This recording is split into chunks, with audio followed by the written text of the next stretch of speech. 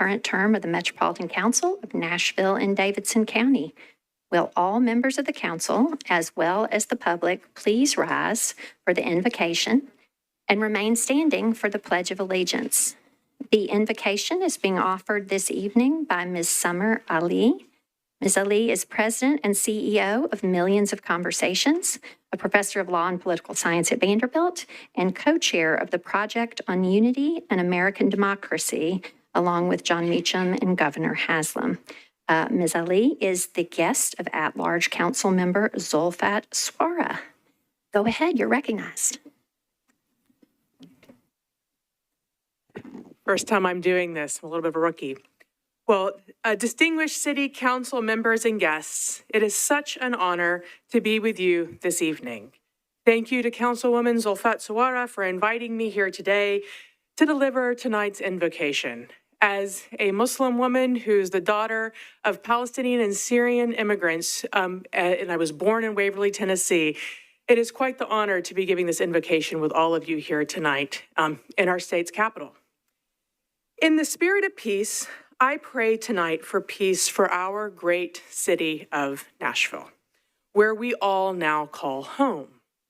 In the spirit of peace and in the pursuit of it, I pray that our elected officials, you all, have the resources, the clarity, the autonomy, and the courage required to help lead our city during this important time, to help realize the best city possible that our children deserve. With property taxes on the rise, along with rising costs across the board, I pray for us to have an affordable city that is free for all as possible, free of undue burdens and hardships, free of scarcity mentalities, free of fear, free of hate, free of violence, free to educate, free to heal, free to pursue happiness, free to be secure, free to be just, fair, and have mercy and grace, and free to work for peace and not violent conflict. It is through these specific wishes, anchored in decent human values, that we can realize peace through a community that fosters belonging. I pray for this for all of us this evening, and especially for all of you. And I would like to end with our pledge to listen at Millions of Conversations. Keeping this prayer in mind, I invite everyone here this evening to join me in taking this pledge to listen. I pledge to listen to others who hold different opinions, views, or beliefs. I will try my best to understand their reasons and their perspectives, and will respectfully express my own in return. Thank you, amen, and best of luck. I pledge allegiance to the flag of the United States of America, to the republic for which it stands, one nation, under God, indivisible, with liberty and justice for all. You may be seated. Thank you very much, Ms. Ali. Council and community members, our nation's Independence Day is upon us. The 4th of July is one of our most important civic celebrations, and understanding our Declaration of Independence, our Constitution, and our Bill of Rights has always been and will remain especially important in these coming months and years. As I shared with council members on Sunday in my monthly newsletter to them, I have just finished reading On Tyranny by historian Timothy Snyder.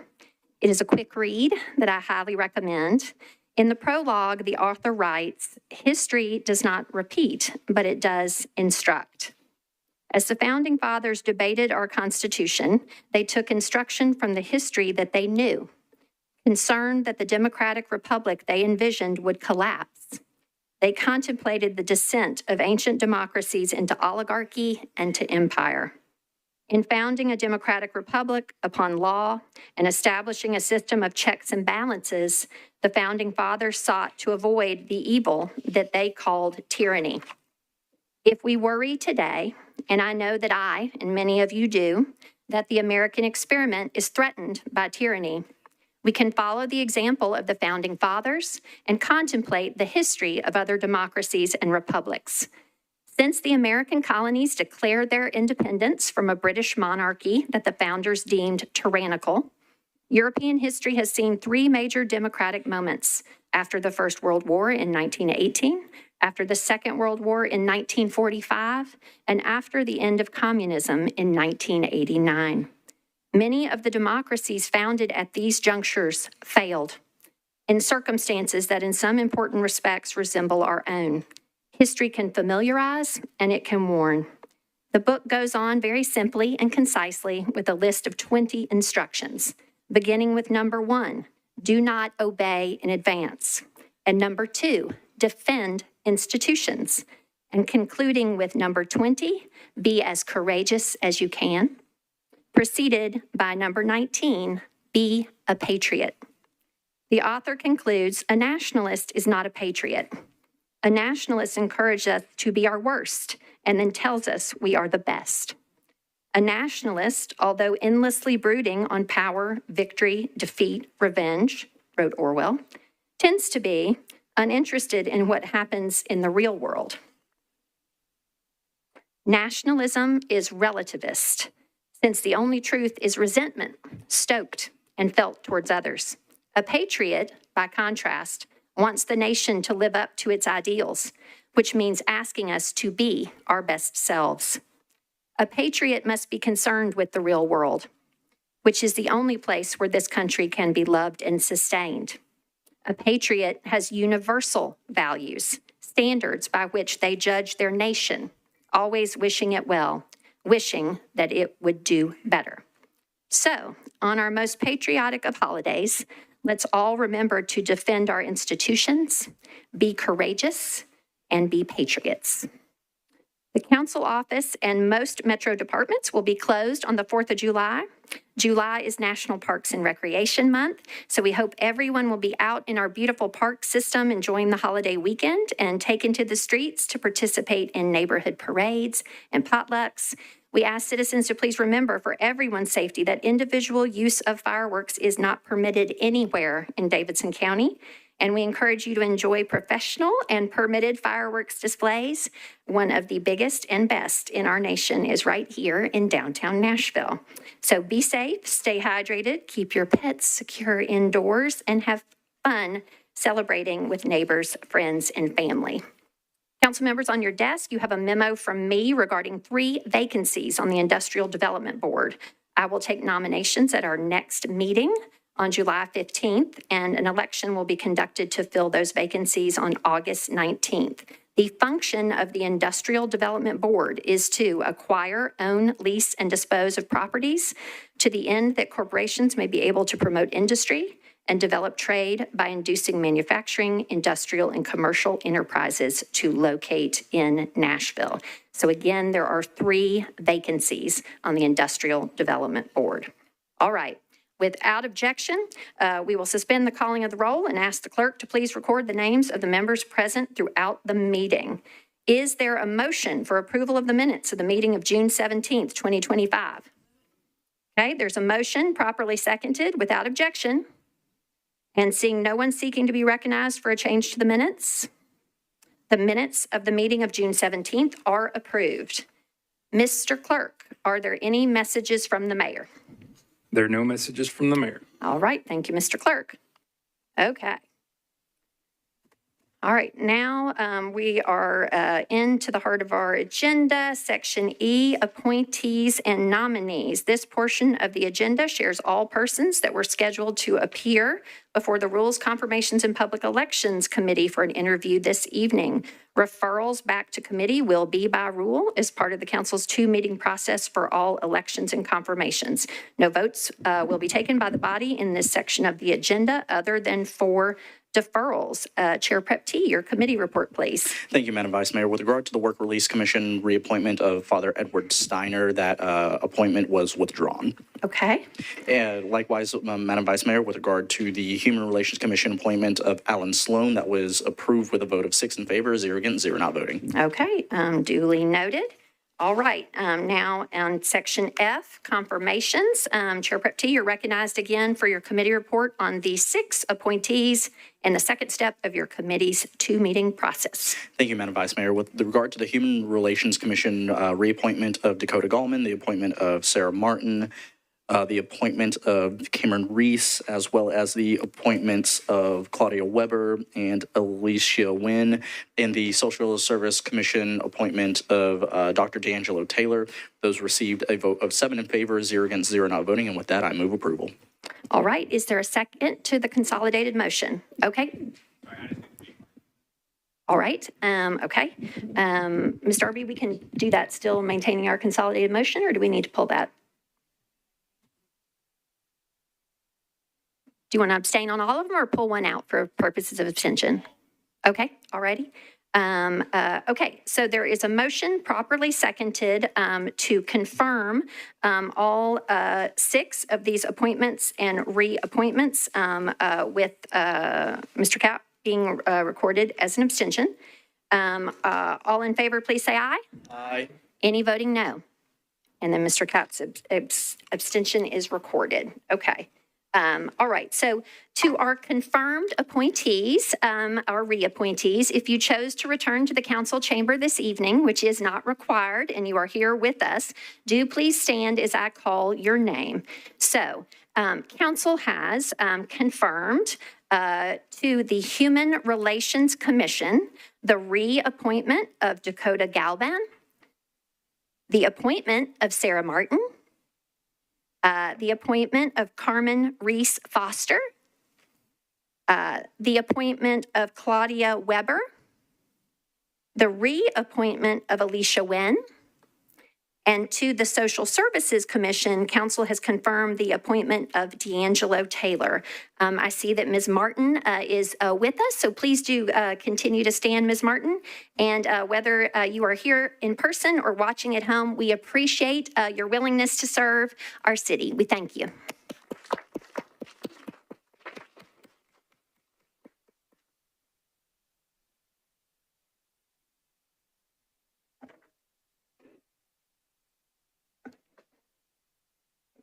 All right, next we have our public comment period. Members of the public who are Tennessee residents wishing to speak for public comment may sign up at the table outside of the council chamber from 5 to 6 p.m.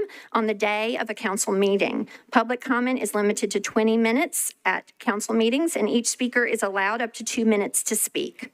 All right. First, and I will just go ahead and share in the interest of time, we only have 4 folks speaking. And so if all those folks would like to go ahead and come forward, they are Lindsay Crinks, Kelly Ching, Antonio Tomlinson, and Jeanette Barker.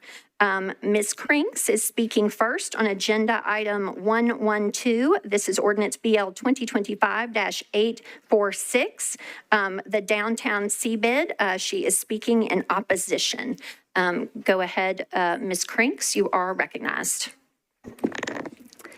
Thank you so much. My name is Lindsay Crinks, and I'm the co-founder of Open Table Nashville.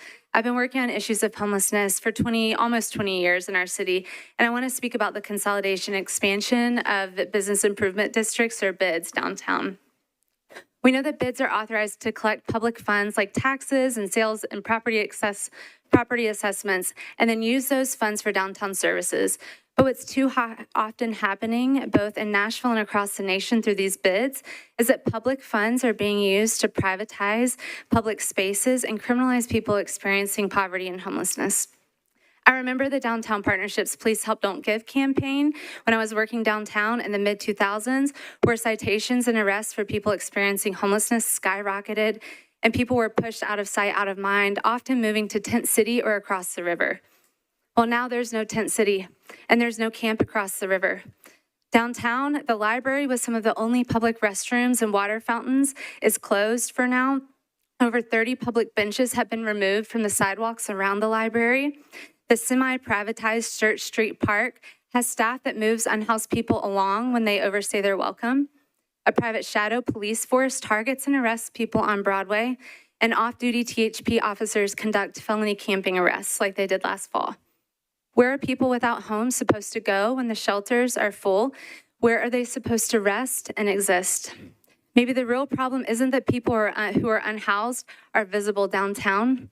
Maybe the real problem is that we as a city have failed to provide for the basic human needs and rights of our neighbors, that we have a glut of luxury condos, downtown and otherwise, but that the only open waiting lists for low-income housing are 6 months to 2 years long, if they're open at all.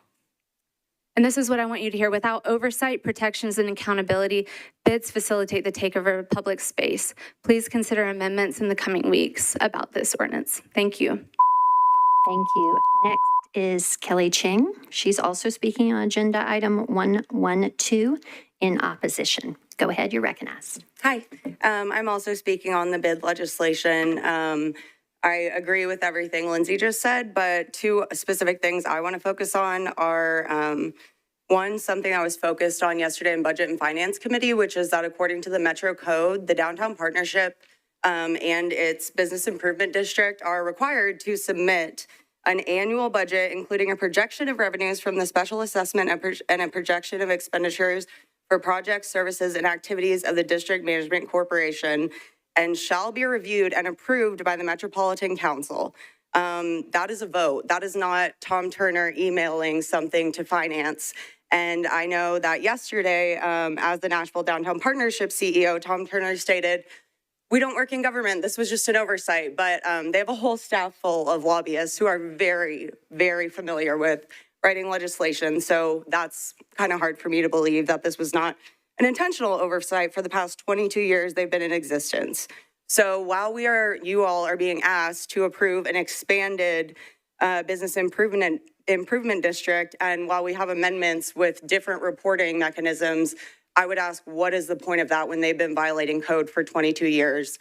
How are we going to rectify that? Metro Legal and Metro Finance, obviously, maybe some responsibility rests with them, but ultimately the Downtown Partnership knows this code and they know that they should be doing this. The second thing I want to ask are just questions about the library garage and the fire and noises of explosion heard there and what Downtown Partnership's responsibility is in that. I don't know. I'm not a fire investigator. I'm not an attorney. But since it's a Metro garage, I would also ask, is that going to be on the taxpayers to pay for, or is that a Downtown Partnership expense? Where is the oversight to what is being stored there? Clearly, there are major questions and we are constrained by state law on the timeline. So I would encourage y'all to really ask questions about this and dig into it before we do something we regret. Thank you. Next is Antonio Tomlinson, speaking on agenda item 112. That's also regarding the downtown CBID, speaking in support. Go ahead, sir. Thank you. Thank you very much, council members. My name is Antonio Tomlinson. I am the outreach supervisor for the Nashville Downtown Partnership. It is my duty every day to do the day-to-day operations of outreach in our city. And I will stand firm and tell you that we work hard to make sure we build connections, make sure we build a rapport with our homeless population. We're not forcing them. We're not treating them mean.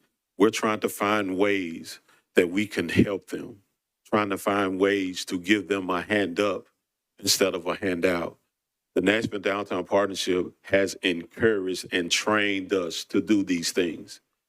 In 2024, personally, I've reconnected over 200 to 300 people with families, reconnected them through sober living, through rehab, through detox. These are transients and homeless people that are on the streets, that were on the streets. And in this year, as of date, I've did over 100 people, reuniting them with their families. We're not here on a day-to-day basis. It's myself and my team is trained by the Nashville Downtown Partnership to help, to encourage, to uplift, and find a way to reach people and give them help. I'm telling you that I support the bid expanding because it gives us the opportunity to reach more people. They're training us and giving us the means to do that through sober living, through whatever they may need. And that's why I support and I ask you to support it as well. Thank you. Thank you. Next is Jeanette Barker. She is also speaking on ordinance 846 regarding the downtown CBID, speaking in support. Go ahead.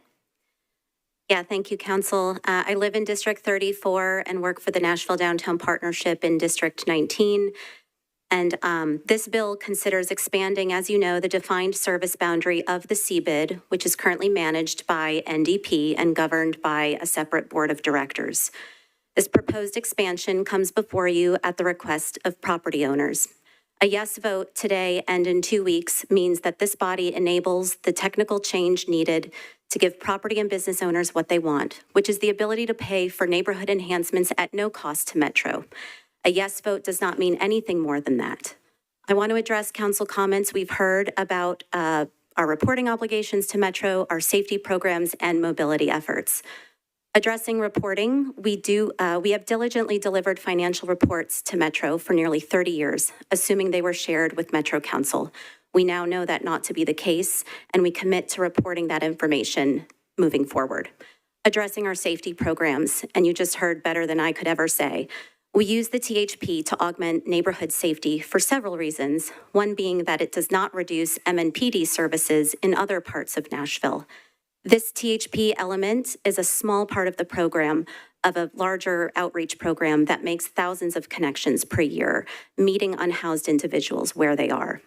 Addressing mobility, we fully support safe and smart mobility downtown. As examples, we funded Choose How You Move, and we sweep bike lanes every day in the district.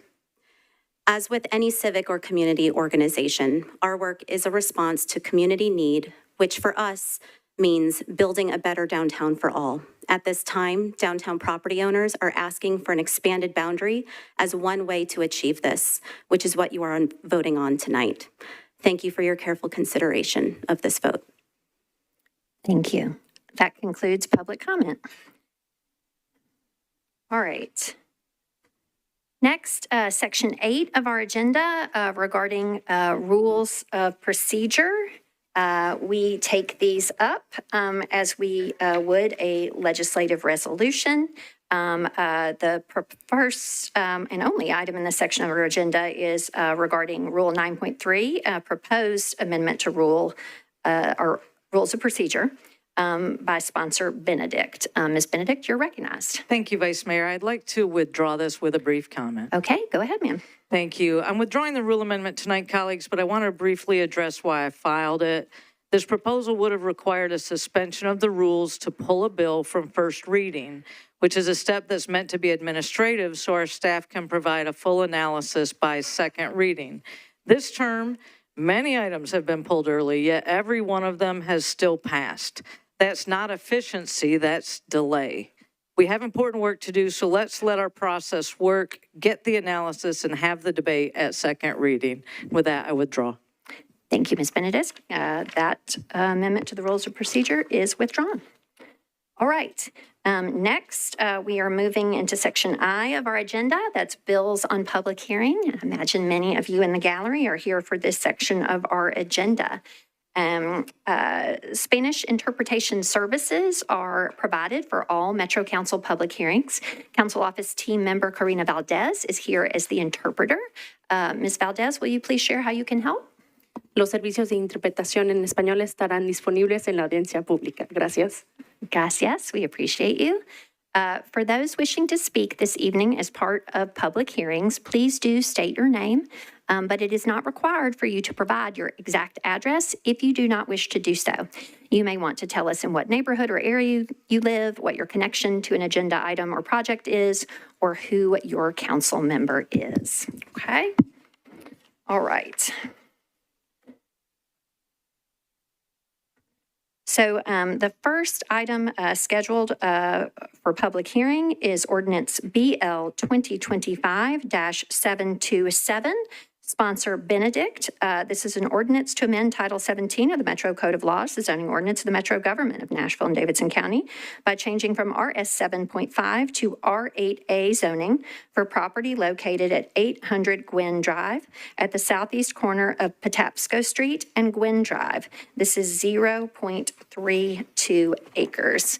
Ms. Benedict, you're recognized. Thank you, Vice Mayor. Notices were not mailed out on time for this, so I'd like to defer it to the public hearing to the first meeting in August. Okay, there's a motion to defer for lack of notice to the first meeting, which is a public hearing in August. Is there a second for that motion? All in favor? Is there any discussion? Seeing none, all in favor, please say aye. Any voting no or abstaining? Okay, that bill will be taken up for public hearing at the first meeting in August. Next on the agenda are agenda items 2 and 3. They are companions to each other. Ordinance BL 2025-752, sponsor Lee, and its companion ordinance regarding materials 753. 752 is an ordinance to amend Title 17 of the Metro Code of Laws, the zoning ordinance of the Metro government, by changing from AR2A to SP zoning for properties located at 5788 Cane Ridge Road and Cane Ridge Road unnumbered, approximately 285 feet south of Cane Ridge Road. This is 39.27 acres to permit 58 single-family lots and 74 townhome multifamily dwelling units. Ms. Lee, you are recognized. Madam Chair, I would like to open the public hearing. Okay. With that, I declare the public hearing open on both 752 and 753. Would all members of the public here in support of this bill please raise your hand? Or these bills, rather? Would all members of the public here in opposition to these bills please raise your hand? Okay, seeing none on either side, I will declare the public hearing closed, and it is back to you for a motion, Ms. Lee. Madam Chair, I would like to move approval of this. Okay, Ms. Lee, I'm just going to state for the record, it's 752 and 753. We can move both of them. Together. It's properly seconded. Is there any discussion on these ordinances on second reading? Seeing none, all in favor, please say aye. Any voting no? Any abstentions? Okay, these have both passed. They're Thank you. Yes, ma'am. They are second of 3 readings. All right. Next is agenda item 4. This is ordinance BL 2025-796, sponsor Gamble. This is an ordinance to amend Title 17 of the Metro Code of Laws, the zoning ordinance of the Metro government, by changing from RS20 to CSANS zoning for property located at 107 East Campbell Road, approximately 635 feet west of Gallatin Pike. This is 0.26 acres. Who has signed on? Okay. Ms. Allen has signed on to this bill, and you are recognized. Thank you, Madam Chair. I would like to move to defer due to lack of notice to the first meeting in August. Okay. Is there a second for that motion? Okay. Is there any discussion on the motion to defer this to the public hearing, the first meeting of August? Seeing none, all in favor, please say aye. Any voting no or abstaining? Okay, this bill will have its public hearing at the first meeting in August.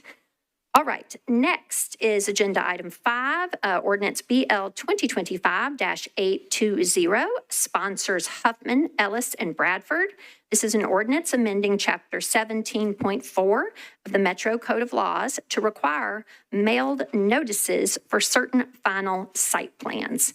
Mr. Huffman, you are recognized, sir.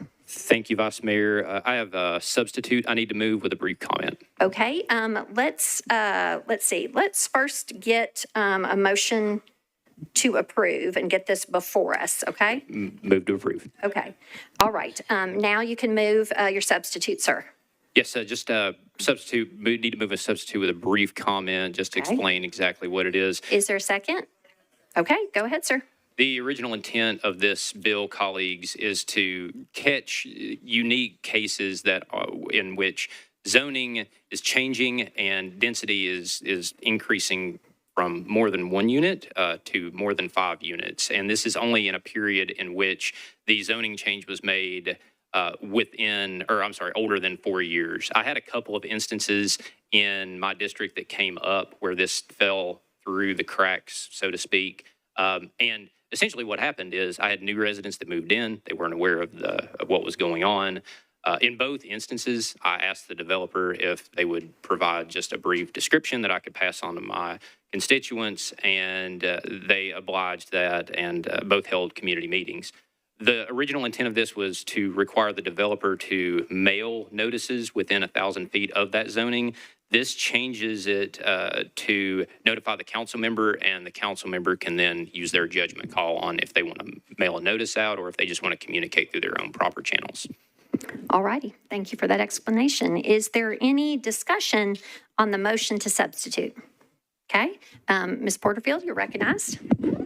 Thank you, Vice Mayor. I have a clarifying question. If this is now making the council member aware of the change and the council members using discretion, who is then responsible for the cost of mailing out? Or is this amendment now shifting the cost from the developer to the council member, or who's going to be responsible for that? Mr. Huffman, sponsor, go ahead. You can Yes, answer. thank you for that question. And this would go to the Metro body that would pay for this. So it wouldn't come out of the council member's pocket, but it would come out of the Metro's fund. So this would be just in step with any time that you need to do a mailing. Yep. Okay. The planning department, I believe, wants to be recognized. Okay. We will recognize the planning table. Mr. Wilkinson from Council Office Matt Staff. Wilkinson, Council Office.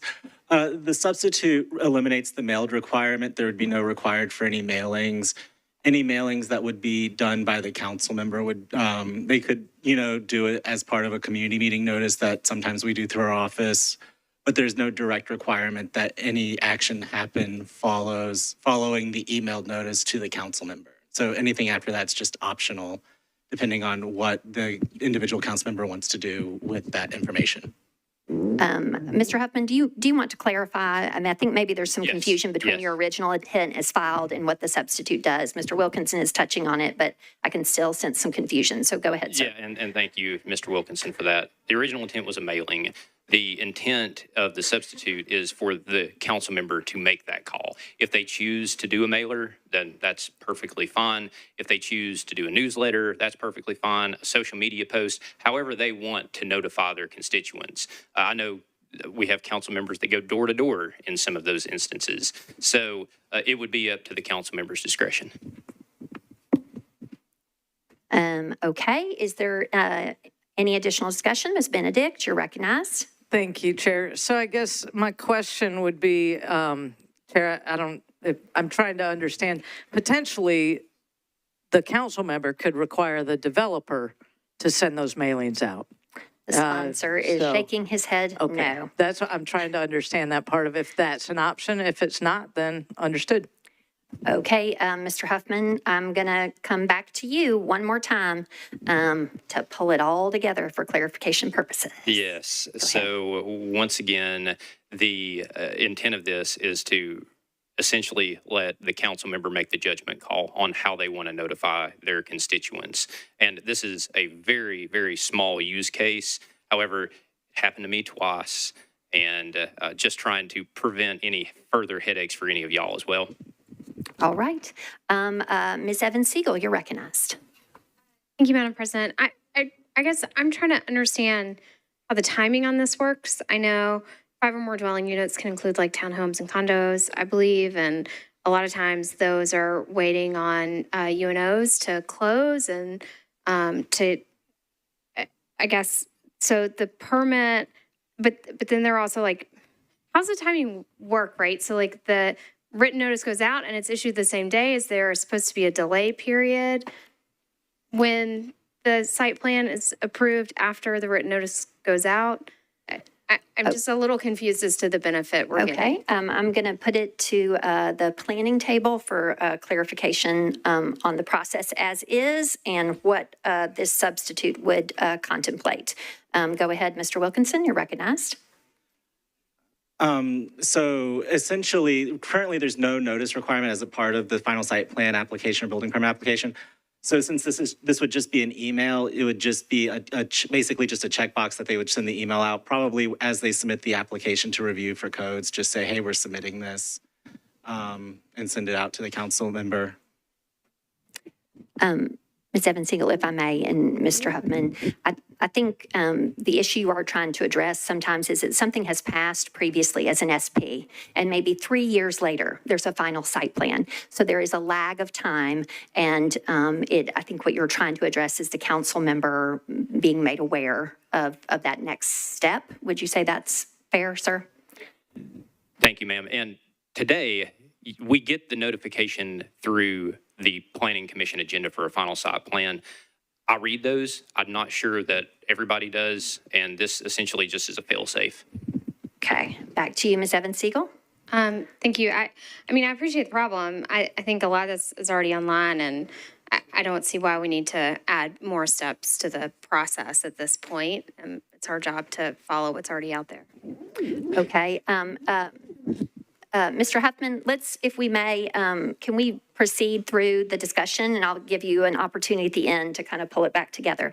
Councilmember Allen, you are recognized. Thank you, Madam Chair. If I could ask someone at the planning table to talk about how this interacts with what I think is a requirement for review of SPs after some amount of time. I'm thinking it was 4 years. If they've been sitting and nothing's happened, that there's already a requirement on the books that simply requires a notice to go to the council member and say this has been sitting there. Maybe it's time to declare it inactive or something.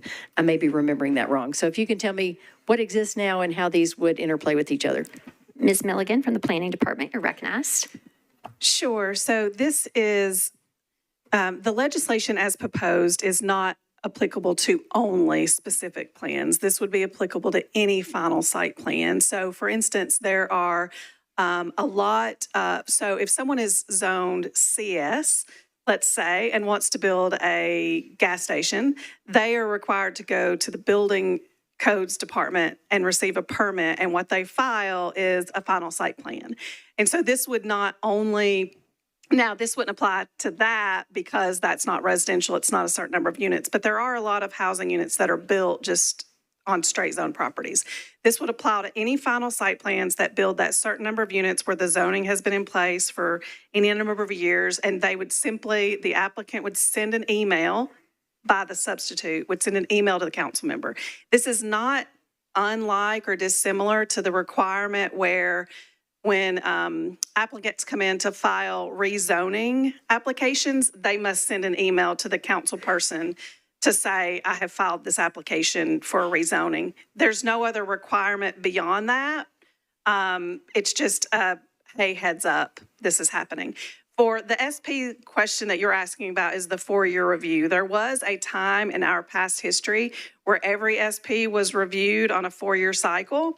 That is no longer the case. Now those 4-year or those inactivity reviews are only triggered if a council member or a property owner or the planning department requests that it take place. Okay. Thank you, Ms. Milligan. That was helpful. Next is Ms. Ellis. Okay, so we are on the motion to substitute. Ms. Ellis, you are recognized. Thank you, Vice Mayor. I just wanted to give context. As a freshman council member, I signed on as a co-sponsor to this legislation because I feel it's vital for us as council members to know the developments that are happening in our community. Some of those, as you stated, Vice Mayor, may have happened in the previous council member's term, and we haven't been able to, filter through to put that on our radar. And so for some of the at-large members that don't all the time deal with this or deal with this at all, the case that I have is when the notice initially goes out from the developer about a rezoning, that's the only notice that goes out. So if there's amendments or changes that are made to the actual site plans, that doesn't get sent back out. So in my district, most of us have one, some of us even 2 jobs. So we don't always keep up with what's posted online or follow along with the Planning Commission's agendas. So I know myself and I know Councilmember Huffman will do the courtesy of forwarding out the notice that we receive once we get that final site plan to make our constituents aware, hey, this is happening, this is what was finally decided, and that's why it was needed. If it was up to me, I would love to have the developers mail it out, but I understand the cost or what have you. So I would ask that all of my colleagues support this. Thank you, Ms. Ellis. Ms. Gadd, you're recognized. Thank you so much, Madam President. Yeah, I just wanted to say thank you to my colleague. I actually appreciated your initial bill, but I understand the compromise in order to get it into a place that is able to move forward. And for those of us who, as a previous colleague had stated, as a district representative on council, when you're having older SPs that are present, you often get questions on what that final site plan is. And yes, there are mechanisms to go in and locate it, but having one more point of connection as a council member for that district is not a bad thing. And I don't think this is going to be a redundancy with much harm, actually probably more help. I love the initial one for the requirement of the mailings, but I understand the compromise here to make sure to move this forward. So I just want to say thank you to my colleague. Thank you, Ms. Gadd. Next, Ms. Toombs, you're recognized. Thank you, Madam Vice Mayor. I stand in support of the substitute. As someone who has SPs in my district that are quite old, and some of them are finally got to a point where someone has purchased the property and now they're ready to build. And so now they're moving forward and folks don't remember the project, or they never heard of the project. And also sometimes that final site plan doesn't look like what was presented to the community to get the community support. So I do think that it is very helpful to the council member to get a heads up, hey, here's the final plan, so that council member does have the discretion to share with his or her community. Thank you, Ms. Toombs. Mr. Horton, you're recognized, sir. Thank you, Vice Mayor. I rise in support of this substitute. I think these are a lot of important questions and an important debate that we're having. I think the most appropriate place to have this is in committee, which this has not been to yet. So I think it'd be a good idea to pass put the bill or the substitute on the bill and then pass the bill and then have this more in-depth conversation in committee in light of the coming Planning Commission decision on it when we can read the staff's analysis. Thank you. Thank you, Mr. Horton. There are still 3 more members in the queue. Ms. Porterfield, are you still seeking to be recognized?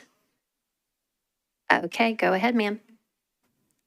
Thank you, Vice Mayor. I just had one more clarifying question. I also agree with Councilmember Horton. I think it'll be great to go back to committee so that we can get all these questions out. Yeah, this one is a little unique. I'll just share for the public because it's Title 17. It's going to go to the Planning Committee, so it'll be there on its 3rd reading. It'll also have a public hearing, so it's the cadence on it's a little unusual, but go ahead, Ms. Porterfield. Thanks, Vice Mayor. It will be helpful to understand whether that's tonight or by 3rd reading. It says final site plans that include property zone DTC shall be excluded from the requirement. So just trying to get some understanding on why it would not apply to the DTC, if maybe planning could speak to that or the sponsor. Okay, planning table, Mr. Wilkinson, you're recognized. In the initial draft, when we were drafting this originally with the mailed notice, it was a cognizant decision to exclude downtown code because that area, Corpus is downtown, the Gulch, the new East Bank district across the river, and other highly dense areas that may or may not, but will see significant development in a tight area. And so it was just sort of, given the number of dwelling units in the small amount of area, trying to keep the costs down. And there's a general understanding that if you're living in the downtown area, there's going to be development around you. So it didn't seem like a weird exclusion. However, in looking at the substitute, if that's something that the body is considered that may, or that thinks that the downtown council members should have, we can amend that on 3rd reading as well and take out that exclusion. Yep. Thank you for clarifying. Amendable on 3rd. Mr. Coupin, you are next in the queue. You're recognized, sir. Thank you, Madam President. I'll be very brief, echoing the sentiments, standing in support as my colleagues have with this. I think it's important to get additional notice. There are projects that come to my attention that years later come out and the neighbors are asking, where did this come from, or was this approved, or when was this approved? So it's helpful to get a notice. I appreciate it coming to the district council person. And to my colleague's question on the downtown code, I think that's something I'll visit with planning on. Originally, when the bill was mailed notices, I shared that perspective of not making everybody mail notices over and over again for these different projects. But if it's just notice to the district council member, I'd be inclined to want that as well. But something I'll continue to work on. But again, rise in support. Thanks. All right, that looks like that concludes our discussion. Nobody else in the queue. There is a motion to substitute properly seconded. All in favor, please say aye. Any voting no or abstaining? Okay, so the substitute is on the bill. We do still need to have our public hearing. And so I guess we can just have that as a pending. Oh, I am, but we can just kind of keep it pending, and then we'll just go to the hearing at this juncture if he requests to open it. If he requests to open it. Okay. All right, back to you, Mr. Huffman. I believe I have to move as amended, or now, correct? Well, that Move as substitute, excuse me. it is amendable on third, but yes, I mean, if you want to move as approval as substituted, but we are going to need to have the public hearing here on second.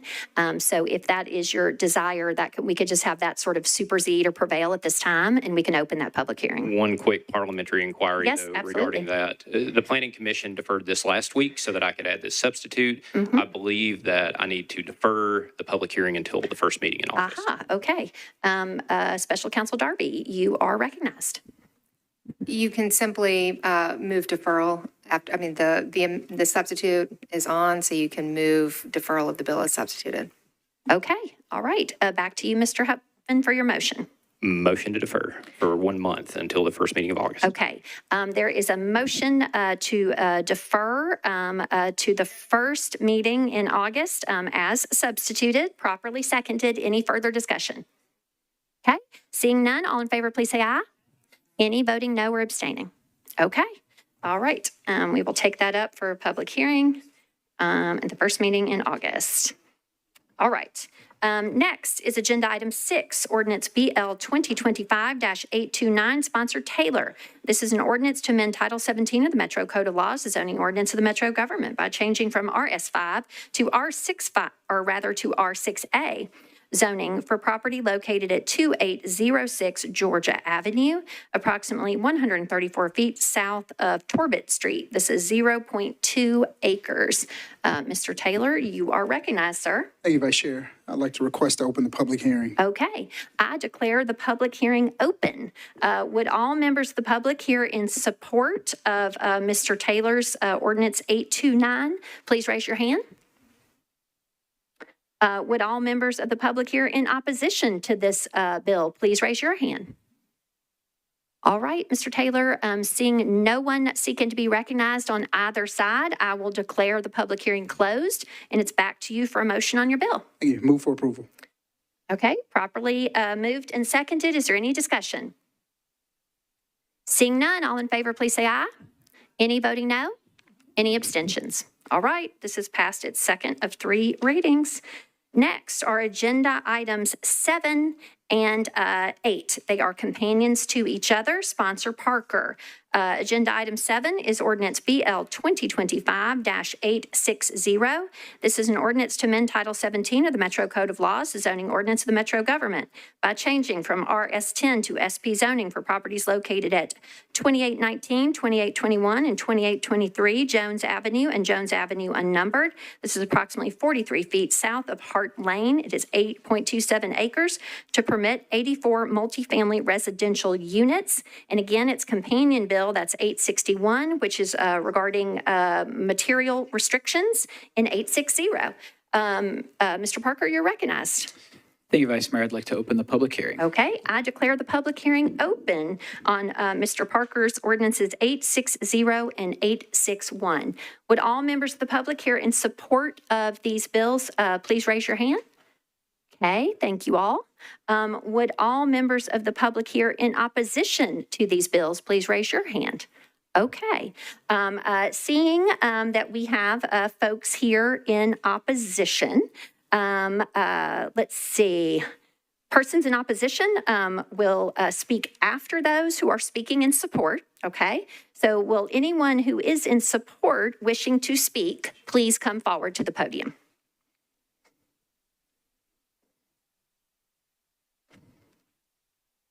All right, go ahead, sir, you are recognized. Thank you, Vice Mayor, members of the council. Kevin Gangaware, 2305 Klein Avenue. I wanted to thank you for your service, first of all, and thank you for the planning department and the staff working closely with us throughout this project. Together, we've shaped a thoughtful and well-balanced design. From day one, we've approached this property with the intent to create something that fits within the broader vision of the community, not just on paper, but in reality and on the ground. We've made a conscious decision not to maximize the unit count, but instead, we chose to preserve the large areas of green space across the site.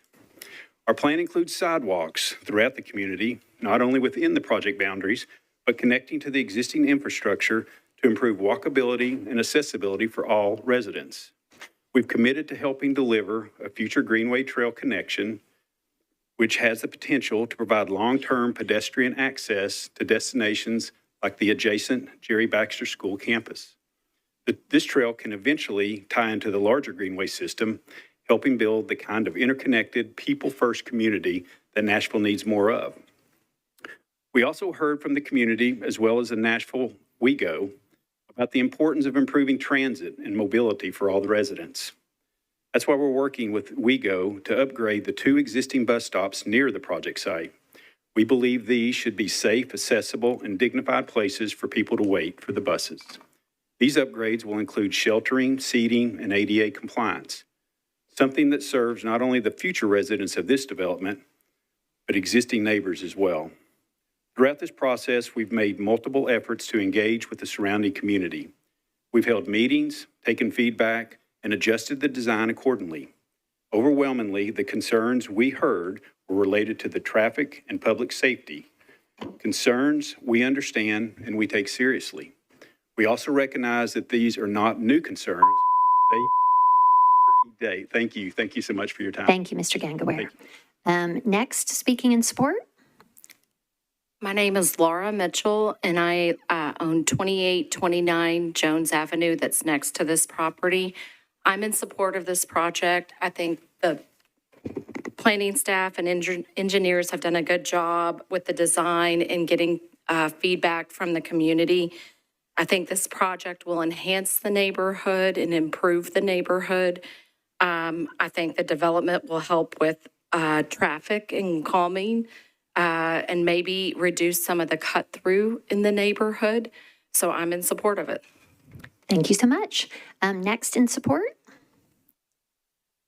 Go ahead, you're recognized. Good evening, everyone. My name is Kayla Ferguson, and I am a traffic engineer and a planner at Birch Transportation here in Nashville. I prepared the MMTA, which is the traffic study for the Briarwood development, back in November, I guess it was.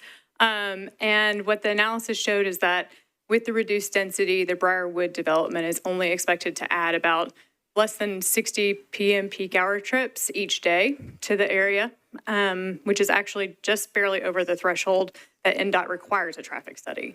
I think Kevin alluded to a lot of the infrastructure improvements that are being conditioned with this development. But if you have any other questions, I'm happy to answer them. All right. We don't do that at this time during public hearing, but thank you for being here. Is there anyone else seeking to be recognized in support? Okay. Now we'll move to those in opposition. If you are seeking to be recognized to speak in opposition. Does anyone wish to speak in opposition? Go ahead, sir. You're recognized. My name is Breck Allen. I live a half a block from this site on Capitol View Ave. I've lived here for 11 years. I came in and built a house 11 years ago. This neighborhood was zoned maintenance.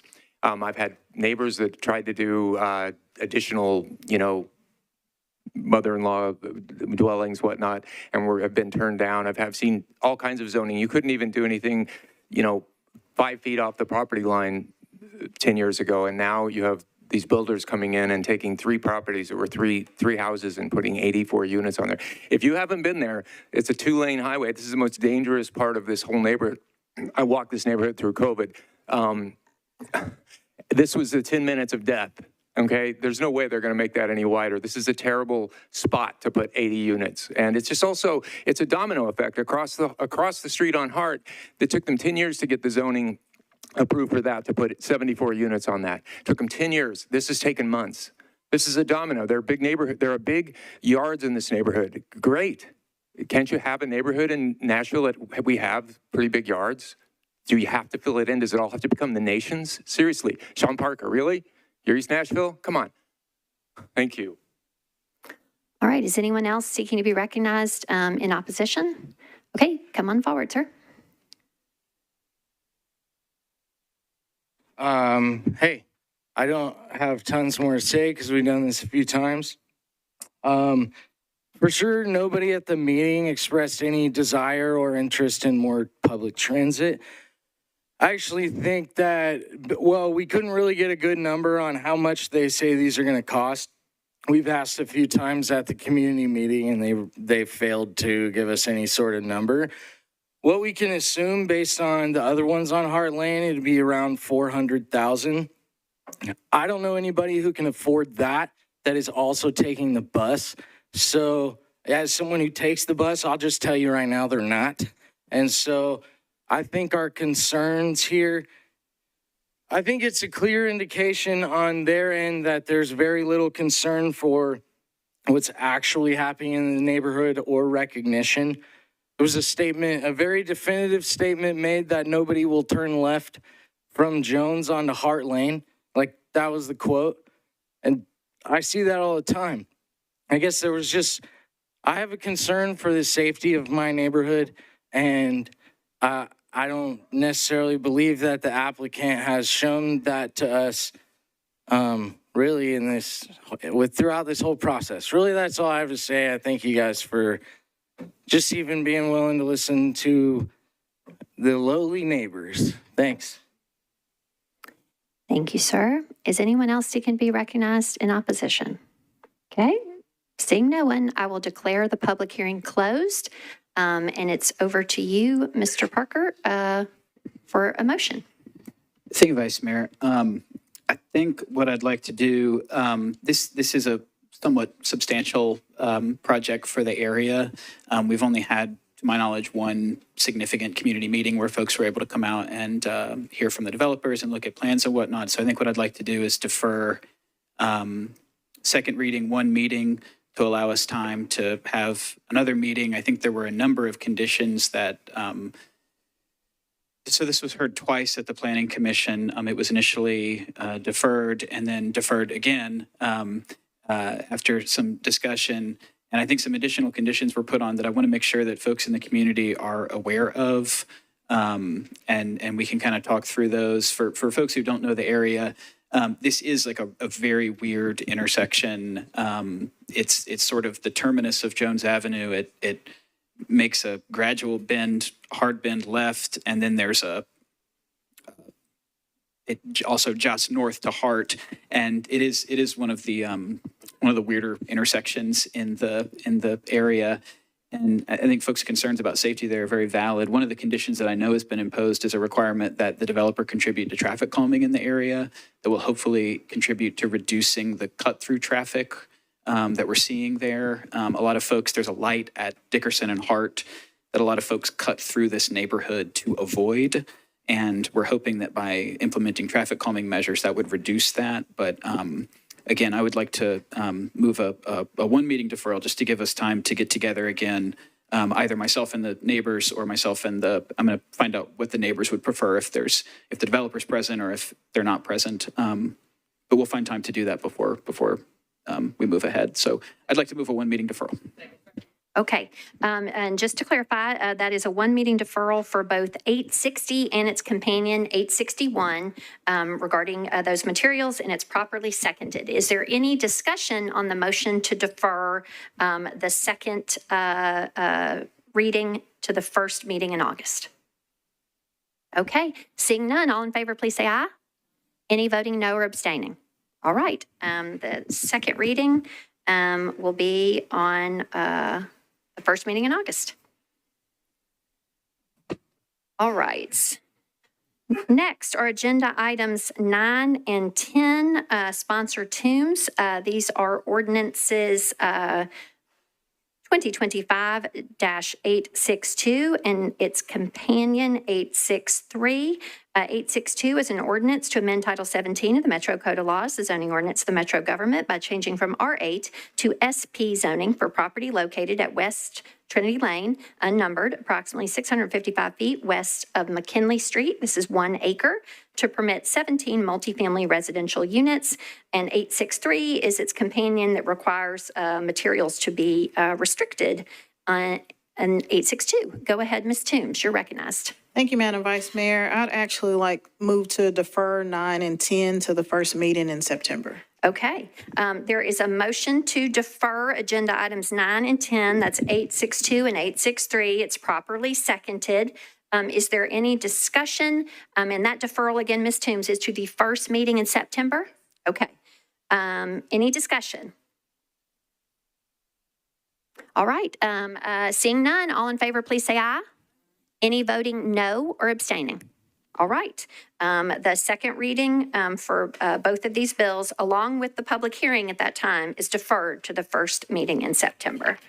All right, next are agenda items 11 and 12. They are companions to each other. Sponsors Welsh and Vo. I believe Ms. Vo has signed on with Ms. Welsh out of town. Ordinance BL 2025-864 is an ordinance to amend Title 17 of the Metro Code of Laws, the zoning ordinance of the Metro government, by amending a specific plan for property located at 69 Thompson Lane at the southeast corner of Mashburn Road and Thompson Lane. Zoned SP, this is 0.65 acres to permit personal care services, general office, and residential uses. And again, it's companion 865 regarding materials. Okay, Ms. Vo, you are recognized. Thank you, Vice Mayor. I'd like to open the public hearing. Okay, I declare the public hearing open for ordinance 864 and 865, sponsor Welsh. Would all members of the public here in support of these bills please raise your hand? Okay. Would all members of the public here in opposition to these bills please raise your hand? Okay, Ms. Vo, seeing none on either side, I will declare the public hearing closed, and it's back to you for a motion on these bills. Thank you. Move to approve. Okay, there's a motion to approve both 864 and 865. Is there properly seconded? Is there any discussion? Seeing none, all in favor, please say aye. Any voting no or abstaining? All right, 864 and 865 have passed their second of 3 readings. Next is agenda item 13. This is ordinance BL 2025-866, sponsor Kimbrough. This is an ordinance to amend Title 17 of the Metro Code of Laws, the zoning ordinance of the Metro government, by changing from RM6NS to and RS15 to RM15ANS. Zoning for properties located at 3821 Ashland City Highway, 3825 Ashland City Highway, and 3825 1 through 6 Ashland City Highway, approximately 225 feet southeast of Abernathy Road. This is 1.26 acres. Ms. Kimbrough, you are recognized. Thank you, Vice Mayor. I'd like to open the public hearing. Okay. I declare the public hearing open. This is for Ms. Kimbrough's 866. Would all members of the public here in support of this bill please raise your hand? Thank you, sir. Would all members of the public here in opposition to this bill please raise your hand? Okay, so there are folks here in opposition. Seeing folks here in opposition, does the person here in support seek to be recognized and speak? Okay, those in support will speak first, so please do go ahead and come forward.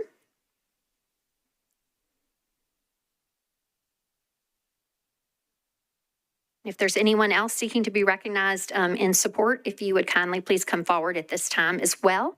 Go ahead, sir, you're recognized. Oh, I apologize. Go ahead. Thank you, council members. My name is Sean Bells. I'm owner of CCC of TN LLC. My home address is 3716 West End Avenue here in Nashville, Tennessee. Thank you for the opportunity to speak today in favor of this rezoning project. I'm here in support of it because I believe it represents a smart, forward-looking investment in our community. This change doesn't just affect the piece of land, it affects jobs, housing, and the future quality of life of our residents. The property in question has sat underutilized as an empty lot for many years. My client came along, purchased that land, and hired my construction company to design and build under its current zoning, thus where you saw the 3825 1 through 6. When we were through the permitting process, the very end of it, the water department had said there was no capacity for the current zoning and that there would have to be something like a $500,000 water pipe installed just to support the 6 residents on that property for the current zoning. It was suggested to us that we upzone the property in hopes of absorbing that infrastructure cost. So here is where we're at today. We've held various community meetings. This has been going on probably a little bit over a year with various community meetings. The Planning Commission, it was unanimous. There was no discussion during Planning Commission whatsoever. We're here not just asking for change for the sake of change. We're asking for the progress that aligns with the long-term vision of the city, a vision that includes growth, opportunity, and smart development. This is just more than a land use decision. It's a chance to help address our community's growing need for quality housing. As you know, our city is experiencing increasing demand for housing, yet supply remains limited. By approving this rezoning, we can create the space for new residents that will serve for working families, and I appreciate your vote. Is anyone else here seeking to be recognized in support of this project? Okay, seeing none, we will move on to those wishing to speak in opposition. If you do wish to speak in opposition to this bill, if you would kindly please come forward to the podium. Did those who raised their hand prior in opposition, you do not seek to be recognized at this time? I saw some folks. Okay. All right. Seeing no one else seeking to be recognized, I will declare the public hearing closed. And it's back to you, Ms. Kimbrough, for a motion on your bill. Thank you, Vice Mayor. I'd like to move for approval with a brief statement. Sure. Is there a second? Okay, go ahead, ma'am. I don't believe that there was genuine opposition to this. I think they're confused with another item that's also on Ashland City. But we've had several meetings on this item. We received community support, and I would be shocked if there was any opposition. We've been working on this for about a year, so I'll move for approval. All right. There's a motion to approve. It's properly seconded. Is there any discussion? Seeing none, all in favor, please say aye. Any voting no or abstaining? All right, this has passed its second of 3 readings. Next is Agenda Item 14, Ordinance BL 2025-867, sponsor Toombs. This is an ordinance to amend Title 17 of the Metro Code of Laws, the zoning ordinance of the Metro government, by changing from CLNS to CL zoning for various properties located on Skyline Terrace, Urban Way, Panorama Bend, approximately 200 feet south of Dennis Drive. This is 3.93 acres. Ms. Toombs, you are recognized. Thank you, Madam Vice Mayor. Request to open the public hearing. Okay. I declare the public hearing open. Would all members of the public here in support of this bill, Ms. Toombs's Bill 867, please raise your hand? Thank you. Would all members of the public here in opposition to this bill, please raise your hand? Okay. I see several here in opposition. Knowing that, do those here in support seek to be recognized to speak? Okay, if you do, please go ahead and rise and come forward. Again, those in support speak first, and those in opposition speak after. So anyone wishing to speak in support, please go ahead and come on down forward. Go ahead, sir, you're recognized. Yes, my name is Brent Smith. I'm the developer of this project, and I'd just like to take a moment to really support Councilmember Toombs on her helping us through this project. As you know, this project's been going on for about 3 years now. Initially, we had our CL zoning. We changed the project to residential. We were downzoned against our wishes to put the NS on there, and it caused us to have a tremendous amount of financial difficulty on this project. We burned through about a little over $5 million to get this where it needs to be. But Councilmember Toombs came to us, and we worked out a compromise to get this project where it needs to be. The 18 units that are along Dennis Drive are remaining non-owner occupied short-term rental eligible. They're purely townhomes. The compromise was to use the 48 units that are internal to the project to put the non-owner occupied short-term rental permit eligibility back on those 48. And we appreciate her working with us on this compromise to allow this project to move forward. So that's what we just wanted to do, is just thank Councilmember Toombs for her support on this. Okay. Thank you. Is anyone else seeking to be recognized in support? Seeing none, we'll move on to opposition. Anyone who raised their hand in opposition that would likewise like to be recognized to speak, please do come forward.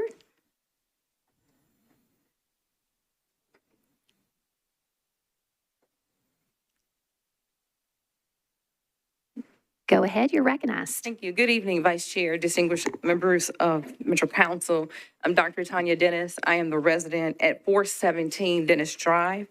Dennis Drive is one of 3 streets that comprise historic Rucker neighborhood. It is parallel to the development in question.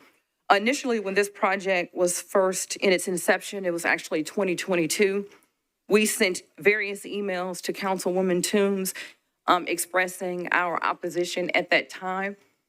The major opposition is that Dennis Drive in particular is the drive that is, is the street that is being utilized as proposed access to this development. It was 66 units. Dennis Drive from my property line and my neighbors is less than 35 feet. There's not even a line. It is a safety issue. These are dead-end streets. There was not a community meeting held with the residents. And before I know Councilwoman Toombs may speak to that, we did meet with my personal attorney and also the developers to discuss accessing the property directly across from my driveway, which is at the top of the hill of Dennis Drive. We cannot even get a fire engine up Dennis Drive without them having to back up the street.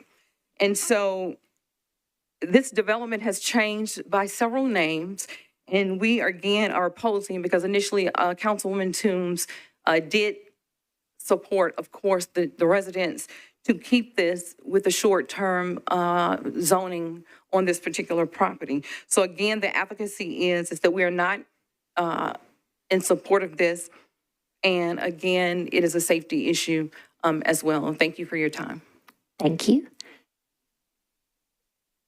Go ahead. You're recognized. My name is Seth Tidwell. I own 437 Dennis Drive. I'm about 20 feet away, well, maybe 50 feet away from where they're going to put in 66 townhomes. I'd just like to say when I bought my house hoping that I could live there a couple of years and then potentially put it up to Airbnb, STR it, and make some money as investment. And then I found out I couldn't do that I didn't check ahead of time. I didn't follow the proper procedures, found out that was the case. So I didn't come to you guys and ask you to rezone so I can make money. So I'm sorry that these builders have lost money on their investment. $5 million, you can throw around big numbers. That's a lot of money, I'm sure. But they bought land knowing that it wasn't approved for this. So to come out and get it rezoned and say, well, we lost a lot of money and we've done all this kind of stuff, how is that supporting the community? That's supporting big builders. So if you're going to support this, Councilwoman Toombs, and anyone else here that votes for that, you're looking us in the eye and saying, hey, we don't really care what you think, we care what the money thinks. To keep on going, the Planning Commission, that we've met with several times about this, the Planning Commission, we had called Councilwoman Toombs several times, emailed her and said, we don't support this, we don't support this, we don't support this. The day of the Planning Commission vote, she had something come up and she couldn't come to the meeting, but she did send it in a letter and said, hey, I approve this, and I think it's good for the community. Despite all of us being there. There's no one else that supported it. Only the builders, just like today, the only people who support this are the builders. The community comes to us and says, we don't like this. Councilwoman Toombs says that we support this, but she didn't come there to face us. She just sent an email, a letter, and it said that. So the Planning Commission said, okay, we'll approve this basically because she said she approves it, but we don't really know why she's doing that, but we're just going to trust her. So I'd like to note that she wasn't there to hear our complaints, but she knew we didn't want it. Also, the gentleman had said that they would rezone, partial rezones, only like half of the property, so they're going to keep the front 14 along Dennis Drive as non-STR, but then rezone the other 52 as STR. If you're going to allow them to rezone their entire property or most of the 80% of their property, why don't do the whole street? Why not let me do an investment too? I'm a paying citizen here. I vote you into office. Let me do the whole entire street STR or do none of it. Take care of us, the actual citizens, not the builders. Thanks. No clapping, please. No clapping, please. All right. Is anyone else here seeking to be recognized in opposition? Seeing none, I will declare the public hearing closed, and it's back to you, Ms. Toombs, for a motion on your bill. Move for approval, Vice Mayor, with a comment. Okay, is there a second? Okay, it's properly moved and seconded. Go ahead. Thank you, Madam Vice Mayor. If I could provide some context to this project. First, this project consists of two lots, both which have commercial zoning, have always had commercial zoning. Because it is on a major arterial road, the developers had, the property owners had the right to do adaptive reuse for residential. This is prior to the recent legislation that we did. Neighbors saw some work going on the land. Some folks had bought property thinking that this property would never be developed. I don't know why some realtors tell people that any property has the potential of being developed. And so it was surprising to folks to see some activity going on the property. So I looked into it, even introduced and passed legislation that requires notice be given to council members if commercial property is going to be adapted to residential. And I also put NS on the property. I was able to convince the Planning Commission and my colleagues passed it, the NS on this commercial property. And so the developers, and this is 66 units. I acknowledge, and I said in my letter to the Planning Commission, and I've been before the Planning Commission because I had to argue for the NS. So I've been before the Planning Commission before on this exact project. It's always been 66 units. The development team decided to do a townhome hotel. Again, it's commercial property. All 66 units were going to be part of this hotel. They hit some snags and came to me to figure out what they could do. My compromise with them was that all of the properties along Dennis Drive would stay NS, meaning it is for sale housing if they build, and the remainder could be, the NS could come off. So that was to protect the folks who live on Dennis Drive and then allow them to move on with their commercial project that they were doing already. They have a right to have access on Dennis Drive. I understand that folks don't want them to come on Dennis Drive, but they own that property and they have a right to have access on Dennis Drive. They even moved their access to as close to Brick Church Pike as they can get. I understand, and I wrote in my letter to the Planning Commission, the neighborhood hates this project. They hate it, but it's commercial property. They can do a commercial build there, whether it's a hotel or Airbnbs. Getting it down from 66 units to just 48 is a win for that neighborhood because they don't have to face Airbnbs on Dennis Drive. So that, in my opinion, was the best option for the neighborhood. I have had community meetings. Again, I had to appear before the Planning Commission to put the NS on there. I could not make it at this last meeting to take the NS off for that small portion for that 48 of the 66. I couldn't make it, but sent the letter. I understand the concerns from the community, but this is commercial property. All right, thank you, Ms. Toombs. Councilmember Harrell. Okay, so there is a motion to approve, properly seconded on its second of three readings, and we're on to discussion. Mr. Harrell, you're recognized. I don't have an item. I was reserving time if Councilwoman needed more time. Ms. Toombs, thank you. Mr. Harrell, go ahead, ma'am. Thank you to my colleague. And as I do with every rezoning in my district, I do have a community meeting. The folks that appeared, and I thank people all the time for coming to public hearing. I know that's a big deal to come down here and spend your time and speak before the body. I have sat and had multiple phone calls with them. I've sat in multiple meetings with attorneys and the development team. And one of the speakers that spoke today, I've had multiple meetings with the development team. I spoke with planning, I've spoken with codes.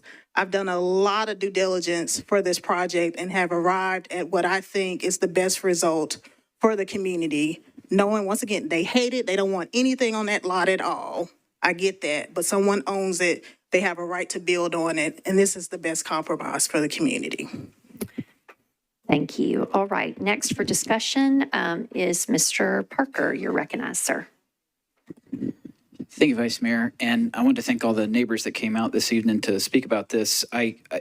Y'all know that my approach to development is generally to avoid the short-term rental use where possible. But I think in this case, I've watched Councilmember Toombs over the years. I've been in a number of our districts share a boundary, so I've been in a number of community meetings with Councilmember Toombs and kind of witnessed her approach to zoning and how seriously she takes it. And I do think that what the council member is bringing to us is probably a good compromise. I think she's demonstrated through the initial attempt to have the entire property be NS a willingness to go that route, but I don't think we'd be here if there wasn't a good reason for it, and I'm going to support Councilmember Toombs on this one. I appreciate that the frontage of the property, Dennis Drive, where the other neighbors reside, is going to remain residential if it develops. So just wanted to rise in support of Councilmember Toombs and share some appreciation for the approach that she takes to zoning within her district. Thank you, Mr. Parker. Is anyone else seeking to be recognized for discussion? Okay. Again, this is its second of 3 readings. This bill will go to committee on its third and final reading. So all in favor, please say aye. Any voting no? Any abstaining? Okay, this is passed second reading. Next is agenda item 15 and 16. They are companions to each other. Sponsor Evans. Ordinance BL 2025-868 and 869.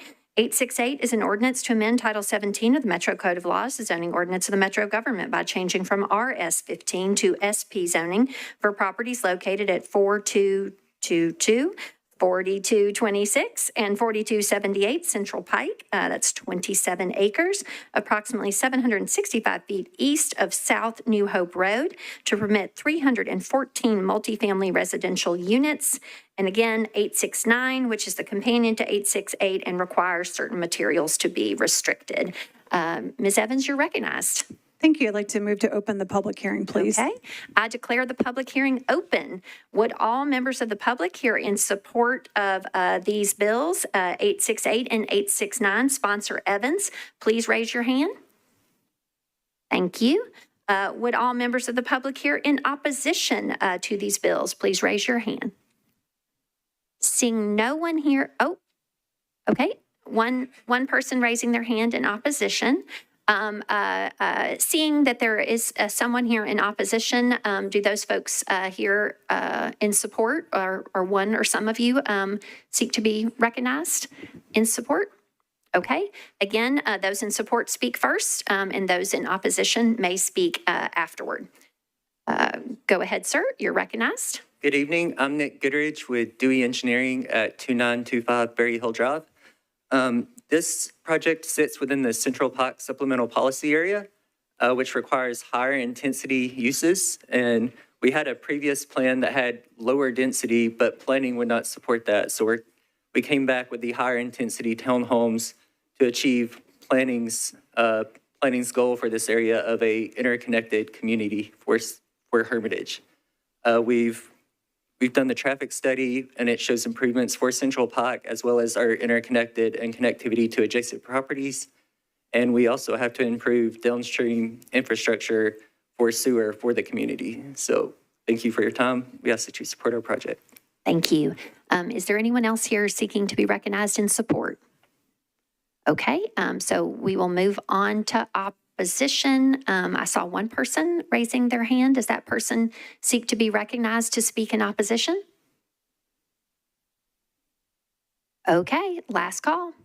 All right, seeing that they do not wish to speak, I will declare the public hearing closed, and it's back to you, Ms. Evans.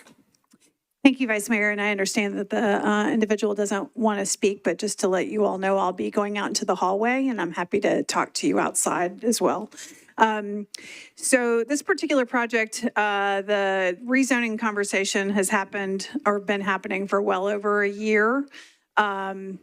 In Ms. particular, Evans, let's get a motion. oh, if we will. apologies. That's okay. I'm just ready to start talking. That's okay. Matt, I'd like to move to approve, please. Okay, 868 and 869, they're companions. Any second, please? Okay, go ahead. Thank you. So as I mentioned, this has been going on for over a year, in particular because of the supplemental policy that was referenced by the applicant. Basically, the supplemental policy, it requires a pretty rigorous street network that will remove some of the traffic concerns because people will not have to travel on Central Pike to be able to get places. This particular project, there's another project that has just started grading at the intersection of South New Hope and Central Pike. And so that is kind of starting the domino essentially for this road network construction. And so the applicant spent a considerable amount of time with planning, really figuring out how the road network would work out related to the layout of the project. I think one of the biggest positives, in addition to this road network, is I get routine complaints related to a light at North New Hope and Central Pike. We're getting a light at South New Hope and Central Pike from the project on the corner. This project is also going to support the light at North New Hope and Central Pike. So that is kind of like our little infrastructure dream right in that section. I get a ton of complaints about it and have for 6 years. And so this project will help fulfill kind of that vision. And so I appreciate the folks that came out and spoken up or recognize themselves to be in opposition. Happy to talk to them right after this. But I would ask my peers to support this on second, please. All right. You've heard an explanation of 868 and 869. There is a motion to approve them on a second reading. Is there any discussion? Seeing none, all in favor, please say aye. Any voting no or abstaining? Okay, those have passed their second of three readings. All right, next for public hearing is agenda item 17. This is ordinance BL 2025-870, sponsor Parker, an ordinance to amend Title 17 of the Metro Code of Laws, the zoning ordinance of the Metro government by changing from RS5 to RM20 ANS zoning for property located at 1605 Meridian Street at the southeast corner of Meridian Street and Edith Avenue. This is 0.34 acres located within the detached accessory dwelling unit overlay district. Councilman Parker, you're recognized, sir. Thank you, Vice Mayor. I'd like to open the public hearing. Okay, I declare the public hearing open. Would all members of the public here in support of Mr. Parker's Bill 870, please raise your hand? Okay. Would all members of the public here in opposition please raise your hand? All right, Councilman Parker, seeing no one here seeking to be recognized on either side, I will declare the public hearing closed, and it's back to you for a motion on your bill. Thank you, Vice Mayor. I'd like to move approval. Okay, is there a second? Okay, properly moved and seconded. Any discussion? Okay, seeing none, all in favor, please say aye. Any voting no or abstaining? All right, this has passed its second of three readings. Next is agenda item 18, ordinance BL 2025-871, sponsor Toombs. This is an ordinance to amend Title 17 of the Metro Code of Laws, the zoning ordinance of the Metro government, by changing from RS5 to R6A zoning for properties located at 1305 and 1307 Bessie Avenue, approximately 135 feet west of Brick Church Pike. This is 0.26 acres. Ms. Toombs, you're recognized. Thank you, Madam Vice Mayor. Request to open a public hearing. Okay, I declare the public hearing open. Would all members of the public here in support of Ms. Toombs' Bill 871 please raise your hand? Okay, would all members of the public here in opposition to this bill please raise your hand? Okay, seeing no one here in support or opposition, I will declare the public hearing closed, and it's back to you for a motion on your bill. Move for approval. Okay, is there properly moved and seconded? Any discussion? Seeing none, all in favor, please say aye. Any voting no or abstaining? All right, this has passed its second of 3 readings. Next are agenda items 19 and 20. They are companions to each other. Sponsor Benton, ordinance BL 2025-872 and 873. 872 is an ordinance to amend Title 17 of the Metro Code of Laws, the zoning ordinance of the Metro government, by changing from AR to A to SP zoning for a portion of property located at 3187 Franklin Limestone Road, approximately 1,178 feet southwest of Mullen Circle. This is 23.48 acres to permit industrial uses. And again, the companion 873, which requires certain materials to be restricted. Councilman Benton, you're recognized, sir. Thank you, Vice Mayor. I'd like to open the public hearing, please. Okay, I declare the public hearing open. Would all members of the public here in support of 872 and 873, sponsor Benton, please raise your hand? Thank you. Would all members of the public here in opposition, please raise your hand? All right, a good number of folks in opposition, and seeing that, do those folks here in support seek to be recognized? Again, those in support will speak first, and those in opposition will speak afterward. Go ahead and come forward if you're speaking in support. Go ahead, you're recognized. Hello, my name is Michael Augustine. I'm the owner of Distribution Realty Group, the developer for this project. I'd like to thank the planning staff for moving our project along and the opportunity to address the council here tonight. I'm here to advocate for our project, which is a warehouse on land right now that is leased by Vulcan Materials. This land is located in between a rock quarry, an asphalt plant, a former trucking facility, and a waste management facility. As our city continues to grow, many of the industrial areas in our city are being urbanized. The East Bank, where the convention center is, Old Greer Stadium, you name it. There's a high demand for not only the tenants, but also the jobs that these tenants bring to stay in the city. And the land that we've identified on Franklin Limestone here is ideally suited for this type of project and consistent with the surrounding area. We are pursuing an SP zoning with all the restrictions that this provides, and our project will forever limit the property so that there's no future for mineral extraction. As a way of introduction, we're the same group that bought 118 acres from Colonial Pipeline on Logistics Way in Antioch, right behind the old Starwood. We developed 6 warehouse properties there. They generate $1.4 million in tax revenue a year for the city. And they have, tenants that range from a Hispanic food distributor to Amazon and all the jobs that are associated with it. We've worked with the staff, whether it's stormwater, environmental codes. We know how good they are. We know that they'll hold our feet to the fire, and we know that the project will be a success if you allow it to move forward, and I'm asking that you do. Thank you. Thank you. Go ahead. You're recognized. Yes, good evening. Brendan Bowles with Kimley Horn and Associates, 10 Lee Avenue in Nashville, and to thank all the members of the council for your service, and Vice Mayor for your service as well. This proposed project is an SP zoning that is more restrictive than the IR zoning that's proposed, or that was originally proposed. We worked with planning staff. I do recognize planning staff's efforts to help us get the SP zoning put together. We'll be protecting the stream buffer all along the eastern side of the property line.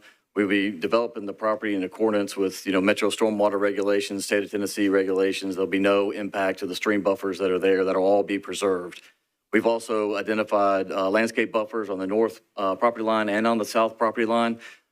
We have worked with NDOT to restrict truck turning movements to the left if you're leaving the property, just to the south.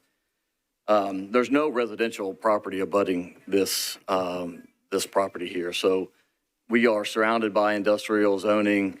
This is consistent with the community plan. We received unanimous support from the Planning Commission after we went back and did revise the proposal before planning staff to do the more restrictive SP.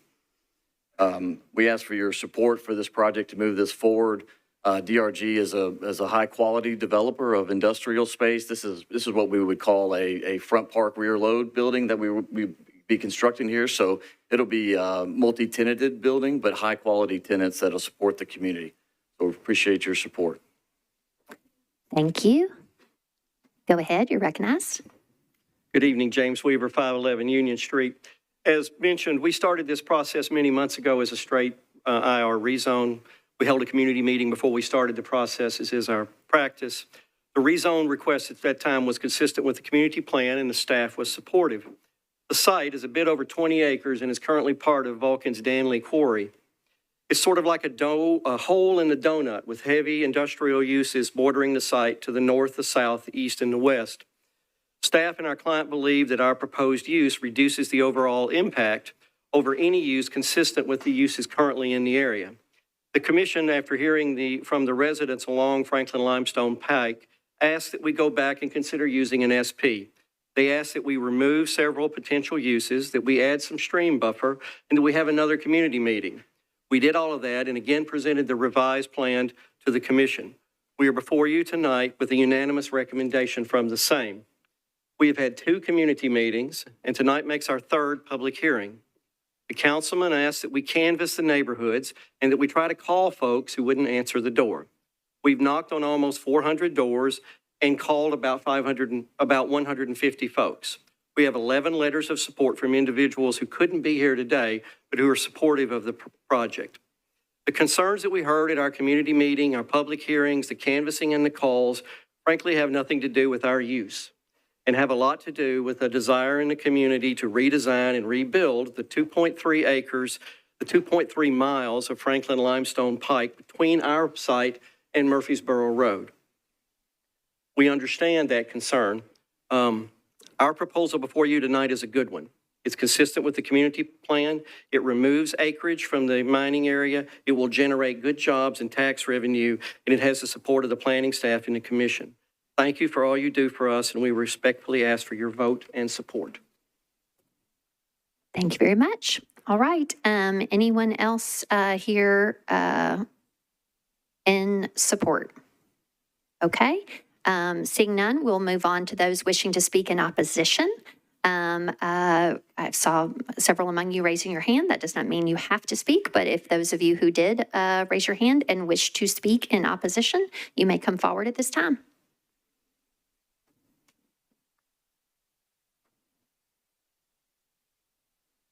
Go ahead, you're recognized. Hi, I'm Tana Miller, and I live on Franklin Limestone Road, 200 yards from this proposed area. I'm at 638 Franklin Limestone Road, and some of what he said is true. And the reason that they have industrial around this property is because the property was broken away from the property where the quarry operates. It was first told to us by Councilman Benton that if they went ahead with this, it would block the quarry from blasting all the way to the road. It was very scary. A few people at that point thought it might be a good idea.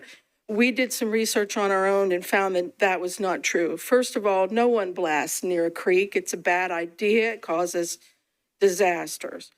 Also, we reached the quarry people themselves, and they told us to talk to Carol Lundrum, who is the manager of government and community relations.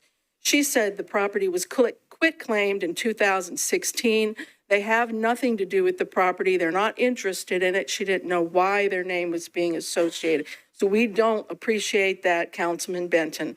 We spent our own money canvassing. We spent hundreds of dollars canvassing. Both of the community meetings were held outside the district. One of them was the mailings were sent late and people didn't get them till after the meeting. Even so, I do believe the community is aware of the project. Now, to give you an idea of what the whole area is like, it's the southeast side of Nashville. The Franklin Limestone Road is the division between Nashville and Antioch. It used to be the very edge of the city, and no wonder the quarry started there. It's 70 years old. It's 70 years into their 100-year lease. So it's a mature quarry. The road, Franklin Limestone Road, seems to be just developed for their trucks to go around it. It's a miserable road to drive. You can go fast. Thank you. Go ahead, you're recognized. Can y'all hear me okay? Yeah. Thank you. I want to thank you so much for giving us the opportunity to do this. And I want to thank God for having the opportunity to live in a country where I can do this. We live at 512 Franklin, my husband and I. He was born at 510 and we subdivided and still live there. Our little road is so very curvy. It's 2 lanes. We have a quarry, we have trash facilitation, we have industrial, we have a big gravel pit where an asphalt plant is going in. We have a quarry, we have an asphalt plant there. The trucks are not supposed to go from Murfreesboro Road to there, but they do. All day, all night is constant, the smells from the asphalt. If they take away that 23 acres of woodland buffers, there will be no dust barrier. There will be no noise barrier. There will be no place for our wildlife because we have a lot of that around there. They're going to contaminate Mill Creek where we have our endangered species. And we just want to come together. Maybe there's a solution somewhere where we can meet in the middle, but we've got to have some kind of buffer. We've got to have respect for our people and our wildlife and for the people that have invested their many, many years there. And I thank y'all very much. Have a good night. Thank you. Next. Good evening. Good evening. My name is Jason Miller. I was raised in District 28. In this district, I currently live in District 18.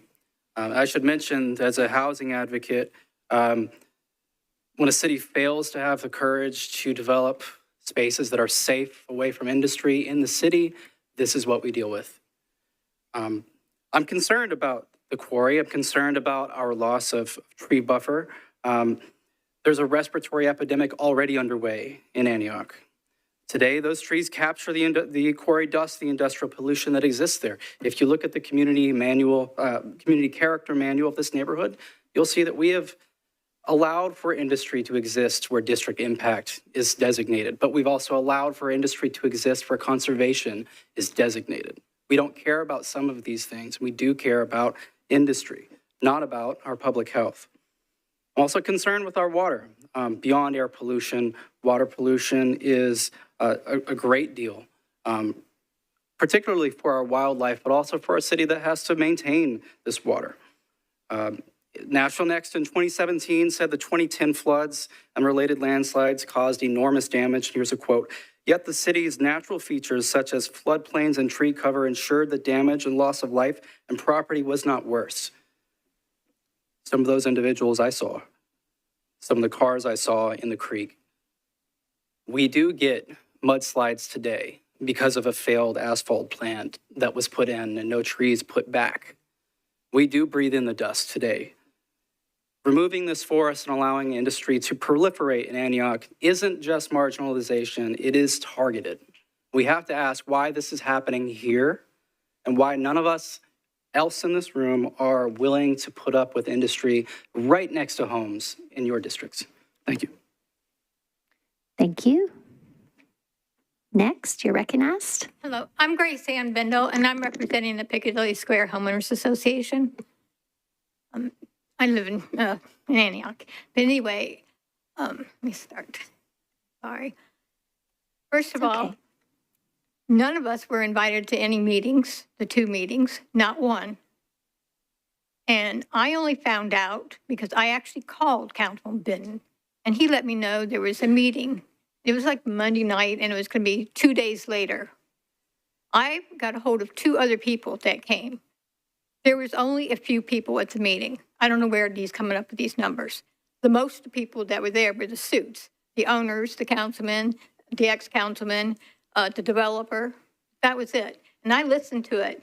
And what they were under the impression is that Vulcan was going to blast. If we didn't sign up for it, then our houses were going to be destroyed from the blasting. And that was all a lie. And nobody, not developers, not the potential owners, corrected that. Vulcan doesn't own that property. They had none. I talked to them personally. They were not going to do that. And they actually have a pretty good relationship with us now, where they notify anybody who wants to be notified before they blast. So we have, and I did speak to Carol Lundrum, I think that's her name, and she confirmed that. But the other thing is, it is so dangerous. You can't breathe hardly going down Franklin Limestone. The smog is bad. There are so many trucks going up and down. One of the neighbors' brother lost both his legs, a young guy hit by one of the trucks. And they do cut through our neighborhood. They do go where they're not supposed to go. So adding another, 871 trips a day, box trucks, cars, semis, going up and down, the roads don't support potholes now. Thank you. You're welcome. Next, go ahead. Good evening. My name is Mitchell Miller. I also grew up in this district. This is my mama that talked to you at the beginning. This is about 871 trucks on this tiny road that go up and down despite the restrictions. 2 nights ago, I was there at 1 o'clock in the morning, and earlier in that same day when Waste Management sent trucks up and down the road. It's dangerous. The traffic study proposed of the applicant here shows 871 trucks. They've told you this is a warehouse, but it's really a logistics facility to multiple tenants who we don't know, doing operations that we don't fully know, because this is a spec project. And that's important to know. We can't really control what happens after this because the developer doesn't even know who's going to occupy this space. The primary concerns of the neighborhood are not, as the developer's attorney said, not the eastern part of Franklin Limestone Road from this development to Murfreesboro Road, although we do encourage the council to give us your attention and improve that part of the road. The problem is also going to be the western part of the road, because 871 trucks traveling from this point on Franklin Limestone Road to Antioch Pike to Harding Place to the interstate is going to cause major congestion, and it's going to put residential traffic in direct and dangerous conflict with heavy, constant commercial traffic. I know we're installing smart traffic lights, but if you look at the intersection of Antioch Pike and Harding Place, there is not enough physical space for the smartest traffic light that you can design to accommodate the kind of congestion and traffic that's going on here. This is doubling down on putting dangerous commercial traffic too close to homes. We don't need more of that. We need this buffer. We need to stay safe. And the community encourages you to decline this application. Thank you. Go ahead. Good evening, Metro Council. Thank you for allowing me to speak today. Would you raise the mic a little closer to your mouth? There you go. My name is CJ Tishner. I'm a resident of District 28, actually on Mullen Circle. So I'd be about 1,200 feet from where this development will be. I'm here with my wife, who's in the back, to express our strong opposition to this rezoning. To start, road safety on Franklin Limestone is extremely important. This is a back road. It's narrow, it's windy, it doesn't have shoulders, and it's not designed for industrial traffic. It also limits the path for emergency vehicles in the case of an accident or somebody trying to respond to an emergency. Another major concern I have is air quality and public health. This is going to cut down a large forest in this area, which a lot of other residents have said filters a lot of the dust that comes from other industrial businesses in the area. With this proposed development, I can only see air quality declining. I don't see any benefit to the public health of the surrounding community. I also need to comment on some of the statements made by Councilman Benton. In his letter to the Planning Commission, he claimed a majority of the community supported the project. Respectfully, I do challenge this. Under the public comment section of the Planning Commission's SharePoint site, there are at least 64 comments in opposition to this and only one in support, being Councilman Benton's letter. I've also been to 2 planning meetings and have yet to see any local resident speak in support of this. There was also some claims that this would prevent mining in the area from Vulcan. I also verified with Carol Landrum, who's the government manager at Vulcan. She confirmed that Vulcan does not own land and they do not lease the land.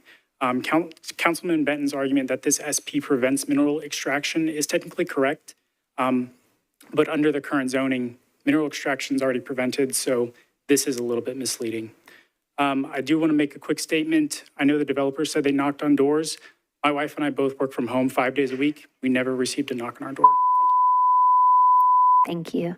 Is anyone else seeking to be recognized in opposition? Okay, seeing none, I will declare the public hearing closed. And it's back to you, Mr. Benton, for a motion on these bills. Go ahead, sir. Thank you, Vice Mayor. I'd like to move approval with a brief comment. Is there a second? Okay, go ahead, sir. In my district, 3 of my top complaints are blasting, and narrow pig trail farm roads. I agree with a lot of things that you heard tonight. The question is, I'm trying to do something to mitigate some of this and also bring us some benefits if possible. So after feedback from planning and the community, we work with the developer to have these things changed. This will be an SP, right turn only out of the facility, and that will be Quiet, please. raised concrete that forces the turn to the right to come out of there. That way it's going to be almost impossible to turn a truck to the left. And I'm not saying somebody can't do it, but, and plus there's going to be a police ability to enforce that on top of that. There's no mineral extraction, and just a clarification, I spoke to Carol Landrum last week myself, because there was this statement swirling around out there that they had nothing to do with this piece of property. Well, this is part of a 360-acre parcel. It's 23 acres of it, 6.5% of the property. And it currently had been available for mining. The owner of the property, Vulcan doesn't own any of it. They lease it. And so the owner asked Vulcan to give up this 23 acres so they could do this deal.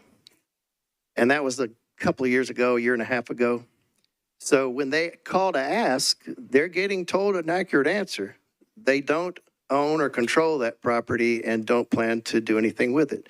And the reason is they gave up their lease to it.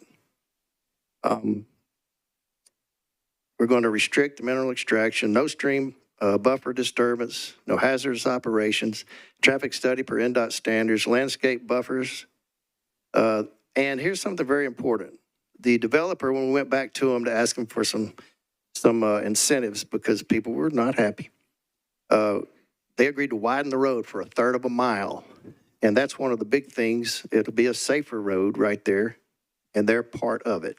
So they're going to bring us a wider road. They're going to stop blasting in that area, and they're going to push that traffic out toward Antioch Pike. And it's not across the street or nearby the current homes. It's around the corner, right in the middle of asphalt plant, a masonry plant, and next door to Vulcan, actually, and waste management as well. It's all industrial back down that way. And that's where they'll be headed. It's not very far at all to Antioch Pike where they'll be scooting out of there. That's really all I have to say. It was approved 8-0 on the Planning Commission, and I'd like to move approval and ask my colleagues to support it also. All right, Councilman Benton has moved approval of 872 and its companion 873. It was properly seconded, and we're on to discussion. First in the queue is Pro Tem Sepulveda. You're recognized. Thank you, Vice Mayor. I usually stay out of my colleagues' districts when it comes to rezoning, but I do have several concerns. I am a neighboring district, and my brother actually used to live right off of this road.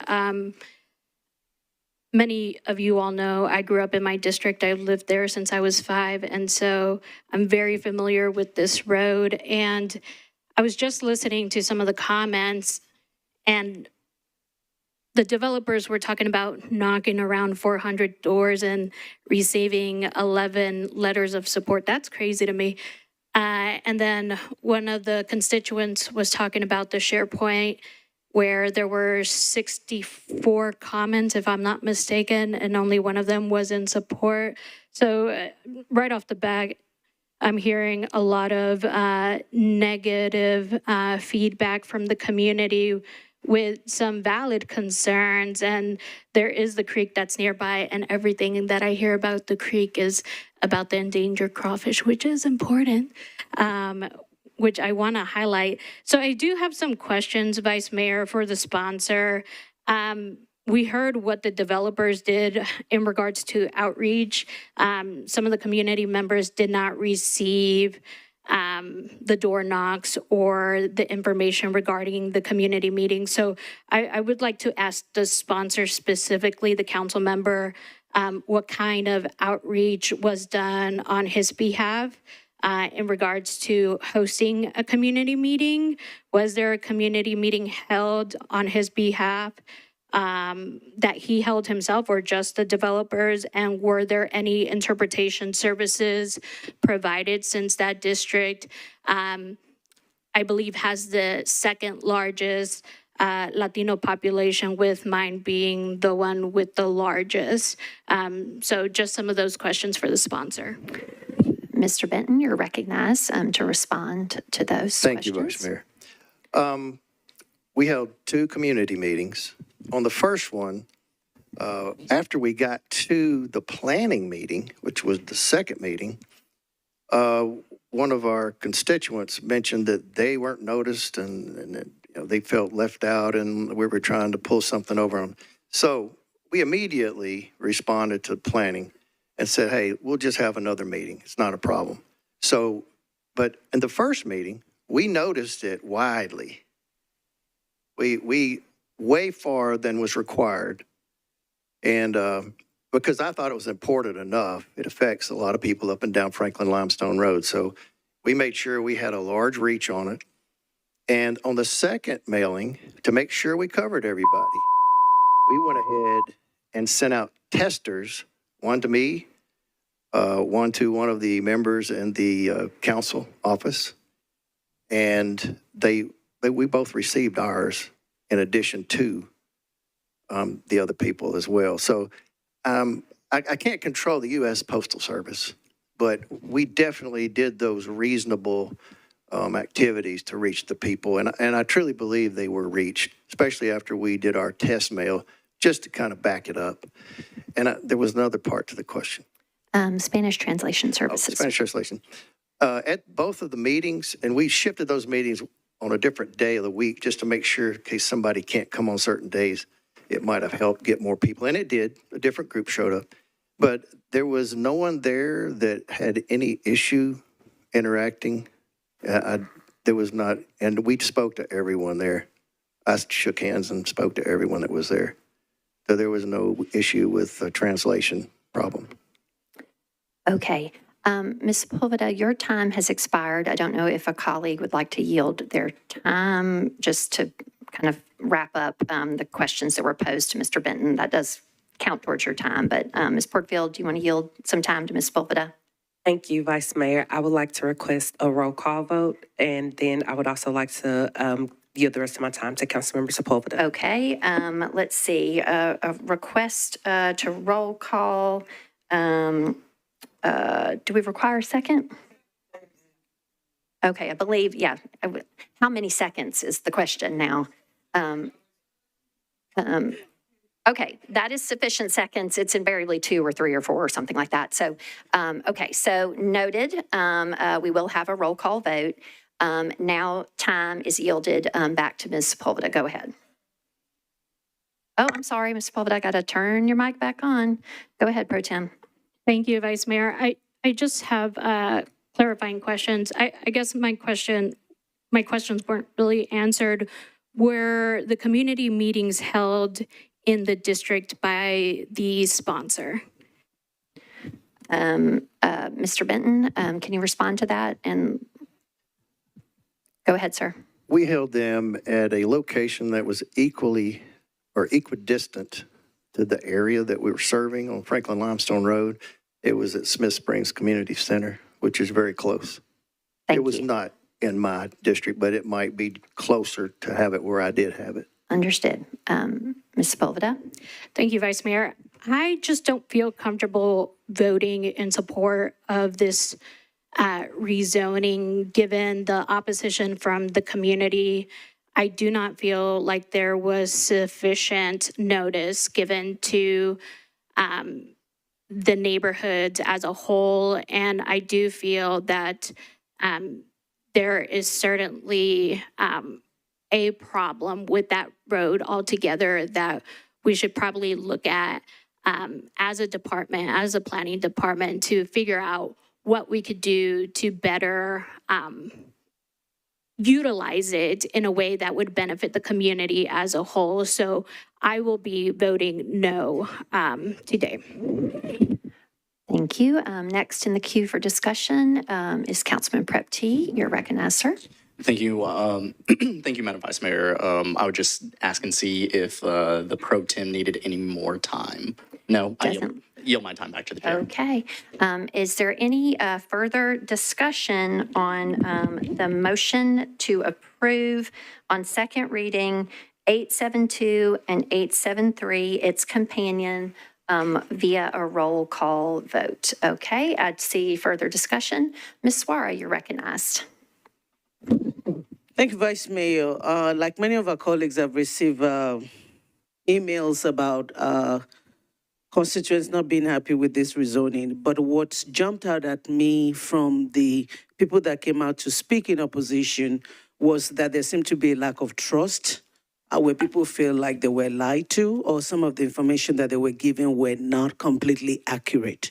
And I think that we should not be moving in that direction. And so with that, I want to move for a deferral so that the council member can go back and talk to his constituents and make sure that everybody understands, or at least if there is a miscommunication, so that at least people can get the actual information. It would also help if the meetings are held in the district so that people can know what is going on and be a part of it. And so with that, I move for a deferral until the first meeting in August.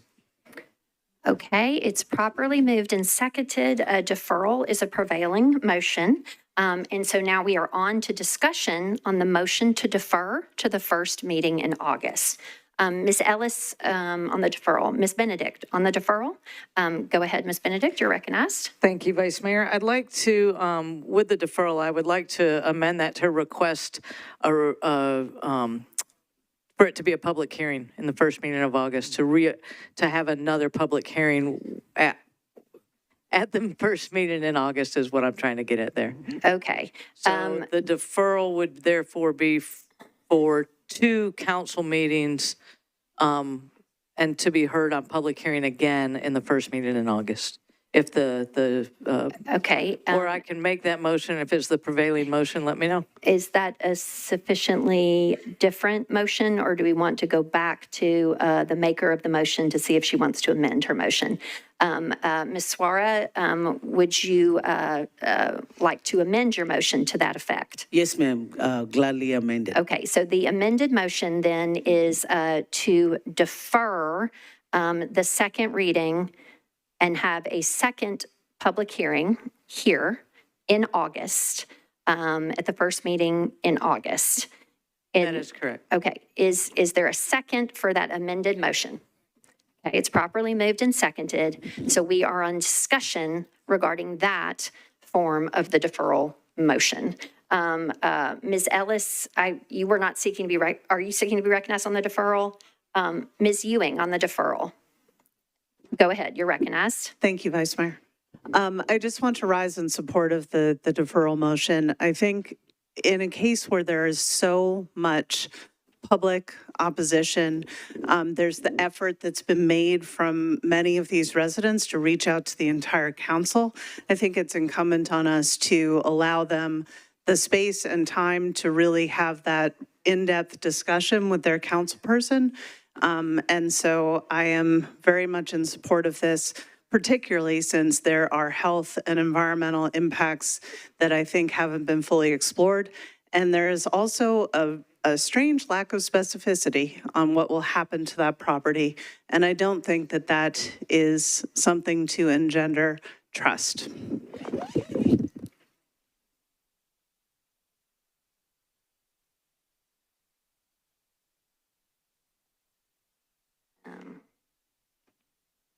Okay, having a little parliamentary discussion there. Thank you, Ms. Ewing. Mr. Coupin, you are recognized on the motion to defer. Madam President, I pulled out of the queue and then popped back in behind Ms. Hill, so I'm happy to speak or let her speak first, either way. She's saying go ahead. All right, appreciate it. Yeah. Thank you, Madam President. I rise in support as well of the deferral. I've really struggled on this one. I tend to believe fundamentally that district council members know their district, they know the ins and outs of it, and trust their judgment in their districts. But I also recognize the validity of folks who came out and emailed and wrote to us. And so I really was struggling with this one, but I think that a deferral that gives us some more time to dig into it, more time to potentially visit the property or kind of dive into the SP and gives the council member more time to engage with his community. I think we've heard a lot of concerns and feedback, but I do think those are potentially addressable. So I rise in support of the deferral, and hopefully my colleagues will do the same. Thanks. All right. Mr. Cash, you are recognized on the motion to defer. Thank you. I think a little more time to work out some of these things is a good thing. I mainly have a question. Did Councilmember Benedict's motion changed from Councilmember Suarez? Did that change the number of votes needed to pass? Or is it this? That is an excellent parliamentary inquiry that we were just discussing. And so for that, I will recognize Special Counsel Darby. So Ms. Benedict was recognized in the regular order of discussion, elevating a desire for a public hearing in addition to the deferral. We went back to the maker of the motion of the deferral, who agreed to amend her deferral motion, which was properly seconded, to add a public hearing. And that is Mr. Cash's question, if whether the addition of the public hearing on a date certain now requires, well, I presume a different vote threshold. So Special Counsel Darby, you are recognized to explicate, please, ma'am. Rule 28.3 does require that a motion to have a public hearing that is not otherwise required by law elevates the threshold to two-thirds vote, two-thirds of those voting. Okay, so aware of that, Mr. Cash. Can I yes, please, Special Counsel, go. It's two-thirds vote of the members present at such a meeting. So not two-thirds of those voting, two-thirds of the members present. Okay, so the motion as it currently stands before us is a motion to defer with a public hearing, a second public hearing on the first meeting in August. You've heard the explanation of Ms. Darby that amended motion now requires a two-thirds vote of those present in response to Mr. Cash's inquiry. I'll go back to you, Mr. Cash. I just wanted to, that's what I suspected and just wanted the body to be aware of that. Thank you. Okay. Mr. Benton, I'm going to recognize you again, sir. Go ahead. Yeah, I just wanted to say that I don't have a problem with a one meeting deferral, but anything beyond that is getting a little bit pushy and picky, I think, especially in the fact that we've had 2 planning meetings and 2 community meetings. And those meetings were absolutely equal distant, if not, I mean, come on, there's probably a quarter-mile difference between those 2 meeting places. We're getting ticky-tacky here. All right. Mr. Benton is speaking in opposition to the motion to defer with the public hearing. Is there any further discussion? Mr. Coupin, you're recognized. Madam President, thank you for recognizing me. I still feel weird standing up and shouting parliamentary inquiry, which is what I want to do. So Special Counsel Darby had said that it is 2/3 majority of those present. So just with a clarification on what number that is. Is that the attendance at the meeting, or is that the attendance in the room, or what number threshold are we working with? Mr. Coupin is asking for the definition of present. Special Counsel Darby. Also gift, please. It would be of those members present at the time of the vote. In the chamber. Correct? Yes. Okay. Okay, Mr. Benton, I've already recognized you, Mr. Coupin, and now Ms. Hill, you are recognized. Thank you, Madam Vice Mayor. I just want to go back to the sponsor and find out if there's any kind of timeline or anything that whether this is a 1 meeting or 2 meeting deferral, if this changes anything. Okay, sponsor was just kind of speaking to that just prior. He said he was opposed to the present motion, but did support a 1 meeting deferral. Is that accurate, Mr. Benton? Okay, is there anything else then? I just wondered if he had a reason why that's a. Yep, go ahead, Mr. Benton, you're recognized. What was the question? Ms. Hill had inquired. Is there a reason why a 1 meeting deferral is there a deadline or something that has to be met that there needs to be a 1 meeting that there's a 2 meeting? As opposed to the deferral being to the first meeting in August. Go ahead, Mr. Benton. I don't think we're going to discover anything new by stretching it out longer. And I certainly don't have any problem discussing it. And I don't mind having a Spanish interpreter there, and I don't mind having it in the community center that's only ours, as long as we can get it there and that we can get it noticed. I don't mind doing that at all. We're not hiding anything. I'm trying to make the best of our little district area that's industrial and protect the houses at the same time and just make the best use of the land. Alrighty. Ms. Ellis, are you seeking to be recognized? Go ahead. Yeah, I do want to speak, or I wanted to make a motion to just do a 1 meeting referral. Can I do that? And then I wanted to give a little reason why. Okay, I'm going to have to put that to Special Counsel Darby because that is, I think we initially had the 1 meeting deferral motion, then it was amended, and it has to be a substantively different motion. Ms. Darby is referring to our rules, so hang on just a second. Let me see. Can I give my reasoning while she's looking that up, or I need to wait? Let's, at present, what you would be speaking on now, if I were to recognize you, other than for purposes of parliamentary inquiry, do you want to speak relative to the parliamentary inquiry? You can expand on that. But otherwise, I could only recognize you on the pending motion, which is the deferral to the first meeting in August. If you wanted to speak against that in favor of a different sort of deferral, I mean, I would allow that. That would be fair. Thank you, Vice Mayor. I will take that. Okay. So just being frank, I didn't want to stand up and get myself in this, but this area borders, well, it's adjacent to my district, and I actually drive this street often because I like to go out to the lake and sometimes have lunch, or it's a cut through for me to get to Chick-fil-A. And given some of the political things that have transpired in this district, I have very attention to detail when anything is brought about for District 28. And so I did my own research on this, and I think that it's a good, thoughtful, and strategic rezoning bill. I think it brings clarity, predictability, a long-term benefit to the surrounding community. And one thing that was clear to me after talking to the parties is that this site is adjacent to a quarry. And under its current zoning, its future is wide open. The SP plan closes that door, and it prohibits mineral extraction outright. It embeds landscaping and tree buffers and environmental safe grounds into development itself. Ms. Ellis, remember we're on a deferral. Yep, I'm just going to wrap it up here. I guess what I'm saying is that this is a good bill, and I would hate for the things that have transpired outside of the body to impact this. And I try to convince my colleague on the council floor to delay it just one more meeting so that, he could send out another notice. And he has his meetings at my the community center in my district, because he doesn't have that good of a facility in his district to host meetings. So that's why it's hosted at my community center, and it's welcome until,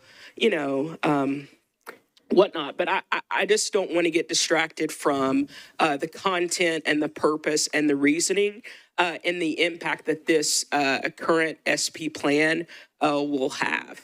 I appreciate that. I want to have time to respond to your parliamentary inquiry. Yes. Okay. So we put that to Special Counsel Darby, and she has gotten into the rules and to Robert's rules too. So this is going to be, it's always going to be fun. That's right. Special Counsel Darby, you are recognized on the inquiry regarding subsequent or differentiated deferral motions. So a motion to defer to a date certain, which is what is pending, can be amended to another date certain. This is technically a separate motion, and it must be voted on separately. And if the vote on the amendment is in the affirmative, then we will go back to take up the motion to defer as amended. Got it. Thank you. So I want to defer it to July the 15th, and I can say Karina Valdez, who is our wonderful Spanish translator in the office, she'll come out to your meeting and she'll translate for people for you. One thing that I would encourage you to do is respect Councilmember Sepulveda's request and send out your mailers in Spanish, since that's Ms. Ellis, 50 or 70% of your district. if we could just keep to the motion at hand, because it requires a second. So if you would just clarify your motion, it was a motion So I to make a motion amend to the deferral to July 15th. So moved. To a date certain. Is there a second? Okay, it's properly moved and seconded. And so we are on to discussion. I get to use one of my favorite words at this point. Are we going to bifurcate the issue relative to the public hearing? So basically, she's made a prevailing motion as to the date certain. Does that aspect prevail over the initial motion that was amended with the public hearing? Special Counsel Darby, you're recognized. Since we are amending the motion to defer, this vote is to a vote to amend the motion to defer to a different date certain. Once that has, if that is approved, then we will be back on the motion to defer with the public hearing as amended. Yes. Okay, so there is a motion to amend the deferral motion with the public hearing to July 15th. Okay. Yes. Which is the next meeting. It was properly seconded. So that's a motion to amend the deferral motion. Is there any discussion on the motion to amend the deferral motion? There's a whole lot of people in the queue. Are we all in here for the motion to amend on the motion to amend the deferral? Okay. Mr. Benton, do you seek to be recognized? Okay. Would you get out of the queue then, please, sir? Ms. Ellis, you're already speaking. Mr. Horton, do you seek to be recognized on this motion to amend? Okay. Go ahead, sir. Previous question. Yeah. Is there a second? Okay. There's a motion for the previous question. It requires 2/3 of those voting. That means that there would be no debate on the motion to amend the amended deferral motion, and that we would move straight to the vote on Ms. Ellis's motion. Okay. All in favor of the previous question, please say aye. Anyone opposed to the previous question? No. Excellent. So we will now then move to vote on Ms. Ellis's motion to amend the deferral motion. I hadn't even decided, are we going to do this roll call? Or no, because that's, all right. Woohoo, there are so many things added onto this. Okay, all right. So a motion to amend a deferral motion just requires a simple majority. Is that correct? Okay. All in favor of Ms. Ellis's motion to amend the deferral motion such that the deferral is to July 15th. And to clarify, we're not addressing the issue of the public hearing at this time? If it does prevail, we will then have an opportunity to vote again relative to the public hearing, okay? Is everyone clear on what the vote is at this juncture? Okay? All in favor of Ms. Ellis's motion, please say aye. Any opposed? Okay, the ayes, are any abstentions? Okay, the ayes have it. So now, Special Counsel Darby, the motion that is before us, because the previous motion to amend with a public hearing, so it's now July 15th, and here's the question to you, Special Counsel Darby, is that mean there's a public hearing on July 15th, or is it on August? July 15th. On July 15th. Okay. Ms. Darby, can you just clarify again what has transpired, please, ma'am? Yes, ma'am. Point of order. Do we have time to notice a meeting for July 15th? The clerk is shaking her head now. The requirement for the notice for a public hearing has already been met by tonight's public hearing. This public hearing will be a public hearing that's not required by law, that is just being moved by virtue of the rules and the motion of the council. So the mailed notices are not required in the same manner that a public hearing would otherwise be required to be noticed when it's a public hearing required by law. So how would the community know that there's another public hearing? The public hearing will be in the council chamber, and it will be on the agenda that is published. Okay, thank you. Publicly. Okay.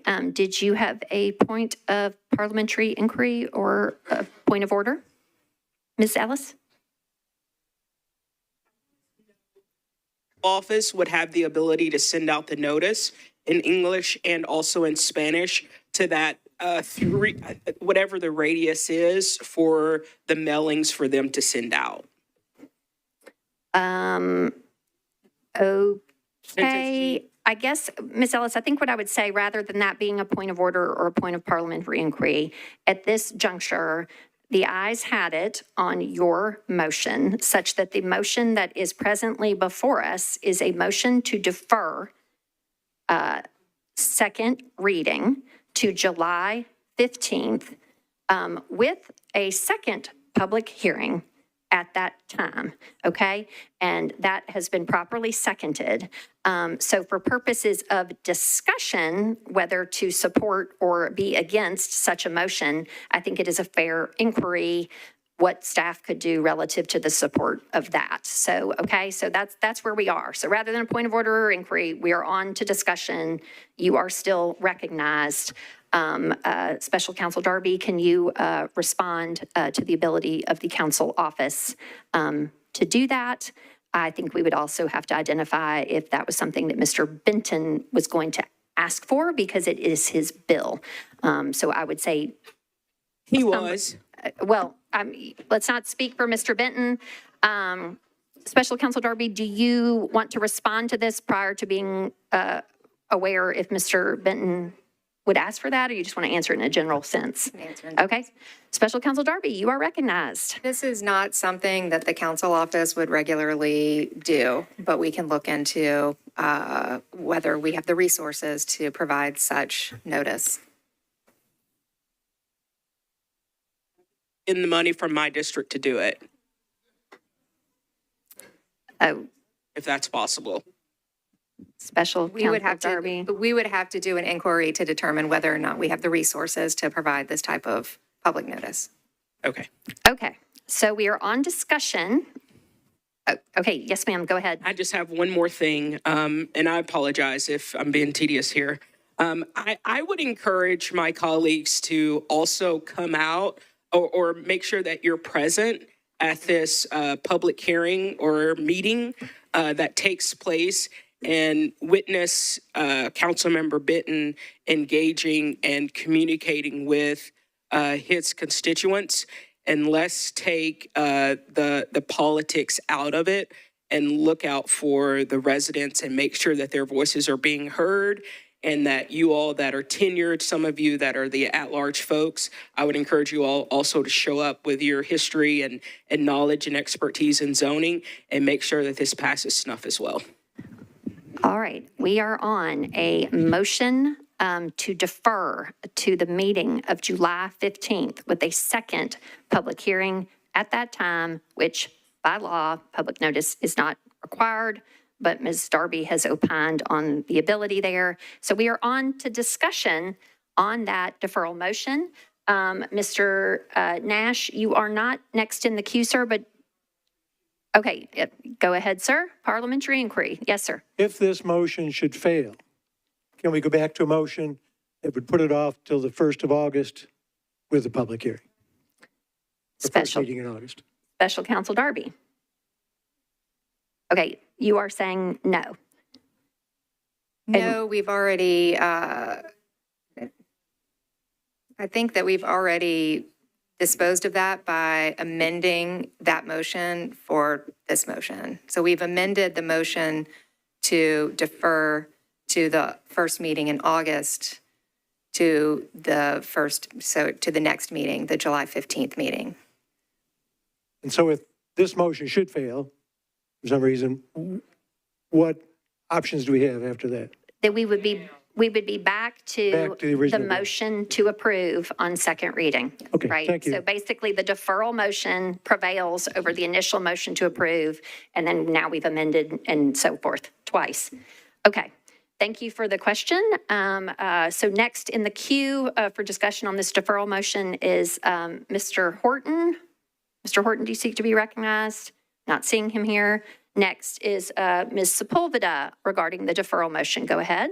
Thank you, Vice Mayor. I will be voting no on the deferral. Essentially, the deferral takes us to the next meeting, which is what we were doing before. I do appreciate my colleagues' intent to try and help organize a council meeting and but hearing the sponsors' rationale, it doesn't sound to me, in my opinion, like they are open to amending this project or open to suggestions from the community as a whole. So it doesn't sound like there's any point to it. So might as well just go ahead and have this vote. And so I'm not going to be in support of this. So I'm going to vote no. And I would encourage you, all of us, to just go ahead and have this vote as is, because we're essentially, that's what we're doing for the next meeting. All right. Again, we're on the deferral motion. Mr. Nash, do you seek to be recognized on the deferral motion? No, I'll take my name off. Okay. Mr. Parker, do you seek to be recognized on the deferral motion? Go ahead, sir. Yes, thank you, Vice Mayor. I'm going to be voting against the deferral motion. I mean, we've had extensive discussion about this proposal tonight. We've heard from people. I think we have more information about this proposal in our minds than at this point than we will at any point in the future. And I think we should vote down the deferral and just make a vote on the bill. Okay. So I'll be voting no on the deferral. All right. Is there any further discussion on the deferral motion? Okay. Seeing none, we will move to the vote on the deferral. We will try it first by voice. All in favor of the motion to defer to July 15th with a public hearing at that time, please say aye. Those against, please say no. Okay, I cannot tell the difference between that, you all. I'm sorry, Mr. Clerk. We're going to have to put that on the board, please.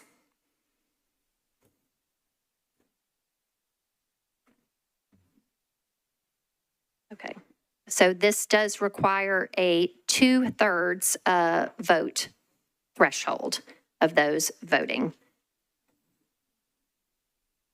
Of those present, I apologize. Thank you for the clarification, Ms. Darby. 2/3 of those voting. This is because this deferral motion has an extra public hearing attached to it, okay? That's why we require 2/3.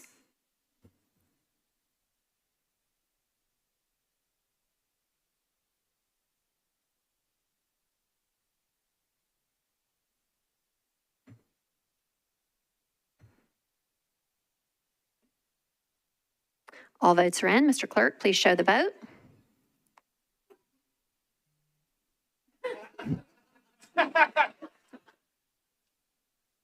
Okay, so the motion does not fail due to a tie. The motion fails because it did not get 2/3, okay? So no tie breaking has to happen up here. Okay, so now we are back to the sponsor's primary and initial motion to approve on second reading, okay? Is there any discussion? There is. Ms. Porterfield, you are recognized. Thank you, Vice Mayor. I just wanted to lift back up that I asked for a roll call vote on this one. I will be voting no. I've listened to people in the community, have heard multiple concerns from constituents in the community. I also live in the neighboring district, and I've heard many concerns about Franklin Limestone over the years, and I've heard from the community members, so I'm going to be voting no. Thank you. Okay. As part of her remarks, Ms. Porterfield has reminded us that the roll call request does travel with the initial motion, so that doesn't need additional seconds. It's still on there. So we are on the motion to approve on discussion. Mr. Nash, do you seek to be recognized? Yes, Madam Chairman, I'm going to vote for this tonight, but I hope that the sponsor may reach out to the community before third reading, see if you can allay some of the fears and concerns that people have. Thank you, Mr. Nash. Councilmember Suara, you're recognized. Thank you, Vice Mayor. One of the things that I don't like that sometimes happen on this floor is when people insinuate or try to assume why people make comments or why they vote the way that they do. We all have a work to do, and so I've always given people grace, and I think that we should continue to do that, but some of the comments that were made earlier were so uncalled for. Now, I will be voting no, and it's because for my 6 terms on this floor, I've seen people come out and make comments, and I've seen council member yield and try to honor their constituents. For a district council member to say it's not going to matter, nothing's going to happen, I think that's not right. Or to try and say, well, we do it on the back end is not right. People came out, and when you look at it, the way that I always look at this thing is the number that speaks for and against. There were more people against. Not only that, we've got emails, we've got a lot of concerns, and not to be willing to address that. Again, I continue to say it, the lack of trust in government is because we don't communicate and we assume we know the best and we don't listen. And tonight, that's what I heard. And so I will be a note on this vote. Thank you. All right. Is there any further discussion on the motion to approve on second reading?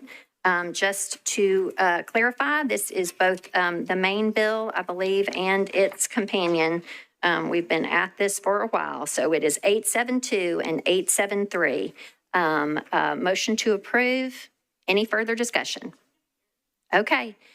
Seeing none, Mr. Clerk, if you would please open the machine as a roll call vote has been requested.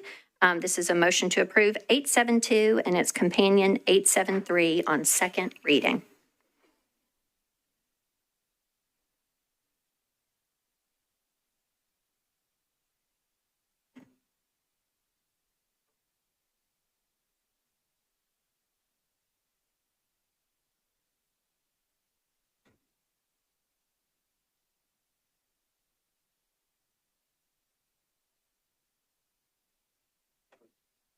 All right, Mr. Clerk, please show the vote. Okay, the motion to approve has passed with 19 in favor, 11 against, and 3 abstentions. Again, this is on its second of 3 readings, and it will be at committee on its third reading here at the council. Okay, all righty. Now, we are on agenda item 21 and 22. Sponsor Kimbrough. This is ordinance BL 2025-874. and 8, its companion, 875. This is an ordinance to amend Title 17 of the Metro Code of Laws, the zoning ordinance of the Metro government of Nashville and Davidson County by changing from RS10 to SP zoning for property located at Kings Lane unnumbered, approximately 122 feet east of Haynes Park Drive. This is 5.09 acres to permit 48 multifamily residential units. And again, its companion, 875, which requires certain materials to be restricted in the construction of buildings in 874. Ms. Kimbrough, you are recognized. Thank you, Vice Mayor. I'd like to open the public hearing. Okay, I declare the public hearing open. Would all members of the public here in support of Ms. Kimbrough's bills 874 and 875, please raise your hand? Okay, thank you. Would all members of the public here in opposition to 874 and 875, please raise your hands? Okay, I see folks here in opposition, and seeing that, would folks in support seek to be recognized? It appears that they would. So those in support speak first, and those in opposition speak after that. Go ahead, sir. You are recognized. Oh, I'm sorry, sir. Sorry, Mr. Moore. Go ahead.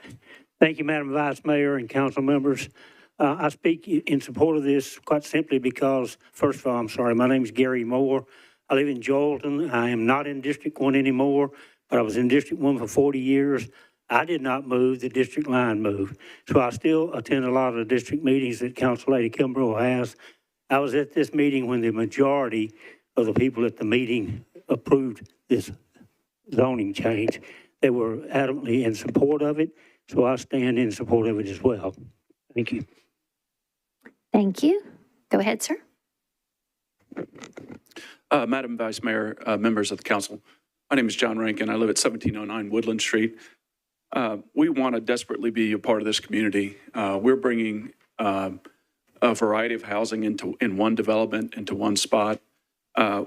We approach this by coming to the first community meeting, asking folks what they wanted. We took that back. We came to the next community meeting with what they had suggested and asked for changes. We received those changes. We came back, and Councilwoman Kimbrough shepherded the entire way. We received a unanimous vote at the community meeting for our project. There was no one in opposition. And I came back for a fourth time when planning had made, and we were talking earlier about the site plan changes that happen sometimes, and to notify council members. Planning had made a little change on turning some buildings, and I came back to another community meeting to explain that change. So I would like the council to vote for us today. I appreciate what Councilwoman Kimbrough has done for us in terms of shepherding it and bringing the community together and having this many meetings on our project. And we appreciate your vote. Thank you. Thank you. Go ahead, sir.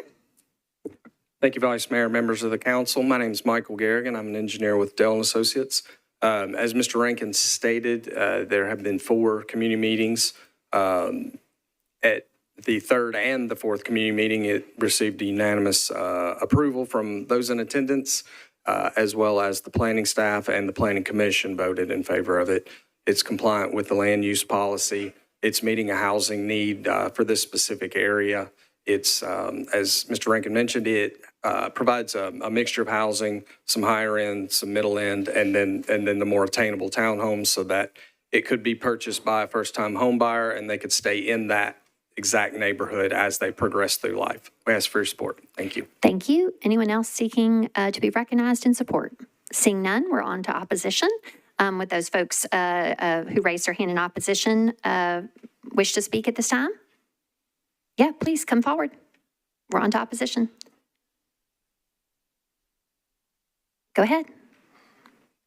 Hello. Good to be with the council and Nashville residents. I'm a lifelong Nashville resident and teacher. I live on Kings Lane.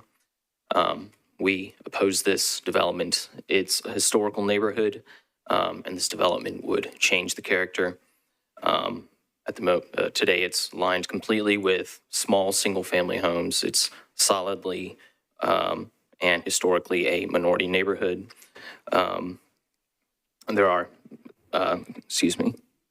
Other than that, these are especially affordable homes that are left in Nashville. When you look at this property, it's shocking to imagine how they could jam 48 units in this space. It'd be disruptive to the ability of the residents to enjoy the use of their space on the perimeter. And it's tough to imagine, will they have any green space buffer in this small space? It's old growth. When you travel the neighborhood, it's actually surprising how dense the homes are already. So it feels a bit claustrophobic in the Hayes Park neighborhood. Please come drive around in there, walk around. It feels a bit uncomfortable, and with how little green space is. Oh gosh, I'm running out of time. All right. I spoke with a bunch of folks in my neighborhood. Most of them did not know that 48 units were going there. 100% of them were opposed. Here's a letter from Miss Asa Springfield, who's been speaking with Representative Kimbrough. Please recognize the effects of the development on the neighborhood, the enjoyment for the long-term residents, character of a historical neighborhood. Keep the green space, maintain the zoning as it is, or fewer units. Thanks. All right, anyone else here in opposition seeking to be recognized? Go ahead and come forward swiftly, please. Thank you. This is really scary for me. So It's thank okay, you for don't letting be me scared. talk. He said mostly everything, but I just want to take a moment to the minority part. This is a beautiful neighborhood. I think it's called Kings Lane because that was named that out of pride, because it's, I think like the 60s or 70s, this neighborhood was developed, and it was a thriving community for minorities. And it's this street, it's a beautiful street. It's one of what's left of an affordable, beautiful place for people. And we're right across the street from where these apartments would go. It just doesn't seem like the place for something like that. Thank you. In opposition, go ahead, you're recognized. Good afternoon, council, ladies and mayor, vice mayor. Yes, sir. My go name ahead. is Joseph Bond, live on 4268 Kings Lane. I rise in support and not support of this bill. I never gotten a clear answer from the developer as to what type of charity that he was going to, help with District 1 with the needs that we have out there. He said he was going to build a deck, fix something.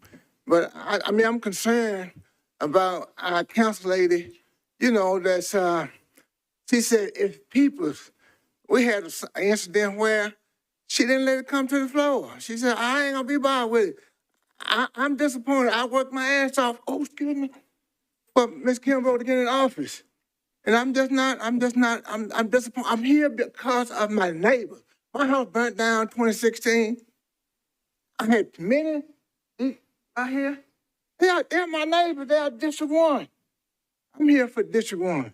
And I just feel like, if something got to be done, I don't know what, but pray for me and my family. Thank you, sir. Anyone else seeking to be recognized to speak in opposition? Seeing none, I will declare the public hearing closed, and it's back to you, Councilmember Kimbrough, for a motion on your bills. You can make a consolidated motion for both. Go ahead, ma'am. Thank you, Vice Mayor. I'd like to make that consolidated motion for both with a brief statement. Motion to approve? Motion to approve, yes. Okay, any second? All right, go ahead. Regarding these people, I've never seen the first two that spoke ever, and I have a community meeting regarding any rezoning. The man that originally spoke, Mr. Rankin, came out repeatedly, and I think you can ask any community member, I have no problem saying no. We're not going to do it. I don't feel pressured. I don't feel, I just try to do the will of the community. I don't know exactly what Mr. Bond was talking about, but he has come to community meetings. I don't recall him speaking out against this particular project. So I take a little bit of offense because I really bend over backward to make sure they are informed, that they know. This particular project, I believe it was, if it wasn't unanimous, it was very close. But we have repeated community meetings on this project itself. And with that, and I hope maybe they can get with me, get on the email list. On my email list, I always tell them specifically what we will discuss. I also have Metro to post it just as well, just in case somebody doesn't get it. So I don't know these people, and I don't know what Mr. Bond's talking about. I move for approval. All right. Y'all can maybe go meet each other in the back there. But there's a motion to approve. It is properly seconded. You've heard an explanation from Councilmember Kimbrough. Is there any further discussion? Okay. Seeing none. All in favor of 874 and 875 on second reading, please say aye. Any voting no? Any abstaining? Okay. This has passed its second of 3 readings. 874 and 875. All righty. Next is agenda item 23, ordinance BL 2025-876, sponsor Vo. This is an ordinance to amend Title 17 of the Metro Code of Laws, the zoning ordinance of the Metro government, by changing from R6 to MUA-NS zoning for property located at 1253A 3rd Avenue South, approximately 42 feet north of Hart Street. This is 0.16 acres. Ms. Vo, you're recognized. Thank you, Vice Mayor. I'd like to open the public hearing. Okay, I declare the public hearing open for 876, sponsor Vo. Would all members of the public here in support of this bill please raise your hand? Okay. Would all members of the public here in opposition to this bill please raise your hand? Seeing no one here in opposition, does the person here in support seek to be recognized to speak? Ms. Vo, he is shaking his head no, and so I'm going to declare the public hearing closed, and it's back to you for a motion on your bill. Thank you. Move to approve. Okay, is there a second? All right, properly moved and seconded. Any discussion? Seeing none, all in favor, please say aye. Any voting no or abstaining? Okay, this has passed its second of 3 readings. Next are agenda items 24 and 25. They are companions to each other. Ordinance BL 2025-877 and 878, both sponsor styles.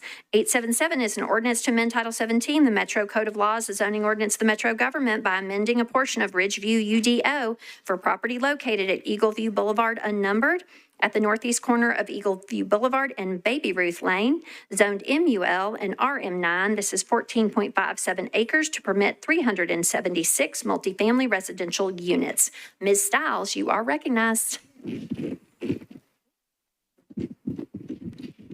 Uh-oh, microphone malfunction. Yikes. Yes, it was. Thank you, Vice Mayor. Would you like to open the public hearing? Yes, Lord, thank you. Okay. I declare the public hearing open for 877 and 878 sponsor styles. Would all members of the public here in support of these bills please raise your hand? Thank you. Would all members of the public here in opposition to these bills please raise your hand? Seeing no one here in opposition, do those here in support seek to be recognized? They are shaking their head no, Ms. Stiles. And so with that, I will declare the public hearing closed, and it's back to you for a motion on your bills. Thank you very much. I would like to move for approval with a brief comment, if I may. Okay, that's a motion to approve both 877 and its companion 878, correct? Yes. Okay. Please. Thank you. Go ahead. So traditionally, as we all know, I don't love apartments. And this, right, this was a project that was worth doing only because this developer is willing to fix mistakes left undone by a previous developer in the neighborhood next door. And so constituents that have been without final paving, dangerous, almost cliffs within the neighborhood that people could fly off at any time, dangerous pedestrian bridges. It's millions of dollars that they don't have to pay for, but they're willing to pay for so they can get this apartment complex. And I had meetings with the constituents in that neighborhood for all the repairs that were due to them. And this community has been in existence for over 10 years. So with that, the bond that previously existed, the cost to do all those repairs would be much more. So now these individuals are willing to take care of all of it. So this is why we are making the amendments to the UDO.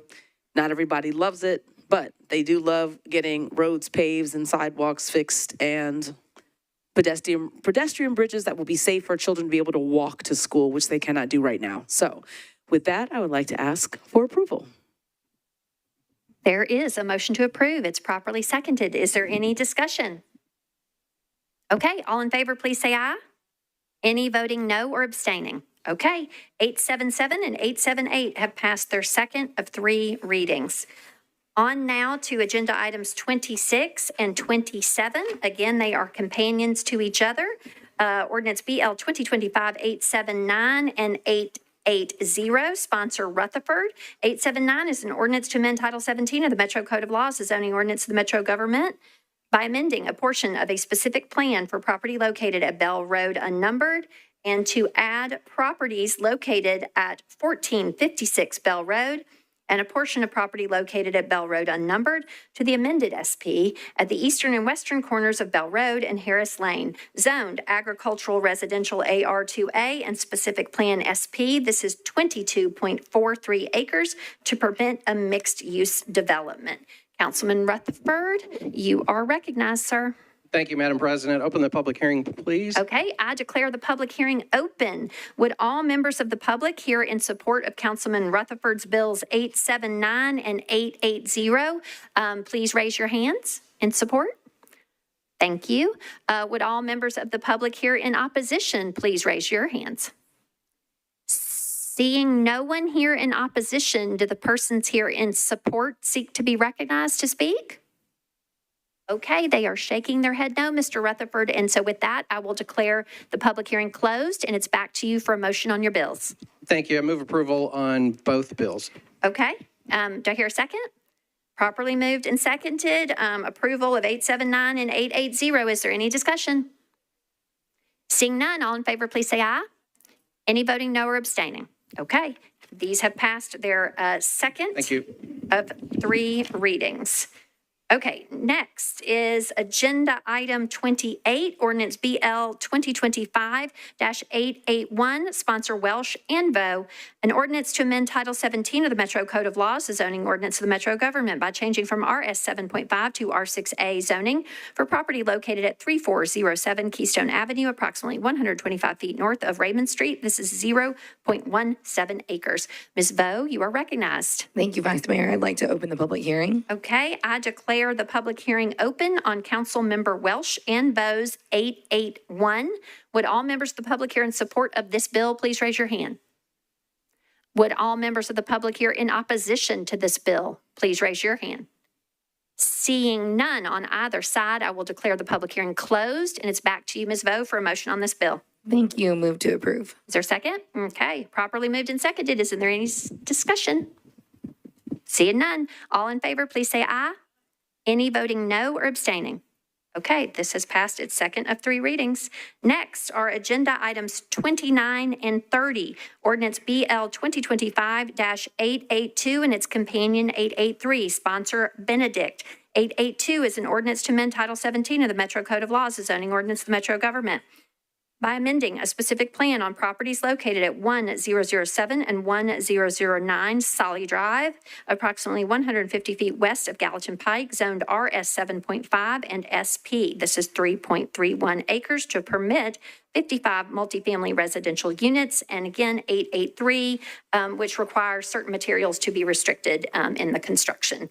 Ms. Benedict, you are recognized. Thank you, Vice Mayor. I'd like to apologize to you because in the first meeting in August, you're going to have to say all of that again. I'd like to defer this to the first meeting of August because notice wasn't provided. That is okay. There's a motion to defer to the first meeting in August for lack of notice. It's properly seconded. All in favor, please say aye.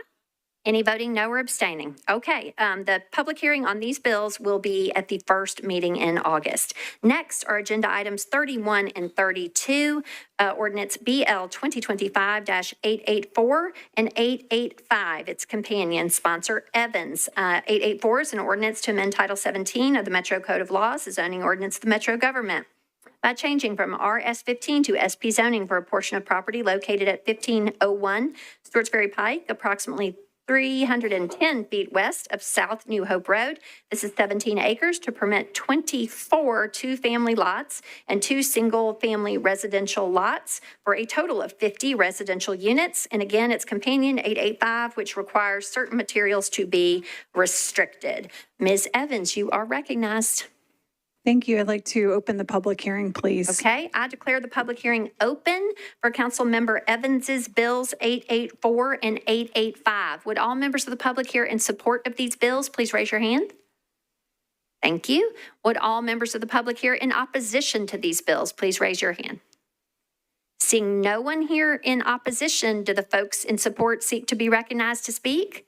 They are shaking their heads no. And so with that, Ms. Evans, I will declare the public hearing closed. And it's back to you for a motion on these bills. Thank you. I'd like to move approval, please. Okay, there's a motion to approve 884 and 885. Is there a second?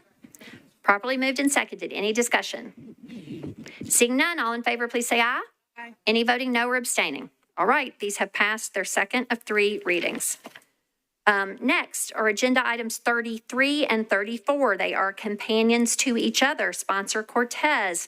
Ordinance BL 2025-886 and 887. 886 is an ordinance to amend Title 17 of the Metro Code of Laws, the zoning ordinance of the Metro government, by changing from R40 to SP zoning for property located at 5642 Valley View Road, approximately 425 feet west of Cloverland Drive. This is 1.45 acres to permit 4 detached multifamily residential units. And again, 887, which requires certain materials to be restricted in the construction.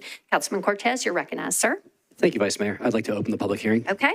I declare the public hearing open for Councilmember Cortez's bills 886 and 887. Would all members of the public here in support of those bills please raise your hand?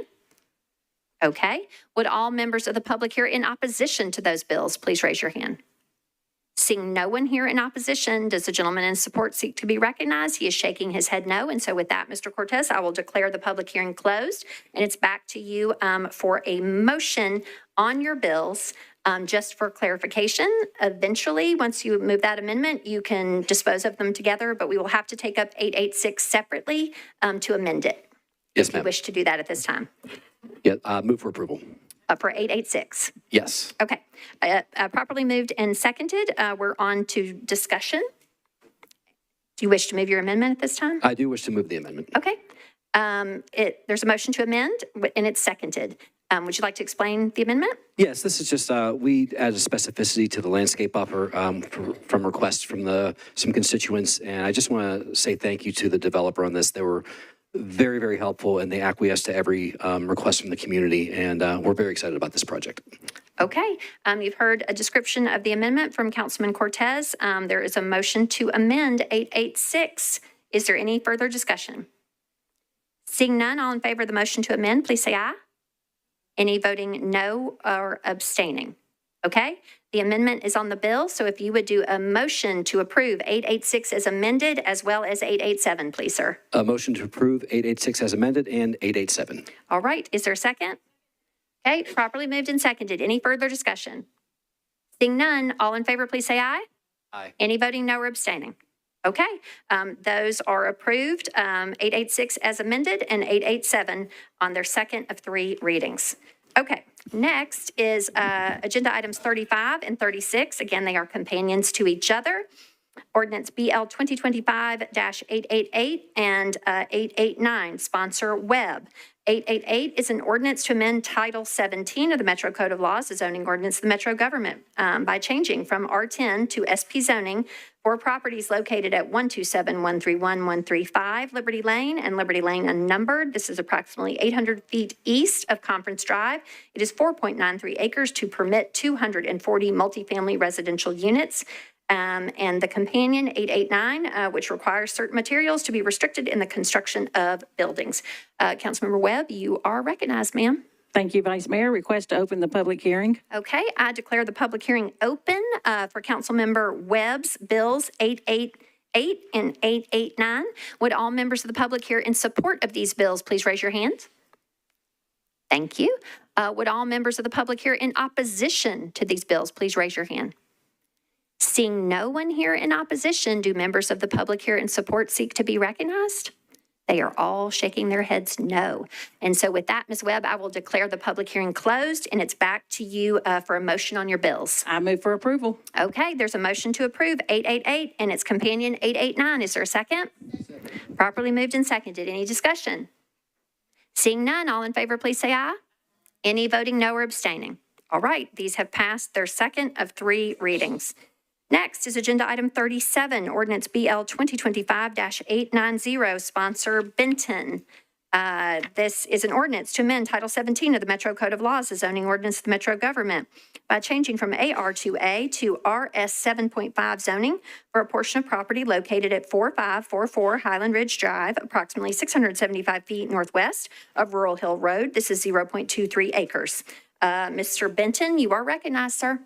Thank you, Vice Mayor. I'd like to open the public hearing, please. Okay, I declare the public hearing open for Mr. Benton's Bill 890. Would all members of the public here in support of this bill please raise your hand?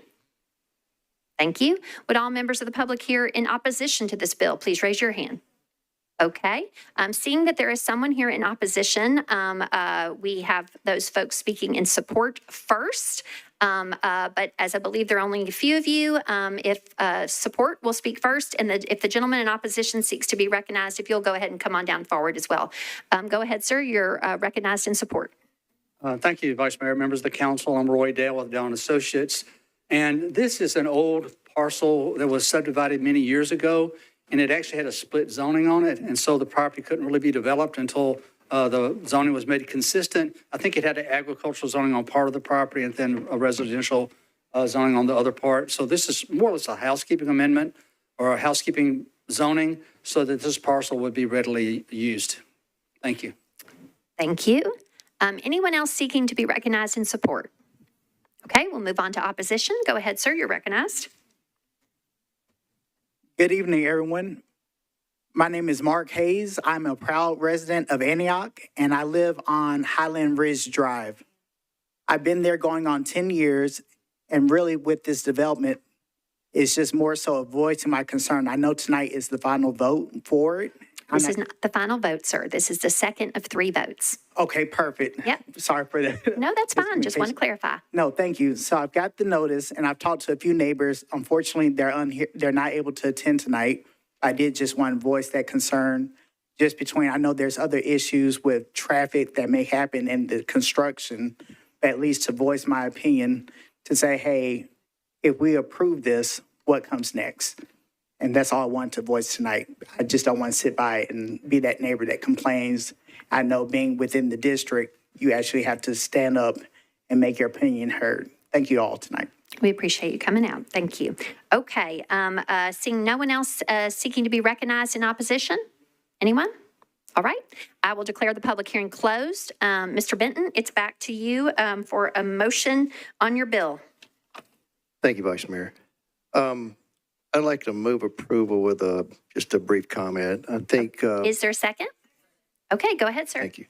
I think Mr. Dale explained it probably as well as anybody, and that was that this is it's a real big subdivision, and that one lot was just an odd lot that really didn't get zoned properly, and this kind of completes the whole subdivision, actually, and now they can actually finish that up and hand over the HOA to the owners so that they can begin to exert their authority over there now. So with that, I'd like to move approval. All right, there's a motion to approve, and it's properly seconded. We're on to discussion. Ms. Stiles, you're recognized. Thank you, Vice Mayor. I just wanted to ask the sponsor, this rezone, is there an intention for this site? Is there something going to be built, or are we just doing it to do it? Mr. Benton? It's my understanding they want to build one final home there. Okay, Ms. Stiles, does that clarify? All right, is there any further discussion on this bill on second reading? Okay, seeing none, all in favor, please say aye. Any voting no or abstaining? Okay, this has passed its second of 3 readings. Next is agenda item 38 and 39, ordinances BL 2025-891 and its companion 892, sponsor Horton. 891 is an ordinance to amend Title 17 of the Metro Code of Laws, the zoning ordinance of the Metro government, by changing from CS to SP zoning for property located at 5701 Centennial Boulevard at the northern corner of Ohio Avenue and 60th Avenue North. This is 1.04 acres to permit a mixed-use development. And again, it's companion 892, which requires certain materials to be restricted in the construction of buildings. Mr. Horton, you are recognized, sir. Thank you, Vice Mayor. I'd like to open the public hearing, please. Okay, I declare the public hearing open for Mr. Horton's bills 891 and 892. Would all members of the public here in support of these bills please raise your hand? Thank you. Would all members of the public here in opposition to these bills please raise your hand? Seeing no one here in opposition, do the folks here in support seek to be recognized? They are shaking their head no. And so with that, Mr. Horton, I will declare the public hearing closed. It's back to you for a motion. Move approval, please. Okay. Mr. Horton has moved approval of 891 and its companion 892. Is there a second? Properly moved and seconded. Any discussion? Seeing none, all in favor, please say aye. Aye. Any voting no or abstaining? All right, these have both passed their second of 3 readings. Next is agenda item 40, ordinance BL 2025-893, sponsor Nash. This is an ordinance to amend Title 17 of the Metro Code of Laws, the zoning ordinance of the Metro government, by changing from CL to MULANS zoning for a portion of the property located at 412 Brewer Drive at the eastern corner of Nolensville Pike and Brewer Drive. This is 0.41 acres and located within a corridor design overlay. Mr. Nash, you are recognized, sir. Thank you, Vice Mayor. Request public hearing. Yep. I will declare the public hearing open for Mr. Nash's bill 893. Would all members of the public here in support of this bill please raise your hand? Would all members of the public here in opposition to this bill please raise your hand? Seeing no one here in opposition, does the person here in support seek to be recognized to speak? Yes? Do you want to speak, sir? No. Okay. He is saying no. And so with that, I will declare the public hearing closed. And it's back to you, Mr. Nash, for a motion on your bill. I'd like to move approval. Just a brief comment. I want to commend Mr. Is there a Mohammed. second? Okay, go ahead. I want to thank Mr. Mohammed for working with the community in that area. There was a little bit of contention early on, but we made the public happy and we made our developer happy, and I thank him for his work. Thank you. Okay, any further discussion on this bill? 893. All right, all in favor, please say aye. Any voting no or abstaining? All right, 893 has passed its second of 3 readings. Next is agenda item 41, ordinance BL 2025-894, sponsor Vo. This is an ordinance to amend Title 17 of the Metro Code of Laws, the zoning ordinance of the Metro government, by changing from OR 20 to MUGANS zoning for property located at 1429 12th Avenue South, approximately 400 feet north of Wade Avenue. This is 0.84 acres. Ms. Vo, you are recognized. Thank you, Vice Mayor. I'd like to open the public hearing. Okay, I declare the public hearing open for Ms. Vo's Bill 893. Would all members of the public here in support of this bill please raise your hand? Thank you. Would all members of the public here in opposition to this bill please raise your hand? Seeing no one here in opposition, do the folks in support seek to be recognized to speak? They are shaking their heads no. And so with that, I will declare the public hearing closed, and it's back to you for a motion on your bill. Thank you. Move to approve. Is there a second? Properly moved and seconded. Is there any discussion? Seeing none, all in favor, please say aye. Any voting no or abstaining? All right, this has passed its second of 3 readings.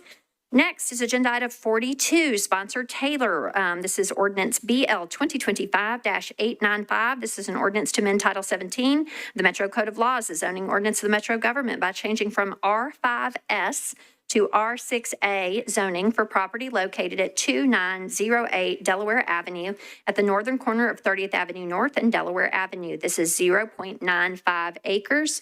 Councilman Taylor, you're recognized, sir. Thank you, Vice Mayor. I'd like to open a public hearing. Okay, I declare the public hearing open for Mr. Taylor's Bill 895. Would all members of the public here in support of this bill please raise your hand? Would all members of the public here in opposition to this bill please raise your hand? Seeing no one here on either side, I will declare the public hearing closed, and it's back to you, Mr. Taylor, for a motion on your bill. Move for approval. Okay, properly moved and seconded. Is there any discussion? Seeing none, all in favor, please say aye. All in favor, please say aye. Aye. Any voting no? Any abstaining? All right, this has passed its second of 3 readings. Next is agenda item 43, sponsor Kimbrough. This is ordinance BL 2025-893. This is an ordinance to amend Title 17 of the Metro Code of Laws, the zoning ordinance of the Metro Government of Nashville and Davidson County by changing from AR2A to SP zoning for property located at 5000 Ashland City Highway, approximately 914 feet north of Old Hydes Ferry Pike. This is 5.01 acres to permit building contractors' supply uses. Okay, Ms. Kimbrough, you are recognized. Thank you, Vice Mayor. I'd like to open the public hearing. Okay, I declare the public hearing open on Ms. Kimbrough's Bill 896. Would all members of the public here in support of this bill please raise your hand? Okay.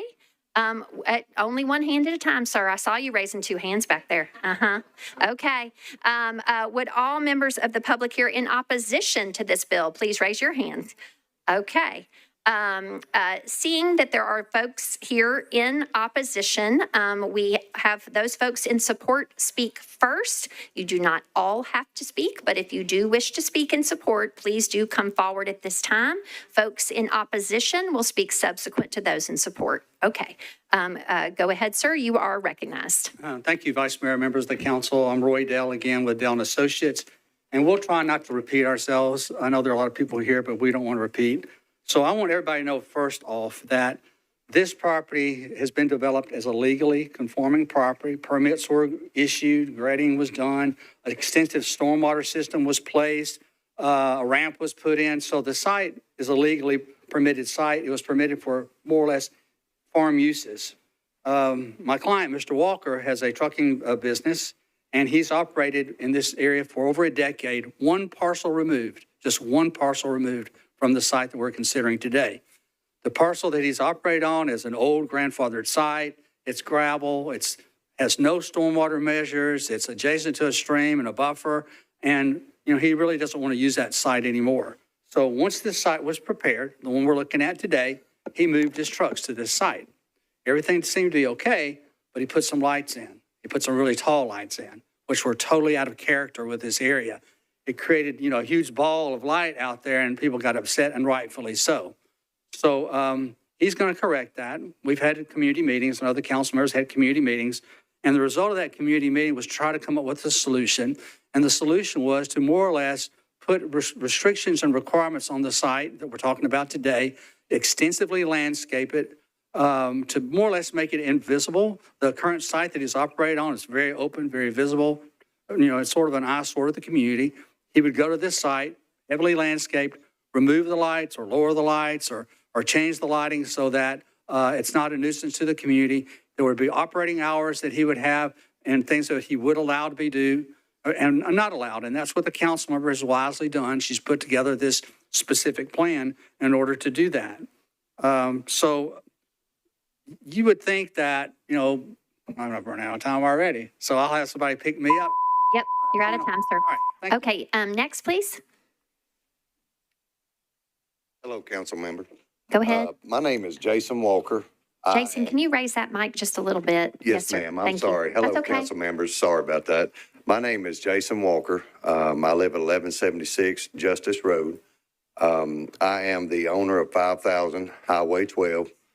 I just wanted to say that I have been operating a trucking company there beside Lewis's Market for 12 to 13 years. We parked our trucks there. I bought this property from Mr. Billy Baker with all, we never had any problems whatsoever at our location. So we bought this property. We did everything we thought correctly. My estimator, project manager, filed for all the permits. We applied, complied. I am so sorry that we did not, had no clue that it was not the correct zoning that we are needing. And I apologize about that, but I have applied and complied as much as I can or have. So I'm just requesting and hoping that everyone would see that, you know, our trucks now are just one parcel catty corner from where we have been. And so they're very noticeable where they're sitting now, but where we're trying to get this rezoned is a very nice piece of property. It looks, you know, very good. And so we're just really wanting to try to get this thing wrapped up and do the right thing because, again, I had no clue that it was not the correct zoning. So I apologize about that. Thank you. Thank you. Next. And everybody, y'all gonna come on down. So, okay. Good evening. My name is Katie Walker. I'm Jason's wife. I just want to say thank you guys for taking the time to hear us. I really appreciate it. And just to reiterate what my husband said, we've been developing our family business for probably 15, 20 years now, working on it. And we honestly were sincerely just trying to do the right thing. We went through all the stages and had someone working alongside with us to get all the permits and do everything that we knew to do correctly. And so I just wanted to sincerely say that we did not have any ill intention whatsoever with the neighbors or doing anything wrong at all. And I just really thank you guys for hearing us out and appreciate your time in your service. Thank you. Next, please. Charles Gunlock. I've lived in the area since I was young. I actually work for some of the opposing side, so it's hard for me to be up here standing up for what I believe is right. I feel like he's developed in an area that has already got a trucking development around it. The site seems to be prepared in a nice, orderly manner. I have no opposition to what he's doing. Thank you. Thank you. Next, go ahead and come on forward. My name is Scott Davis. I want to thank y'all for hearing us tonight. I worked for the Walker Trucking for about 20 years myself. We're concerned about our employees. We want a safe place for them to come and get in their trucks and do what all they do is park their cars there in the morning and get in the dump trucks and leave, come back, get in their personal cars and go back home. It's not like we're doing anything there, but we have a safe environment there that's lit up so they can come and do their DOT inspections like they're supposed to. It's a lot safer place for us to be coming out on Highway 12 than where we are down there now. We're concerned as much about the community as we are our own employees. And we wanted this to be safe and be the right way, but we do appreciate y'all listening. And the main thing is we all live about 30 minutes away from here ourselves, and we want our neighborhood to be nice and respectable. And we made a nice place up there, and anybody that's seen it can see it is. It's fenced in, security, cameras, and everything around it. And we need that for our drivers so they can keep their livelihood going and support the families that we have. Thank you all very much. Thank you. Next, please. Go ahead. My name's Taryn Biggs. I've worked alongside Mr. Walker for 8 years now. Just to touch base on what Mr. Davis said, the only thing we're looking to do is build a nice, secure facility for our equipment to stay in and for our employees' cars to be safe in while they're out doing their job. And that's basically what he just said, and that's all. And like Mr. Davis just said also, all our employees either live within 10 to 20 to 30 minutes away from that facility, and they're in that community and around that community. Thank you. Thank you. Is anyone else seeking to be recognized, speaking in support? Okay, seeing none, we'll move on to opposition. If those in opposition that are wishing to speak, if you just line up a few of you so we can kind of keep it flowing. Not everyone has to stand at this time, but if you would please move promptly to the podium after the previous speaker. Go ahead, sir, you're recognized. Thank you very much. My name is Sumter Camp. and I live in the Bells Bend part of Scottsboro community where this is located. I'd like to talk about Mr. Dale's representation that everything was legally permitted. Mr. Walker bought the property, as he noted, it was AR2A, agriculture residential.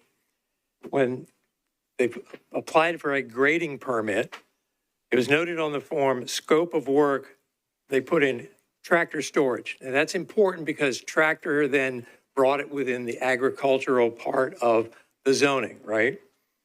However, so they got that permit.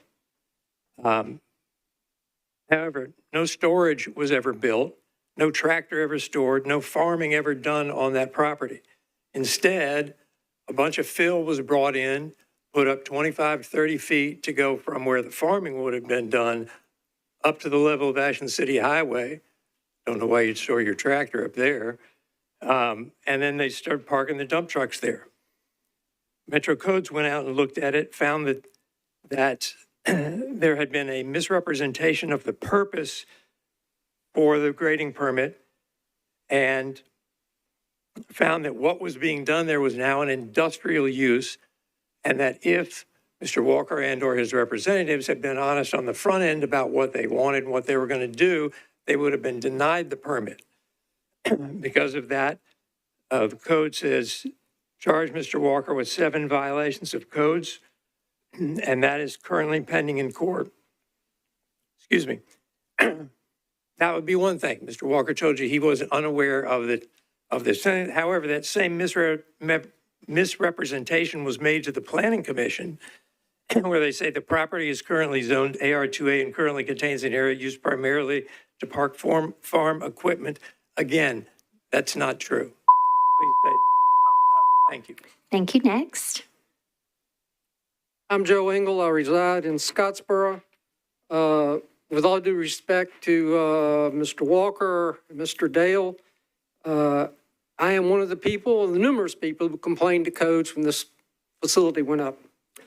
And it's not my opinion or their opinion that counts. I am reading from General Sessions Court, Environmental Court, which heard this matter, and these are the complaints filed by codes. At no time has Metro observed agricultural activities taking place on the property.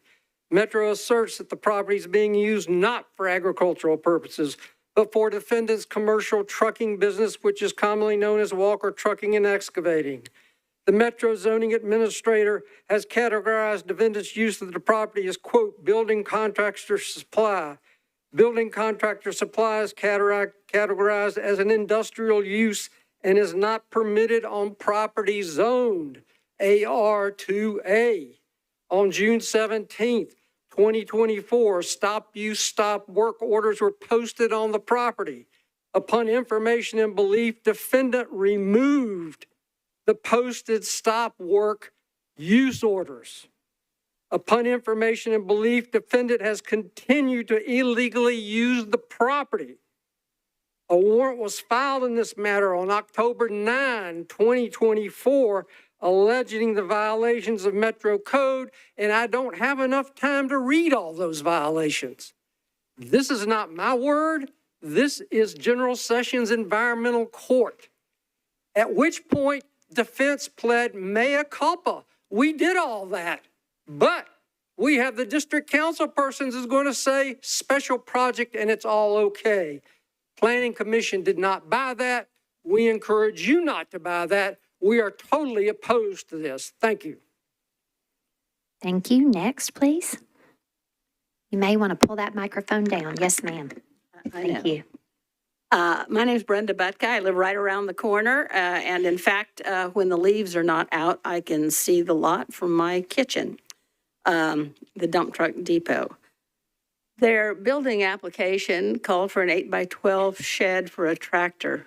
I'm telling you, what they actually built was a massive parking lot. It's described as a gravel lot. Yes, it is. But as my friend here said, that lot exists because of massive infill down the hill. Now they want this illegal lot made legal.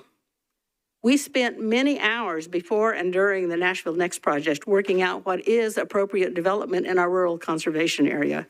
We have and we welcome appropriate development, Old School Farm, Bell's Bend Farms, square dances, which bring literally hundreds of people out to our area.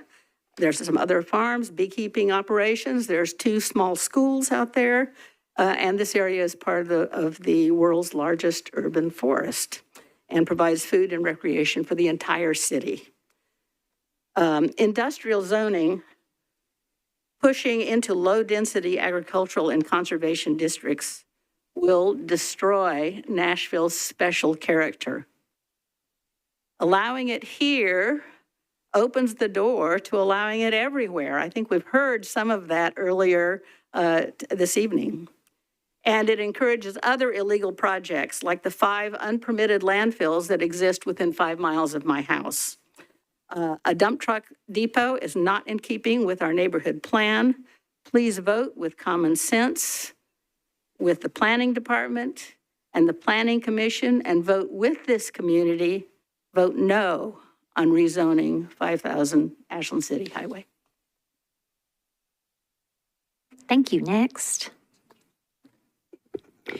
Good evening. My name is Rebecca Engel. I live in District 1 and near the Walker parking lot. I want to comment on the community's opinions about this request for zoning change.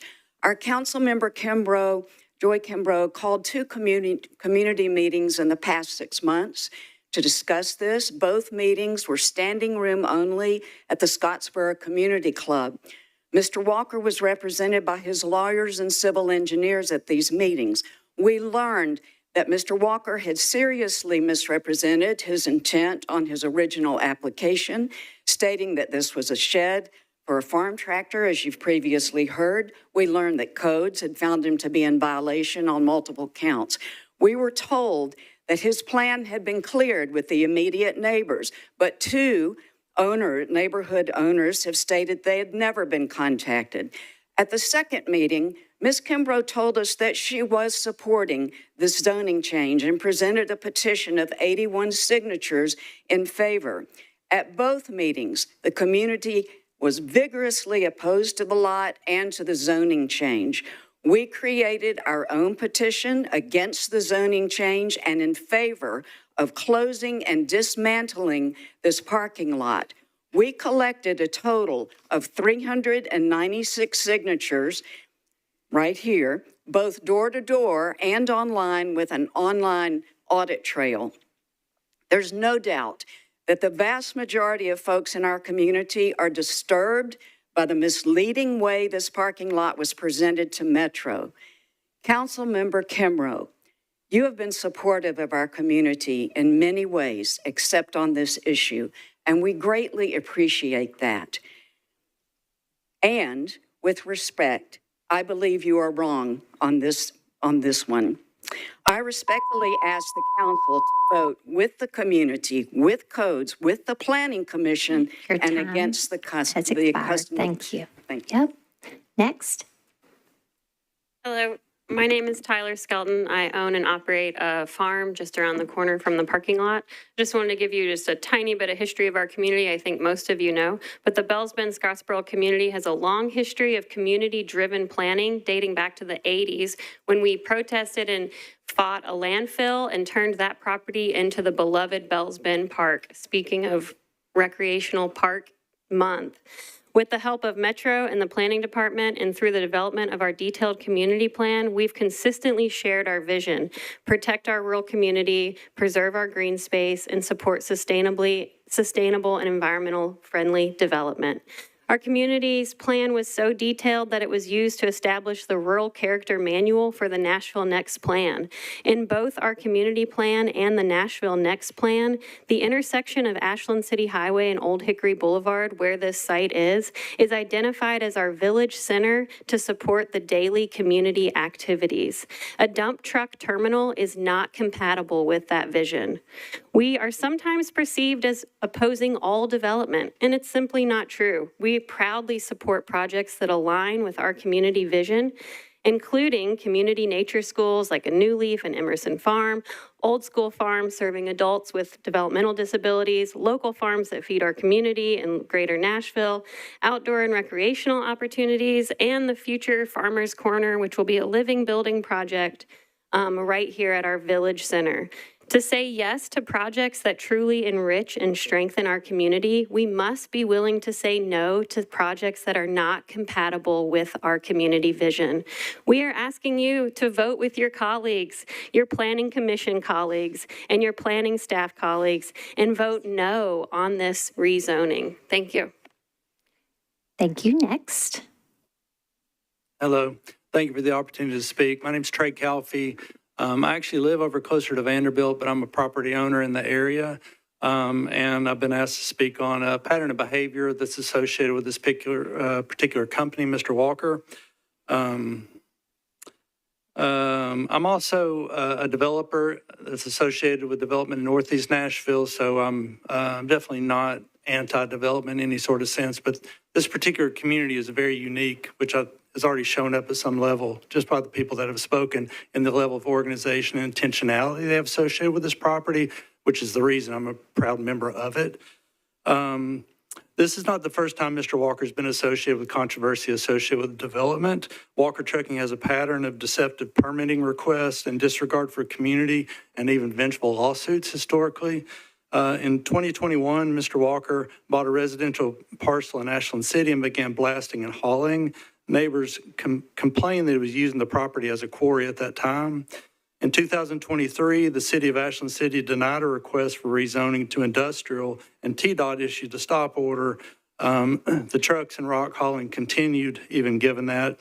The city issued multiple citations, and then a few months later, Mr. Walker filed a lawsuit against the city, every council member, and more than 20 residents who spoke up against the rezoning. The lawsuits were eventually dropped, but certainly functioned as some means of intimidation and potential revenge. The parallels with the truck depot are obvious. His building permit was for an 8 by 12 foot shed to house a tractor. Instead, what was built was a massive lot, filling in a steep hillside and the parking of a large number of trucks. He ignored code violations. He did eventually cooperate with the stop order for the use of the lot and now parks the trucks across the street. But now he's asking for a change in zoning to an SP to bring him belatedly into legal compliance, exactly as he did in Ashland City. I'm asking you to vote no. Thank you. Thank you. Next, please. Go ahead. Hi, good evening.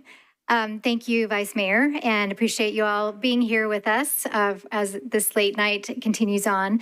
I'm Laurel Creech, and I live at 553 Elaine Drive. I don't live in this area, but I do recreate in this area, and I'm a huge supporter of this area.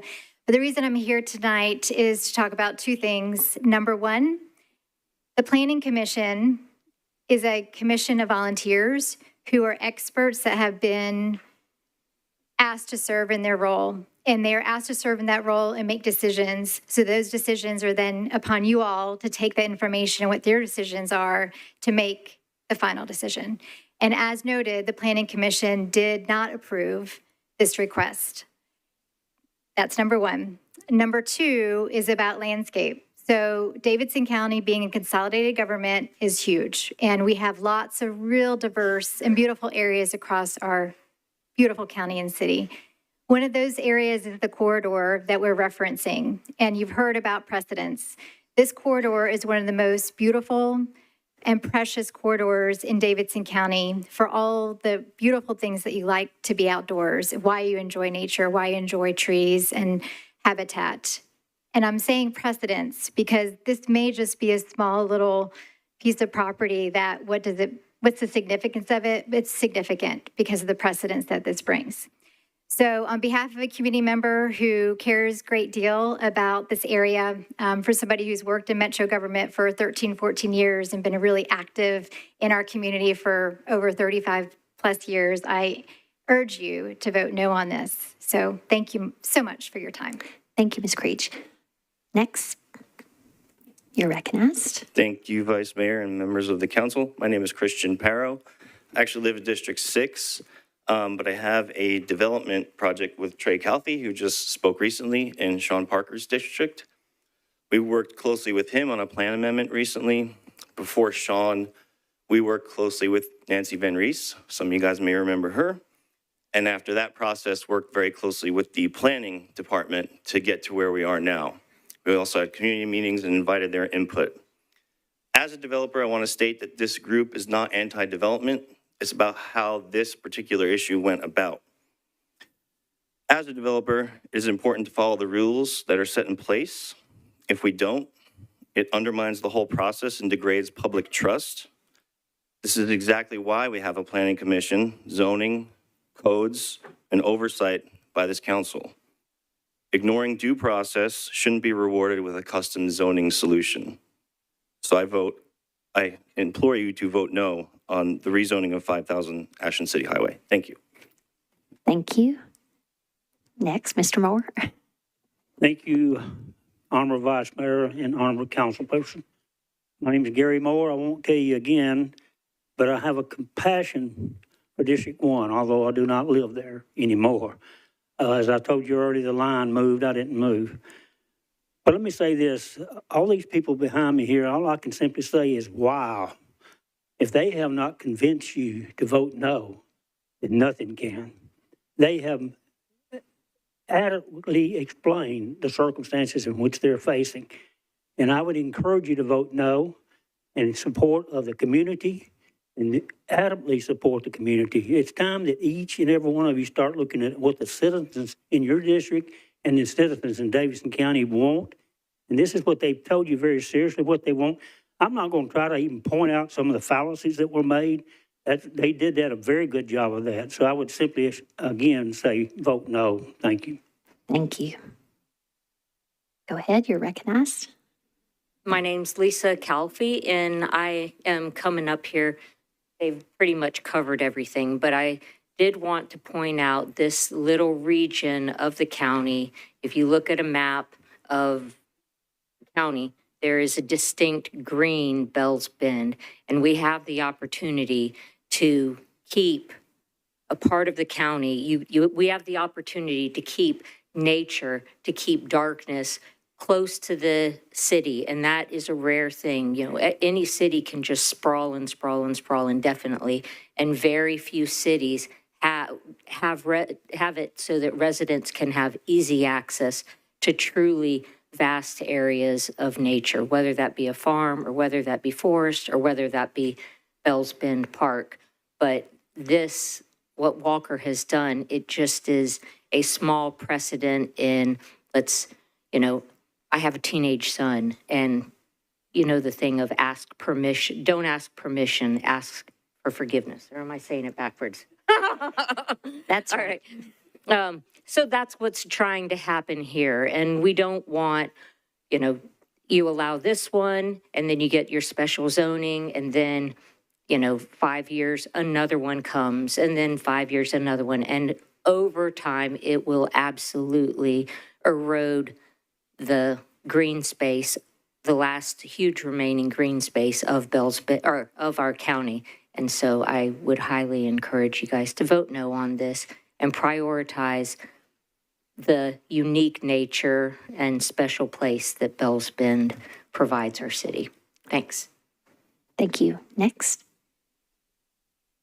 Thank you for the opportunity to come tonight. My name is Judson Newbern from 501 Whitewood Drive, and I wanted to place this into a larger context. I've been volunteering for the last 10 years in environmental groups here in Nashville, having spent over 30 years in charge of the planning and development at Vanderbilt, and where I put in over $1 billion of construction. So I'm not a tree hugger, but I'm very interested in how this area fits in. These woodlands cover about a quarter of the western part of Davidson County. That's part of a 10-county region of what is known as the Western Highland Rim Forest. The portion of that forest within Davidson County was of interest to a number of us. We started looking into it, working with the Nature Conservancy that Laurel Creech heads as the state director. And we discovered that this area not only is important to the state recognizes it as an opportunity area, but it also holds 4 parks. You start with Bells Bend, Beeman, Bells Bend, Warner, and Radnor. You also have 93,000 acres of continuous woodland on these slopes. That is the largest park, urban forest in any city in the world within the city limits. We've recently got it in Wikipedia, which is not easy, trust me. But the reason I'm really wanting to look at this is Nashville is in a huge transition. Plan to Play is getting revised with parks. The Lucy Kemp and her group has been blessed with you all to work through a countywide conservation master plan. The master plan itself is a very serious piece of why this piece of woodland needs to be understood so that as we have the opportunity to look at affordable housing, mass transit, where do you put the density? So thank you for listening. I'm hoping that you'll understand that this is a much bigger piece of work that we need to be all looking at. Thank you. Thank you. Go ahead. You're recognized. Hello, my name is Nathan Stone. I'll keep this super quick because it's a long meeting and, but this is just a small fraction of the people that have been in meetings discussing this and opposed to it. And just a small fraction showed up and many chose not to speak because we didn't want to step on each other's toes. And if you listen to everyone speak over the last 20 minutes, everyone said something kind of different. We wanted to keep the meeting moving out of respect. So if we shut this down tonight, it's over and we're done. If we decide to defer it and kick it to next week or pass it and have a third reading, there will be 3 times as many of these folks and every single one of them will speak. Thank you. Go ahead. Hi, I'm Sarah Carter, and I live in the Bozeman area, and I write about trucks, and I just wanted to be clear that we're not anti-truck. We love trucks. We want drivers to be safe. We just want y'all to hold people accountable for what they say that they're getting a property to do. We don't want to have to be out here. It's bright in here to us. We got to, everybody's getting up early, and this is really past most of our bedtime. So please, please vote no on this. Thank you. Thank you. Is anyone else seeking to be recognized? Okay, sir. My name is Joe Bond again. I was at the swearing in with Council Lady Joy Kimbrough, and she raised her hand. She said she would do the will of the people. Now, Joy, I don't know, me and you have had many conversations, but then somehow or some way or something has changed. And I would just ask the body to just vote no on this particular bill because now it was a judge that swore in. It was a judge, a newly elected judge that swore her in, and she bowed her hand. I don't know what kind of Bible was there. I think it was King James Version. But she swore that she would do the will of the people, and that's what we hired her for. We hired her for to do the will of the people, not for her personal will. Thank you. All righty. Anyone else seeking to be recognized in opposition? Seeing none, I will declare the public hearing closed. Now, this time, Ms. Kimbrough, because, colleagues, we've only had, I believe, one other of these this term, but this is a disapproved bill. Disapproved by the Planning Commission 6-0, and thus it requires a presentation from the Planning Department, okay? And so with that, I will recognize the planning table for this required presentation. Yes, this is the property outlined in red on the north side of Ashland City Highway. The request is to change from AR2A to SP zoning. The Planning Commission did recommend disapproval of this when they considered it. Once again, this is the property outlined in red. And here's another map showing the property. It's about approximately 5 acres, just barely over 5 acres. The land use policy for this area is conservation and T2 rural maintenance policy. What's being requested is an SP that allows all uses of AR2A zoning and building contractor supply, which includes the allowance of parking and fueling of trucks on site and delivery of materials for transport to other locations. It includes all bulk standards of AR2A zoning. It has a type C buffer yard proposed. The lights will be oriented inward per the SP, and the hours of operation are 7 a.m. to 7 p.m. Monday through Saturday, with access from Ashland City Highway. Staff reviewed this, and Planning Commission recommended that this use that's proposed within the SP is not consistent with the land use policy for the area. The building contractor supply use is an industrial use and is not consistent with the T2 rural maintenance policy. And that is the primary reason that the Planning Commission recommended disapproval. Thank you. All right, does that conclude the presentation? All righty. Okay, so we've had our public hearing. The public hearing has been closed. We've had our presentation from the Planning Department. And so now, Ms. Kimbrough, sponsor, you are recognized.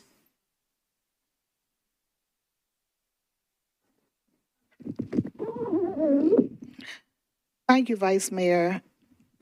I'm going to move for approval with a comment. Is it okay if I go last after these people, or do I need to go first? From the people in the queue. First, I need a second on the motion to approve. Okay, it is seconded. You can reserve your time till the end if you wish. Well, no, I'll go. Okay. I'd like to say first, because I want to put everything in context and in perspective.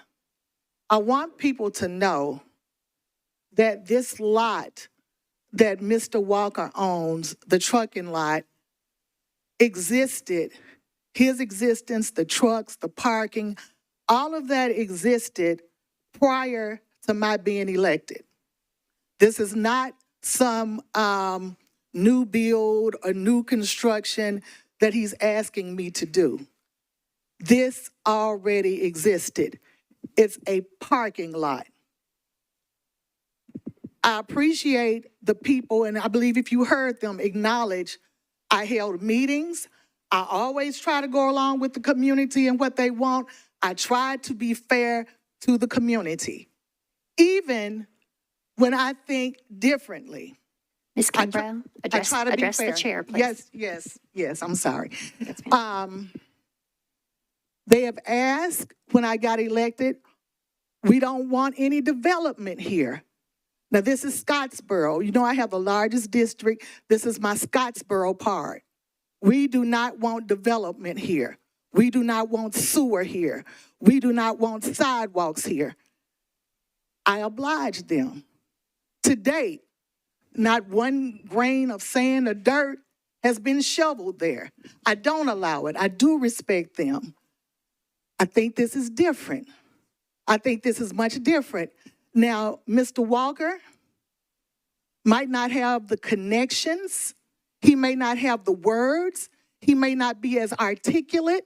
He might not be able to galvanize and collect and get people I saw a couple of people, well, at least one from Vanderbilt, people with these type of titles and all. He may not be able to do that because he's self-made. He's self-made. Please don't get mad at me, Mr. Walker. Mr. Walker is a man that's done time and had to come out and pull himself up by the bootstraps. He created his own business. He's a hard worker. Mr. Walker is the only person, the only business that I can get to help me in District 1 with the trash. I call him for issues, for things in Bordeaux. He's there like that. He gets rid of that trash for me. It doesn't miraculously disappear when you see trash on Clarksville Pike, on West Hamilton, and call me, and then I call Metro. They say call the state says call Metro, and I'm going back and forth. I call Walker. Walker gets it up. Walker's the reason you ride down Clarksville Highway and don't see trash and mattresses and furniture. He's the reason. Somebody give me some time. Well, next in the queue is Mr. Prep T. He's not required to yield you time. If that's something he chooses to do, he may do so. Thank you, Madam Vice Mayor. I will yield 1 minute to the sponsor. Okay. Do you want to do that now? Yes. Okay. You've got 1 minute, Ms. Kimbrough. All right. But on this, we had a meeting. Well, it's all started with his lights. It started with his lights blinding the people over there. That's how this all came to light. No pun intended. The people contacted me. I put codes on him. And when I put codes on him, they contacted him, and then his lawyer contacted me and said, Ms. Kimbrough, what can we do? I said, we need to do something about those lights. You're driving my community crazy. He said, we'll turn them in. He did exactly what I asked him to do. He later asked me to rezone it. I held a meeting. The people that came to the meeting said no, and I held it in Scottsboro. We don't want it. I told them, I'm sorry, we can't do it. So, Ms. Kimbrough, your time has expired. Mr. Prepty yielded 1 minute. If there's discussion and questions, ma'am, further, I may come back to you, but right now, Mr. Prepty, go ahead, sir.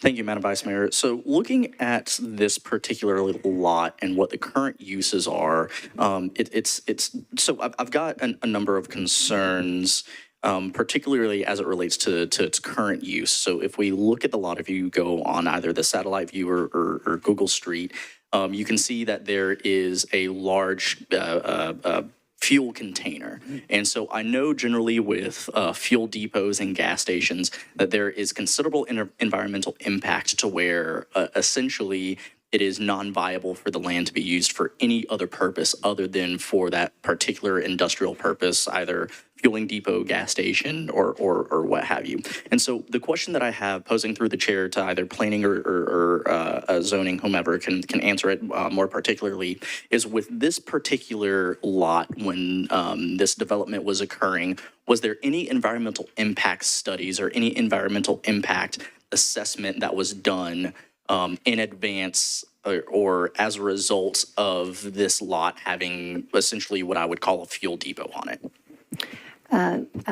Planning, you're recognized. Mr. Lehman or Ms. Okay, Ms. Milligan, you're recognized. We would need to defer to the codes department to understand any reviews that took place with permitting, as planning was not involved in any of those reviews. Okay.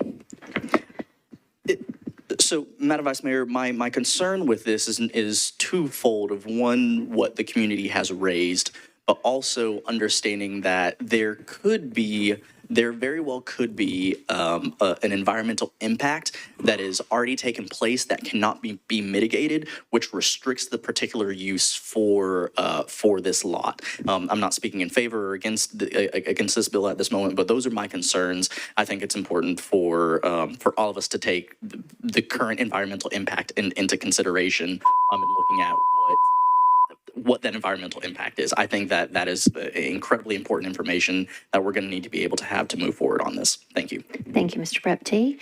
Next is Mr. Huffman for discussion. Go ahead, sir. Previous question. Okay.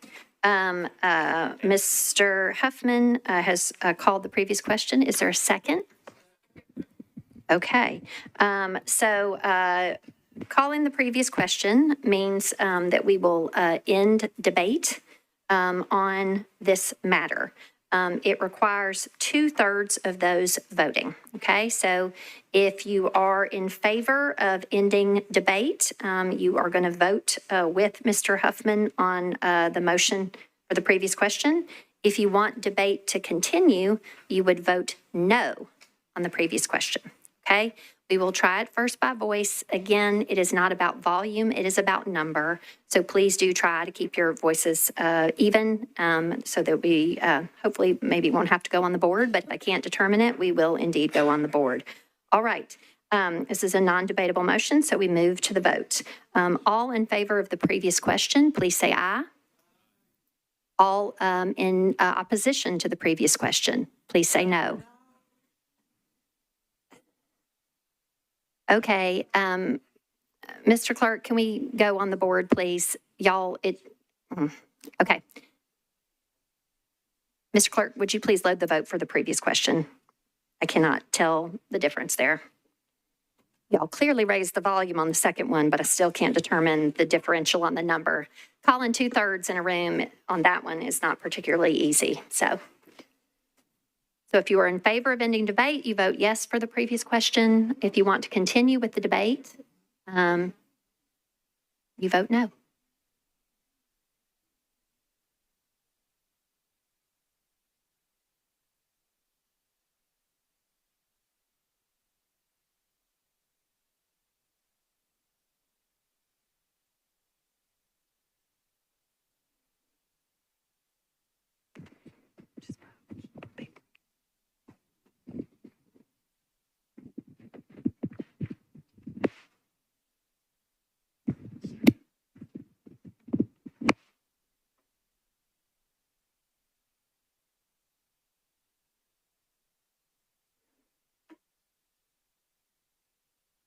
Mr. Rutherford, are you seeking to vote on the previous question?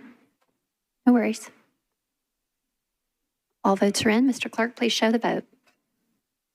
Okay, the motion to call the previous question fails with 9 in favor and 21 against and 1 abstention. So debate on the motion to approve continues in the order of the debate. Next is Councilmember Ewing. Ms. Ewing, you're recognized. Thank you, Vice Mayor. It's been said earlier in this meeting that normally we do give our colleagues the courtesy of understanding that this is their district. It's an area that they know best. So with all due respect, I just had a few points to make about this. I used to work with Director Creech. She neglected to talk about her credentials because she's very modest. But both of us have spent our careers trying to protect the natural environment. And there's a reason for that. It's not just because trees are pretty. It's because if we destroy our environment, we destroy ourselves. It's that simple. When we have a natural biodiversity corridor in place, it is at our peril to tamper with that. And so there are reasons that we have this type of zoning. I won't belabor that point, but I will say that this is why our Planning Commission voted 6-0 to not approve this. They don't do that lightly. They did this for a reason, and they are in place to make these kinds of decisions so that we are informed when we make our decisions on this floor. I'm generally not a fan of acting in advance of permission and then asking for forgiveness afterwards. With all due respect to the hard work this family clearly puts into their business, I do not think that is a good precedent to set. It's about precedent. If we allow this type of unpermitted use to stand, then it will begin to happen everywhere in our city. And I do believe that we have plenty of examples throughout this country of green spaces being destroyed because we have not taken care to be good stewards of them. So, with all due respect, I am going to be voting no on this. I think that it is a mistake to open this door to future abuses of the system we have set in place for good reason. Thank you. Thank you, Ms. Ewing. Next is Ms. Webb. Ms. Webb, you're recognized.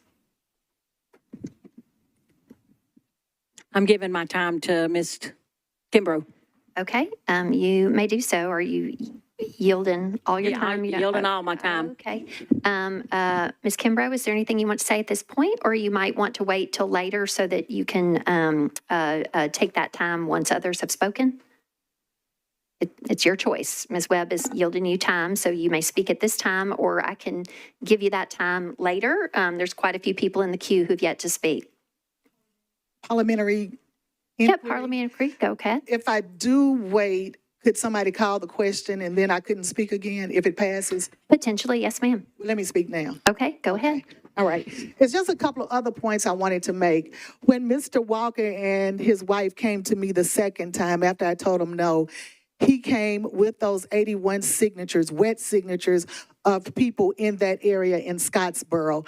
And I did call, not all of them, but I did call a few of the people on there just to make sure it was legitimate and everything. And I shared it with one of the people in the audience who were opposed, and they too went through it. And they did explain, I believe, that some were in the same family, like might have a husband, wife. So I think he said in the end, it may have been 69 or so signatures. I also want to explain their signatures. Their signatures were the result of them going online and reaching out. They also turned their signatures in, which were not wet signatures, but the signatures they turned in, there were people from other counties. There were people from I think even other states, definitely not people in the district. So that 300 is not representative of people in Scottsboro. I just want to make sure I brought that up. And it was after I received those signatures that I held another meeting and let the people know that I did plan on supporting him based on those signatures, based on things he had told me, based on me also realizing that that lot is going to remain a lot. The lot stands. It's not going to change. The SP adds more of what the people want. It adds trees. It has hours of operation. It has requirements regarding the lights and the type of lights that must be used. They have more control over that lot with the SP than without. Because as it is now, they don't have to close at 7. There are things that they don't have to put trees around it. And the lot is going to stay there. The lot does not go away and a Highland Rim pop up. That's not what happens. And Highland Rim wasn't there to begin with, and I think that is also misleading. People are talking about saving the Highland Rim. That's not the Highland Rim. That is not the Highland Rim. That is a parking lot that's going to remain regardless. It will be there. Let's see. I told you that it was already there before I got it, that he's a good community park. And I do believe him when he says that he relied on other people. I don't think he could have done that application himself. I do believe he relied on other people. Should I defer it? And, wait, okay, thank you. Okay. Ms. Benedict, you're next. Oh, go ahead. Thank you, Vice Mayor. First, I'd like to thank the public for coming out tonight. We're used to these late nights. I know you're not, and I'm grateful that you're here.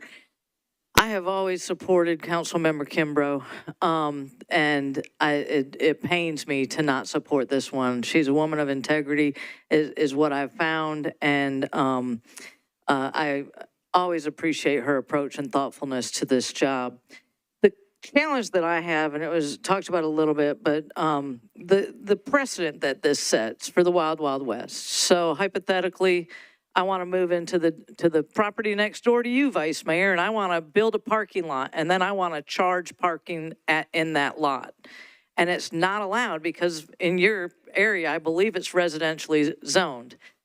So then I come to the district council member and I say, oh, hey, this parking lot that I've got and I'm making revenue off of, I want to go ahead and get this rezoned for the use that I have. And then it's up to, and the council member then says, okay, let's try to get that done for you. And now we've set a precedent that we can go ahead and do what we want to do and then ask the planning department, the planning commission, and the council members to come along with it. Same thing goes. If I want to build an 8-plex next door to my house and the zoning doesn't allow it, same thing. Do I build it and then ask for it to be rezoned for the use that I have? We just can't manage zoning that way in our city. That's not what we're designed to do. We have to go through the re-entitlement process in order to get these additional zoning permissions and additional uses. So I just think that this sets that precedent. And again, I appreciate everybody coming out tonight. I appreciate the council member, the sponsor of the bill. But again, I just can't support this one. Thank you. All righty. Councilmember Evans, you're recognized, ma'am. Thank you, Vice Mayor. I actually wanted to understand, I know we're talking about land use policy here, but this case is such a complicated one related to what's the remedy because there's so much activity happening related to codes and everything. If this fails, does the case with Metro continue? And so I'm interested in some of that perspective. Okay, so I know we don't have anyone from codes here represented, and Ms. Milligan has spoken to that. Are you attempting to ask sort of a legal question? Yes. Then? Okay. Is anyone from the administration, the legal department, prepared to answer that question? Okay, go ahead. You are recognized. Sure. Macy Amos from Metro Legal. I think the case would continue in environmental court. And, that process would continue regardless of what happens here. Okay, is that, anything else, Ms. Evans, for your time? Okay. Next is Councilmember Ellis. You're recognized. Thank you, Vice Mayor. I wanted to make a motion to, given what all that has transpired and what we've heard from folks in the community and also from Walker Trucking, wanted to make a motion to defer this one meeting to allow Councilmember Kimbrough to follow up on speaking with constituents between then and now. Okay, so the motion to defer to July 19th, or 15th, rather, one meeting. Yes, ma'am. Okay, is there a second for that motion? Okay, so deferral is a prevailing motion, so we're on to discussion of a one-meeting deferral.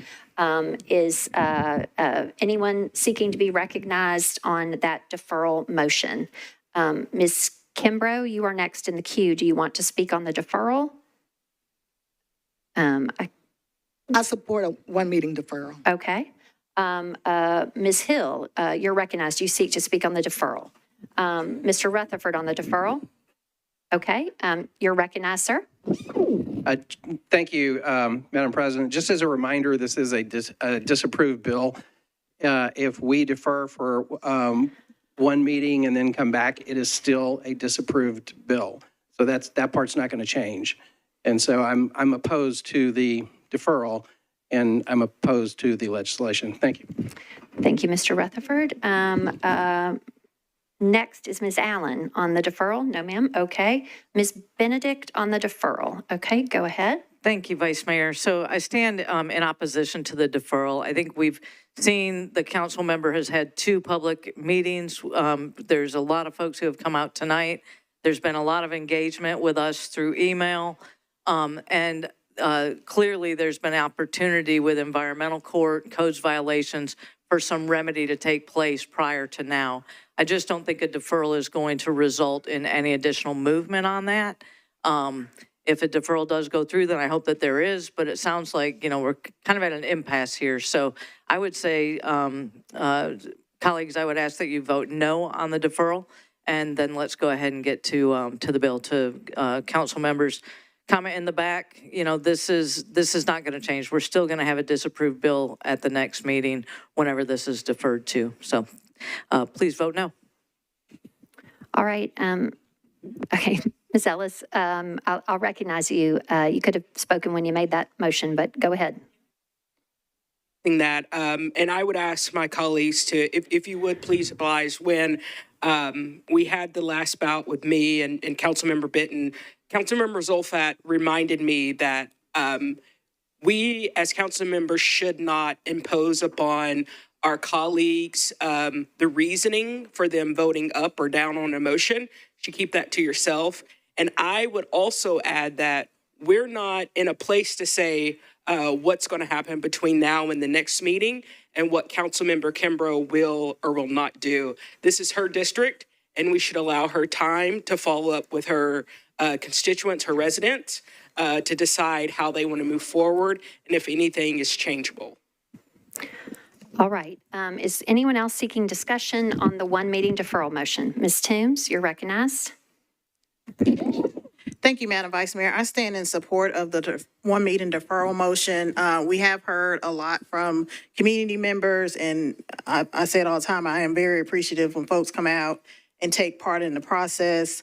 We've also heard from Councilmember Kimbrough that she has received a petition and other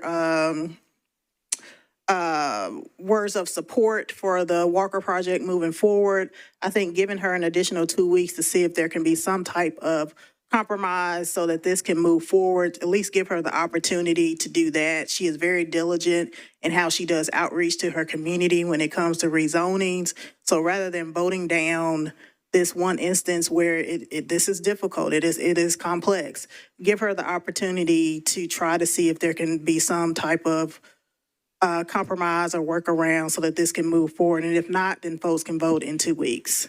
Again, I ask my colleagues to vote yes in favor of the deferral. Okay. Ms. Porterfield on the deferral. Okay, go ahead, ma'am. Thank you, Vice Mayor. Can we hear from the sponsor on what's going to change between now and 2 weeks? Like, is there going to be a community meeting or what will happen over the next 2 weeks. Yep, that's fair. Ms. Kimbrough, you've heard the question. Ms. Porterfield, go ahead. Yes, one thing I was very interested in was the issue that Mr. Prepteep brought up regarding the use of the land, given the tank being there, and if it is possible, whether or not it's possible to have other uses. If it's not, I think that has a major impact. If there's limited use with that land and it has to be used a certain way, given that the tank is there. Is there going to be a community meeting in the next 2 weeks to address the concerns we heard tonight is my question. All right. Oh, I thought she was asking, yes. Thank you. Okay, so there's a commitment to have another community meeting? Yes. Okay. But and part of it would be because of what he brought up regarding that tank. And I'd like to do some research on that and share it with the community. Okie dokes. All righty. Anyone else seeking to be recognized on the deferral? Okay, Mr. Prep-T, go ahead, sir. Thank you, Madam Vice Mayor. This is more of a parliamentary inquiry Sure. than a comment on the deferral. I was just going to request and see if it would be possible for us to have somebody from codes present at our next meeting so that we can ensure that some of the questions that I have and other council members with regards to any environmental impact studies or assessments, making sure that we get that information. Okay, and as well, in the meantime, if you would also direct that question to Councilmember Darby, that doesn't preclude somebody from codes coming, but in the meantime, let's use that time. Is that good, Ms. Darby? To the 41st council member, yes. Wait, that's me. No. She's 42. Yes. Okay. Thank you, Madam Vice Mayor. Okay, Ms. Ewing on the deferral. Go ahead. Oops, sorry, go ahead. Thank you, Vice Mayor. I think we're conflating two issues here. I am against the deferral. I think that CM Prep-D did bring up some good points, but I think that should be considered completely independently of whether this zoning change is allowed. So I am against the deferral. I want to just go to the vote. That's my feeling on it. Okay. Ms. Hill seeks to be recognized on the deferral. Go ahead, ma'am. Thank you, Madam Vice Mayor. I rise against the deferral. We've heard the community. We've heard several of the community. A lot of them I know and trust. I used to work with at Vanderbilt. In fact, one of the people back there used to be my boss. We've heard from planning. We've heard from the community, and I think we should move away from the deferral, go to a vote, and vote for this. It's a disapproved bill, and from planning, whether it's now or in 2 weeks or you defer it for 6 times, it still will be the same way with planning, and I just can't vote for this. All righty. Seeing no one else seeking to be recognized. Okay. Okay, parliamentary inquiry. Yep. I remember before, and I don't know how you apply that rule, but there was a rule like regarding the council person asking for a deferral if it's in that district and it's one meeting. Remember that language, shall, when we were talking about that's not applicable here. Oh, okay. All right. Yeah, that's a different circumstance. Thank you. Okay. Ms. Webb on the deferral in particular. Okay. Ms. Webb, you're recognized on the deferral. Thank you, Vice Mayor. I want to rise in support of this because I think there's facts that need to come out between now and that 2 weeks to let people understand that this gentleman has been working under the zoning that he's asking for over 10 years. And Metro never called it, codes never called it. And until do not yell out. Until Ms. Kimbrough put codes on them, this was never, ever a problem. And I think we ought to give her the time to everybody get the facts straight, have a community meeting again with the people, Mr. Walker, and see if maybe there's something, they know the lot's not going anywhere, that they can work out. Let's bring 2 groups together and see if there's something they can work out. All right. We are on a 1-meeting deferral motion. Everybody else has spoken or said they don't want to speak on the deferral, but Ms. Evans-Siegel, you don't want to be recognized on the deferral. Okay. Seeing no one else seeking to be recognized on the deferral motion, we will move to the vote on the deferral. Okay. So this requires a simple majority. Again, as I often say to you all, please don't do it by volume, just by steady on your voice, please, okay? So all in favor of a one meeting deferral, please say aye. Aye. All against the motion to the one meeting deferral, please say no. Let's go on the board. Mr. Clerk, if you would please load the vote for a one meeting deferral. A little bit better on the volume though, guys. I do appreciate that. I think the numbers were close.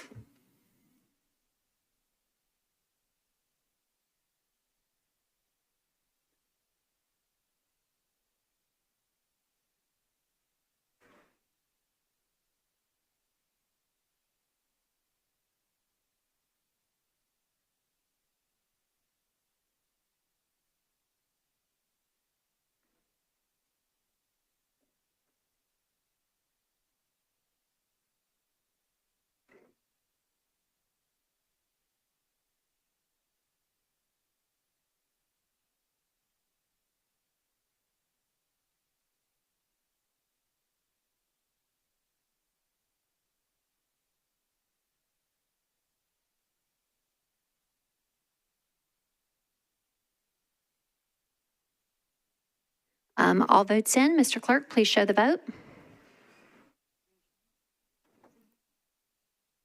Okay, so the motion to defer, see y'all, that was close. The motion to defer one meeting passes with 14 votes in favor, 13 against, and 0 abstentions.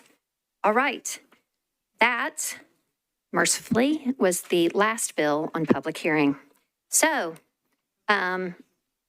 now it's on to resolutions. The consolidated consent agenda, which hopefully, blessingly hopeful that all items will remain on consent. Again, thank you to the members of the public who came out for the public hearing. Thank you to council members for your patience. This July public hearing, subsequent to June, when we do not have a zoning public hearing, is always a pretty long one.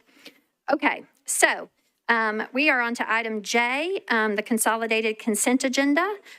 All resolutions and second and third reading ordinances on this agenda are included on the consent agenda if recommended for approval unanimously by all committees to which the item was referred. Items on the consent agenda will be voted on at a single time. The item number, along with the resolution and the ordinance numbers of the items on the consent agenda, will be read by me. Members of the council may vote, or rather, may remove any item from the consent agenda by request before the consent agenda vote is taken. Okay? Okay. Everybody in the gallery, quiet, please, as we, so I was just reading about the procedures, Ms. Ellis, for the consent agenda, right? You're aware of those. I will read all of these items, and then if members need anything removed, they can let me know at the conclusion of the reading. Okay, first, resolutions proposed for the consolidated consent agenda. First among those is agenda item 45. Resolution 2025-1326. Agenda item 46, Resolution 2025-1327. Agenda item 47, Resolution 2025-1328. Agenda item 48, Resolution 2025-1329. Agenda item 49, Resolution 2025-1330. Agenda item 50, Resolution 2025-1331. Agenda item 51, Resolution 2025-1332. Agenda item 52, Resolution 2025-1333. Agenda item 53, Resolution 2025-1334. Agenda item 54, Resolution 2025-1335. Agenda item 55, Resolution 2025-1336.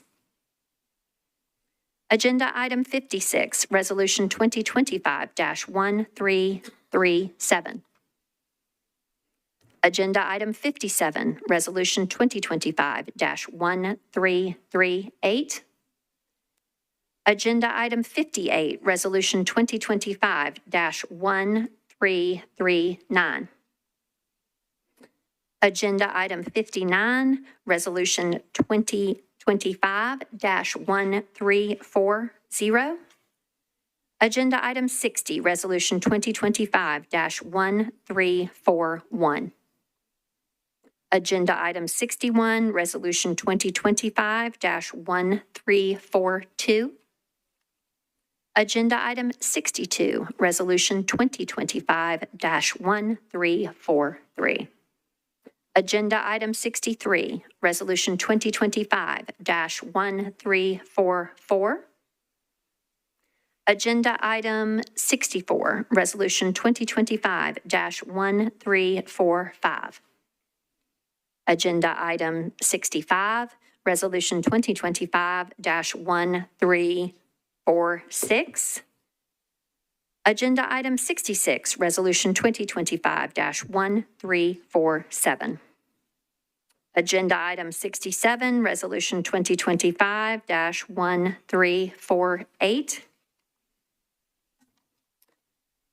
Agenda item 68, Resolution 2025-1349. Agenda item 69, Resolution 2025-1350. All right, that concludes the resolutions proposed for the consolidated consent agenda. Next, we are moving to second reading ordinances. First among those is agenda item 114, ordinance BL 2025-898. Agenda item 115, ordinance BL 2025-899. Agenda item 116, ordinance BL 2025-900. Agenda item 117, ordinance BL 2025-901. Agenda item 118, ordinance BL 2025-902. Agenda item 119, ordinance BL 2025-903. Agenda item 120, ordinance BL 2025-904. Agenda item 121, ordinance BL 2025-905. Okay, moving into bills on third reading proposed for the consolidated consent agenda. First among them, agenda number 122 item, ordinance BL 2025-847. Agenda item 123, ordinance BL 2025-848. Agenda item 124, ordinance BL 2025-849. Agenda item 125, ordinance BL 2025-850. Agenda item 126, ordinance BL 2025-851. Agenda item 127, ordinance BL 2025-852. Agenda item 128, ordinance BL 2025-853. Agenda item 129, ordinance BL 2025-854. Agenda item 130, ordinance BL 2025-855. Agenda item 131, ordinance BL 2025-856. Agenda item 132, ordinance BL 2025-857. Agenda item 133, ordinance BL 2025-858.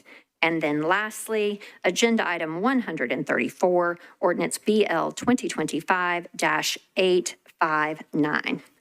Do any items need to be removed from the consent agenda? If so, if members would please join the queue to request that.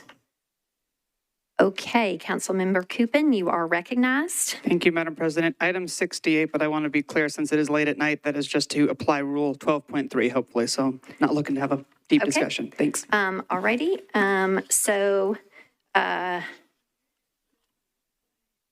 Resolution 1349, honoring the life and legacy of Dorothy Dobbins, will be removed from consent for the purposes of invoking Rule 12.3. Do any other items need to be removed from the consent agenda? Okay, seeing none. Mr. Clerk, are all committee reports in for the items on the consent agenda? Yes, all committee reports are in. Okay, thank you, Mr. Clerk. Can I have a motion, please, for approval of the consent agenda? Okay, properly moved and seconded. All in favor, please say aye. Any voting no or abstaining? Okay, council has passed all items on the consent agenda. Now we will move back through in agenda order. First, with resolutions that were not on consent. Okay.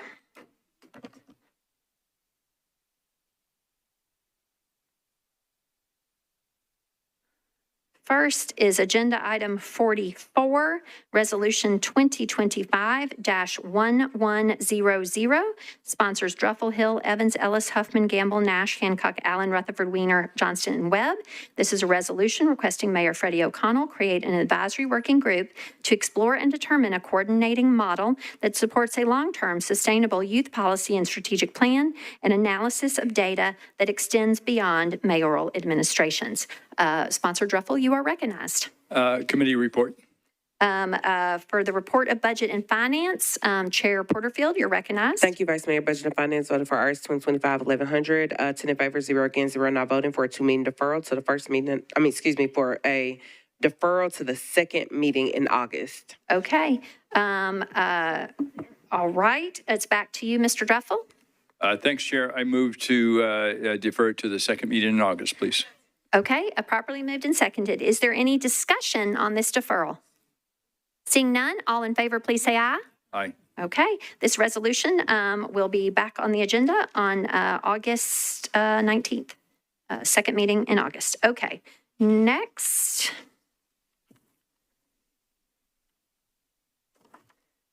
All right, is Mr. Coopin's resolution, agenda item 68, resolution 1349, at present with sponsors Coopin, Swara, Gad, Evans, Toombs, Welsh, and Rutherford. This is a resolution honoring the life and legacy of Dorothy Dobbins. Mr. Coopin, you're recognized. Thank you, Madam President. Committee reports. Chair Prep T for Rules, Confirmations, and Public Elections, sir. Thank you, Madam Vice Mayor. The committee voted 6 in favor, 0 against, 0 not voting to approve. Okay, thank you so much. Mr. Coopin, back to you for a motion. Thank you, Madam President. I'd like to move to approve with Rule 12.3. Okay, there's a proper motion to apply Rule 12.3 such that all voting in the affirmative will be signed on as co-sponsors. Okay, any discussion? Seeing none, all in favor, please say aye. Any voting no? Any abstaining? All right, this resolution has passed with all voting members as sponsors. Okay, that concludes our resolutions. Next, we are on bills on introduction and first reading. All items on first reading shall be voted on at the same time unless requested by either the primary sponsor individually or, per our current rules, somebody and other members. Anybody seeking to be recognized regarding first reading? Mr. Taylor, I see you there. Go ahead, sir. Thank you. I need to remove item 73 from consent. Okay. 73, that's ordinance BL 2025-909 will be removed from the consolidated vote on first reading. So let's take up all those first reading bills first, and then we'll come back to you, Mr. Taylor. Is there a motion for approval for all the remaining items on first consideration? Okay, properly moved and seconded without objection. You have approved all items excepting Agenda Item 73 on first reading. So now it's back to you, Mr. Taylor, for a motion on your bill. Thank you. I would like to move this for approval and defer second reading until the first meeting in September. Okay. Is there a second for that motion? So there is a motion to approve on first reading with the second reading deferred to the first meeting in September. It is properly seconded. Is there any discussion on that motion? Seeing none, all in favor, please say aye. Any voting no or abstaining? All right, that bill will be on second reading at the first meeting in September. All right. Okay, now we're moving on to second reading items that were not on consent. First among those is Agenda Item 112, Ordinance BL 2025-846, sponsors Coupin, Johnston, Webb, Hancock, Nash, Huffman, and Stiles. This is an ordinance amending Title II of the Metropolitan Code of Laws, authorizing the creation of a downtown central business improvement district and appointing a corporation to act as an advisory board to the district with the necessary powers and authority to carry out the purposes and intent of the district. Sponsor Coupin, you are recognized. Thank you, Madam President. Committee reports. For the report of the Budget and Finance Committee, Chair Porterfield. Thank you, Vice Mayor. Budget and Finance voted for Bill 2025-846. 10 in favor, 0 against, 0 not voting for the amendment. And then 10 in favor, 0 against, 0 not voting for an approval with a re-referral back to the Budget and Finance Committee. Okay, thank you for that report. Back to you, Mr. Coupin. Thank you, Madam President. Move approval. Okay, is there a second? Okay. Move the amendment, please. Okay. Is there a second for the motion to amend? Okay, properly moved and seconded. Anything you want to say about the amendment, sir? Okay. All right. Is there any discussion on the motion to amend? Is that Mr. Parker? Okay. Mr. Parker, you are recognized on the motion to amend. Thank you, Vice Mayor. So we had really good discussion about this in the Budget and Finance Committee yesterday. This amendment adds some new reporting requirements, but it also kind of brought to my attention and now other members' attention that there are some reporting requirements and an actual approval of the entity's budget, the District Management Corporation's budget that we're supposed to be doing annually. And I'm pretty confident that we're going to come into compliance with the code moving forward with that. Between the council members been very responsive to this question and the entity and our folks at finance. So I just wanted to highlight that. I would ask folks to go watch the Budget and Finance Committee from yesterday. I'm going to end my comments there on the amendment because I know it's late and I'm. Okay. Yeah. Ms. Evans Siegel on the amendment. Okay. Is there any further discussion on the motion to amend? Seeing none, all in favor of the amendment, please say aye. Any voting no? Any abstaining? Okay, so it's back to you for a renewed motion. Well, I'm sorry, you need a speaker. Thank you, Madam President. I'd like to move approval as amended with a brief comment. Okay, properly seconded. Go ahead, sir. Mr. Eastlick's looking at me to make sure it is a brief comment. So appreciate all the engagement. We had a robust conversation in budget. We've had a number of robust conversations with community members, stakeholders. I've heard from a variety of folks and appreciate the hard work of the Downtown Partnership and other members of the bid to address things. I appreciate that we did elevate something in the code that was previously unknown to many of us, and so we're going to get that figured out.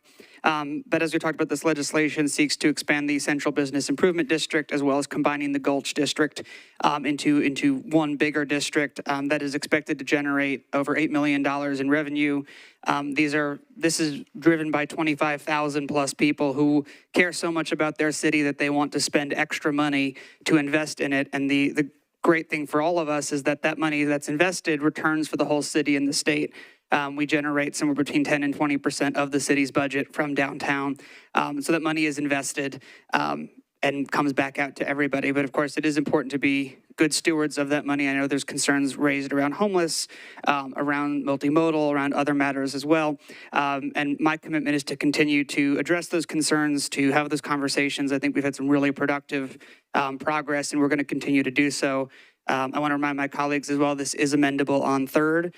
So there is still some time to have conversations to address any concerns that come up. And I really do believe that the bid is something that's incredibly beneficial. We see it across the country. There are always things to work on. There are always things that are not going well in any entity or any operation, and it's important to work on those, right? As somebody who's worked in the homeless space for many years, that's something that's near and dear to my heart. I continue to say that the homeless downtown are my constituents, right? They pay taxes. I visit with them. My job is to represent them, and I welcome the opportunity to speak with them as well. But at the same time, there's 25,000 plus stakeholders that are supportive of this. And to me, it's very important as a body that we hear their voices, that we honor what they're asking for. And again, to be good stewards of taxpayer dollars, that we allow them to make an $8 million investment in our city. So again, appreciate the conversation. If anybody has questions, concerns, y'all can reach out to me at the meeting or through other channels. I know there's been folks reaching out to y'all, but again, it's my commitment to keep working on this, to keep working on being better on these topics. And again, I think this is such a huge advantage for our city, and I hope my colleagues will support it. Thanks. Mr. Cuban, I'm just going to clarify for purposes of the record. It's a motion to approve on second reading as amended with a re-referral to Budget and Finance as recommended by the committee. Is that? Yes, okay? please. And that was properly Thank you for that. seconded. Okay, just wanted to clarify. All right, so we are on to discussion for the motion to approve on second reading as amended. Councilmember Evan Siegel, you're recognized. Thank you, Madam President. I wanted to reiterate that the committee recommended that we re-refer this back to committee because we did still have questions, and we had a really good, robust discussion. I know that people on the budget committee, I think we really like being on the budget committee, but the rest of the body might find it less exciting to sit through a budget committee meeting. But the chair of the budget committee is always more than open to all of us going down whatever crazy rabbit holes we take her down, and has always recognized people not on the committee, including yesterday as well. And so I know there are still a lot of open questions. I've gotten a lot of open questions, and I know it's late. And so I just wanted to encourage people to come to the next committee meeting to ask those questions, because we are already asking them, and I would expect to have a lot of answers in 2 weeks. Thank you, Ms. Evan Siegel. Councilmember Parker, you're recognized, sir. Thank you, Vice Mayor. I've had a lot of conversations about this. I've met with the leadership of the Downtown Partnership. To me, there's kind of three buckets of concern around this proposal. One being kind of transparency, accountability, budget review stuff. We had a lot of discussion in budget about that. As I said previously, I'm fairly confident that we're going to get to a good space there moving forward. On that, the second bucket is kind of safe streets planning and multimodal infrastructure, and what role the Downtown Partnership is playing today in those conversations and implementation of the transit plan, implementation of Connect Downtown. I would really appreciate some clarity from their leadership about how they can facilitate those improvements that we know are desperately needed and were wholeheartedly endorsed by Nashville voters in November of last year. And kind of the third space is the policing and homelessness space. We've seen the reports from both Nashville Banner and from Jeremy Finley, I forget which network he's with, but about folks being, the Downtown Partnership has a contract with Solarin that is employing off-duty Tennessee Highway Patrol officers, and they are arresting folks for being unhoused outside, and understanding a little bit more about how that works, and is that a necessary function of the bid? Is that something that's essential to them, and they really need that moving forward, or is that something that there might be room to adjust? So kind of those three buckets, the budget and transparency thing, multimodal infrastructure, and policing and homelessness are the buckets that I'm looking at here. And I would just echo Councilmember Evan Siegel and ask folks to come out to the Budget and Finance Committee meeting on the 14th if you're interested in being part of that conversation. So thank you very much, Vice Mayor. Thank you, Chair Parker. Chair of Budget and Finance, Ms. Porterfield, you're recognized. Thank you, Vice Mayor. I just want to really briefly get up and say I'm going to vote in support of this tonight, but I'm not sure how I'm voting on third reading. And I expressed that in committee yesterday, but I just wanted to lift that up today, that I was in support so that we can move forward with the public hearing so that we can hear from the community. There are still some questions and concerns. I've requested some information from the lobbyists that have been working on this, and they have been very forthcoming with information, but there is still some additional information that I'm waiting for. Some of the questions that we've been lifting up, and Councilmember Parker did share some of the questions and concerns that we've been hearing from community members. There have been some concerns about the number of arrests for unhoused individuals. I have asked for some data to help us to understand how many unhoused folks are getting arrested, juxtaposed to how many arrests are happening in general. And the example that I gave yesterday was if, 400 unhoused people were arrested, and there were a total of 410 people arrested, then we know that it's disproportionately impacting the unhoused community. But if there are 5,000 people that were arrested and 400 of those were unhoused, then it may not be disproportionately impacting the unhoused community. So in an effort for us to look at the data to make sure that we're understanding what's actually happening, that's some information that I've requested. I also had some questions about with THP agents being a part of this operation, like what does it look like with regards to collaboration with like federal agencies and different agencies. So I was able to receive that information to my satisfaction. So again, there are still some questions. There are questions about to what level does the Budget and Finance Committee or the body need to vote on their budget, because it is that we're supposed to be voting on their budget. There is some conversation about if the way that we vote on it through the budget book is adequate, or if there needs to be some additional legislation for us to vote on. So right now, those conversations are still happening. So again, I'm voting yes today to move the conversation forward, but I'm not sure how I'm going to vote on third. Thank you, Chair. And for Chair of Public Health and Safety, Councilmember Evans, you're recognized. Thank you, Vice Mayor. I'll be very brief, and I'll probably just save comments for the next reading. But I did want to share with everybody that I had had a chance to go out with Antonio, who spoke during public comment, and went with he and his colleague on essentially their duties for the morning, and went out and watched them interact with folks who are experiencing homelessness, saw how they handle situations that were a little bit more challenging, those kinds of things. And so if that ends up being an opportunity that others want to avail themselves of, I would encourage you to seek it out, because it made a difference in some of my perceptions about the entire conversation. And I think the questions that are coming up from other members are of course, wholly appropriate to understand all of these things. But I also think that my experiences with Mr. Turner, he and I served on the Homelessness Planning Council together.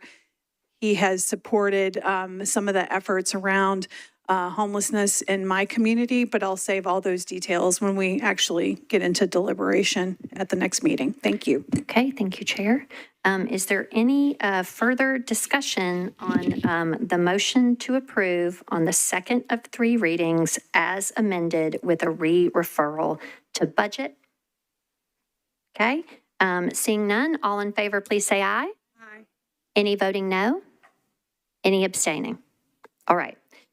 So this has passed its second of three readings. The third reading will be a public hearing as well. That will be on July 15th, just for y'all's awareness and the awareness of the public. Okay, I believe our last item on the agenda is agenda item 113, ordinance BL 2025-897, sponsors Druffel and Allen. This is an ordinance amending sections 15.64010, 15.64130, that 1564 section of the Metropolitan Code pertaining to the residential infill regulation of artificial turf, multifamily structures, infill tree credits, and development plan submission requirements, and requiring commensurate updates to the Stormwater Management Manual. Councilman Druffel, you're recognized, sir.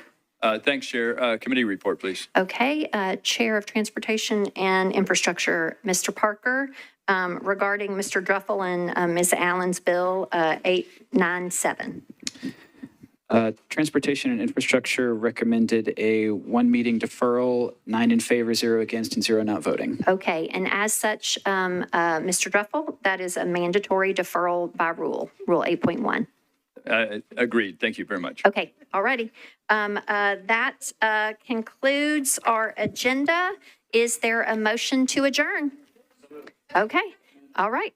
We are adjourned.